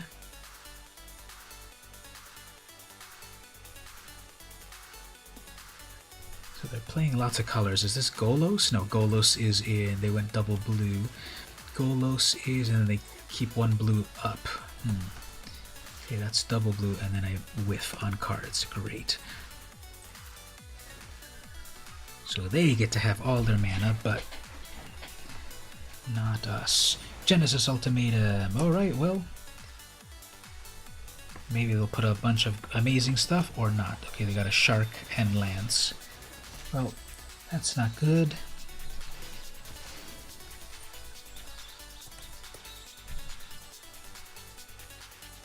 So what's our plan here? I don't know if we can even catch up. Yeah, we're not going to be able to catch up on this. They have all the mana that they need. They have a huge grip of cards. They have a Sharkdo, whatever, so this is not going to work. Alright, that's obviously Duress, Remorse, Nightmare. I don't think that they're doing any graveyard shenanigans. So no Crypt. I remember that card, Explosive Vegetation. That was a good. I know people talk about it, but I don't remember playing it. I think it was not during my original Magic playing, but I know people love it. So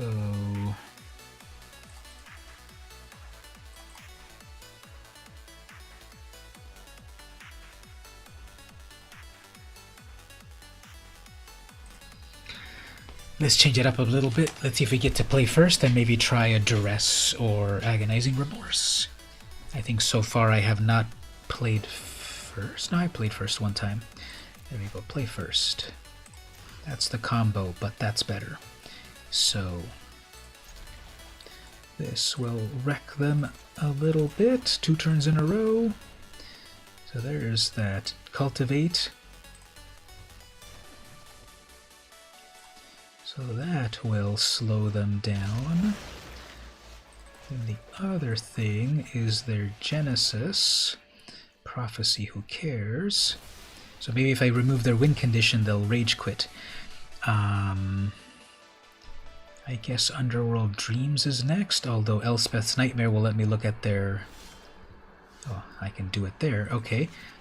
I can hold back on that. So they'll probably play their card draw before that hits. Oh, actually they didn't. Whoops. Reading the card explains the card. Yep.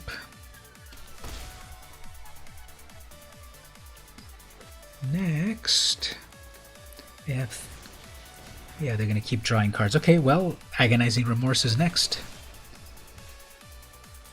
They're obviously trying to ramp into something, but nothing. Fine.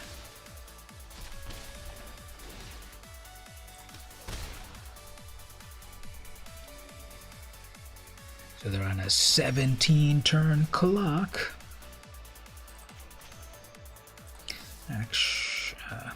Well, I missed a land drop. Guess we'll bring out an attacker.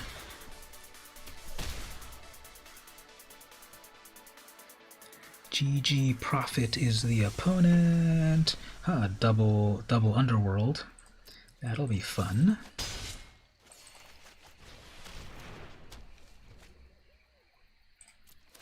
Yeah, so they're definitely going to have all of their mana that they need, and if they just top deck into a big old card draw spell, well, they're going to bring out a giant.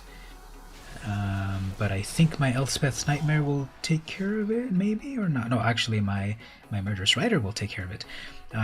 Power creature 2 or less. So, get that. Missed another land drop. Double Underworlds. They have all the colors. They have an Ugin. Okay, well, that's game over. Because everything's 3 here. Actually, wait, do the plus. Come on, do the plus. Oh, no, they do the minus. Of course they would. And one of those. Double Ugins, okay. And then missing yet another land drop.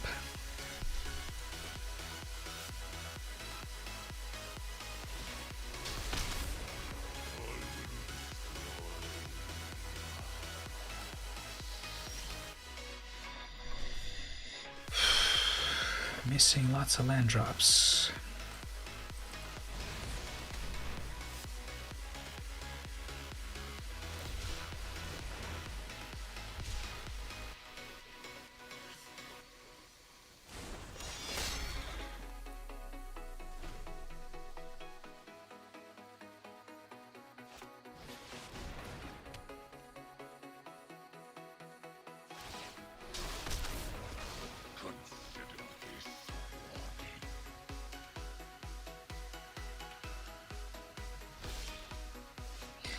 Alright everyone, well, that was a pretty good run we had of the combo working. When the combo works, it's a pretty fun combo.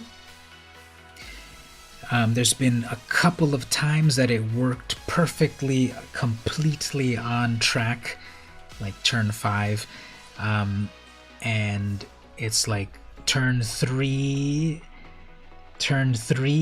the Underworld Dreams, turn 4, the Lotus, turn 5, Peer into the Abyss, because there's the mana, there's the 4 mana lands, and the Devotion of the Underworld with the Lotus, and that 7 mana, and then on turn 5, it works. Obviously, turn 5 is turn 5, but the 2-card combo worked on that particular track on that particular sequence, I've done that once or twice, and it's really cool.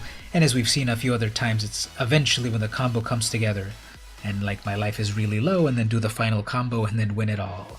So that's cool. I just have to check one thing here.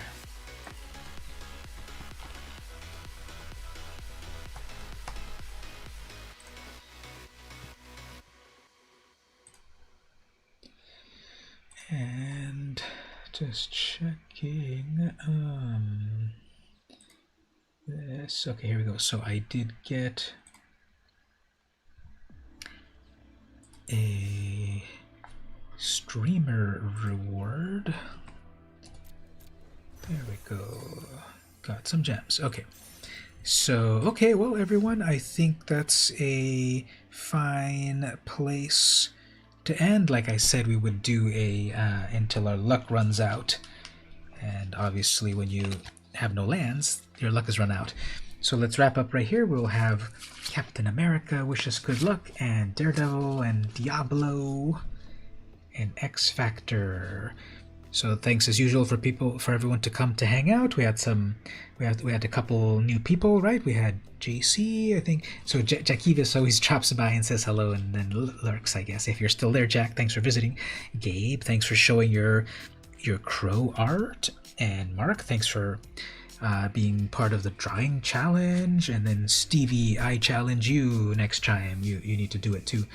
Ashley, thanks for stopping by as well. Who else was here? Oh, Angle of Reason, friend of the podcast. Check out her episode of a few weeks ago.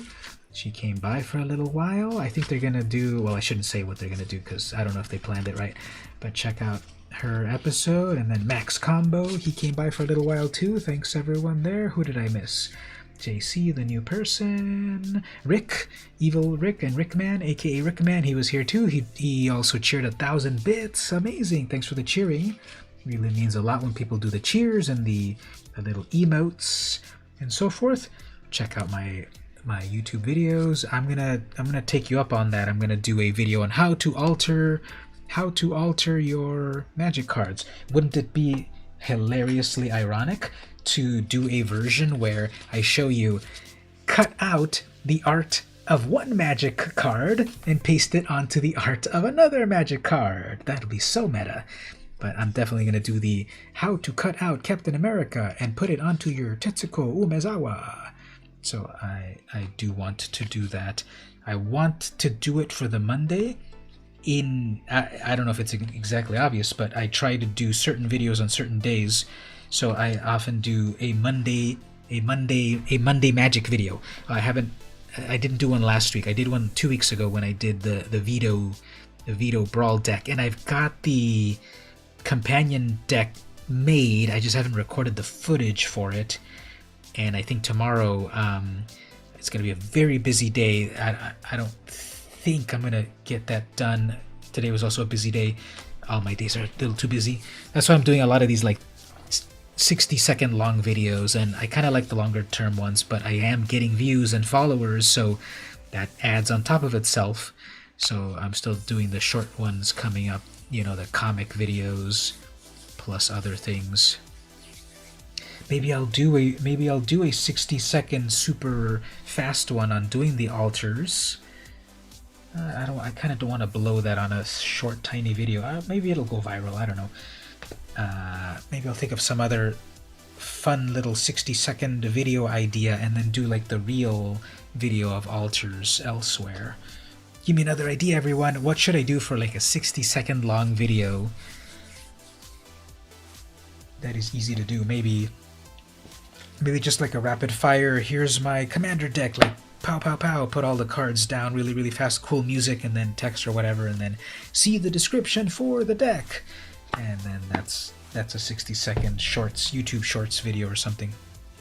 Probably do a parody, like a parody of what? What fun parody? What was that other idea that was given the other week? I wrote it down, right? Idea, Popper Battle Box. That was my own idea. Someone gave me an idea a week or two ago about something, and I know I wrote it down, but where did that go? Well, thanks everyone for visiting.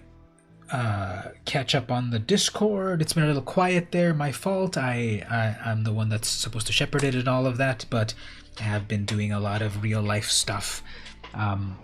Getting the my day job is kind of heavy at the moment, but I appreciate everyone hanging out at the Discord. Share what you want there. Remember, we've got a whole bunch of Magic channels and an off topic, so share fun stuff there if you'd like.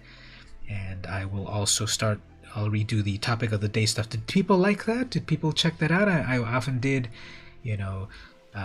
topic of the day, something Magic related, or tabletop topic of the day, or off topic. I haven't done that in a little while. Like I said, I've been busy with the day job. Do people like those prompts to respond on the Discord? In any event, thanks everyone for coming to hang out. We'll do it again next week, 8 p.m. Pacific time. We'll do more streaming. This has been VM Campos, and I will see you in the arena.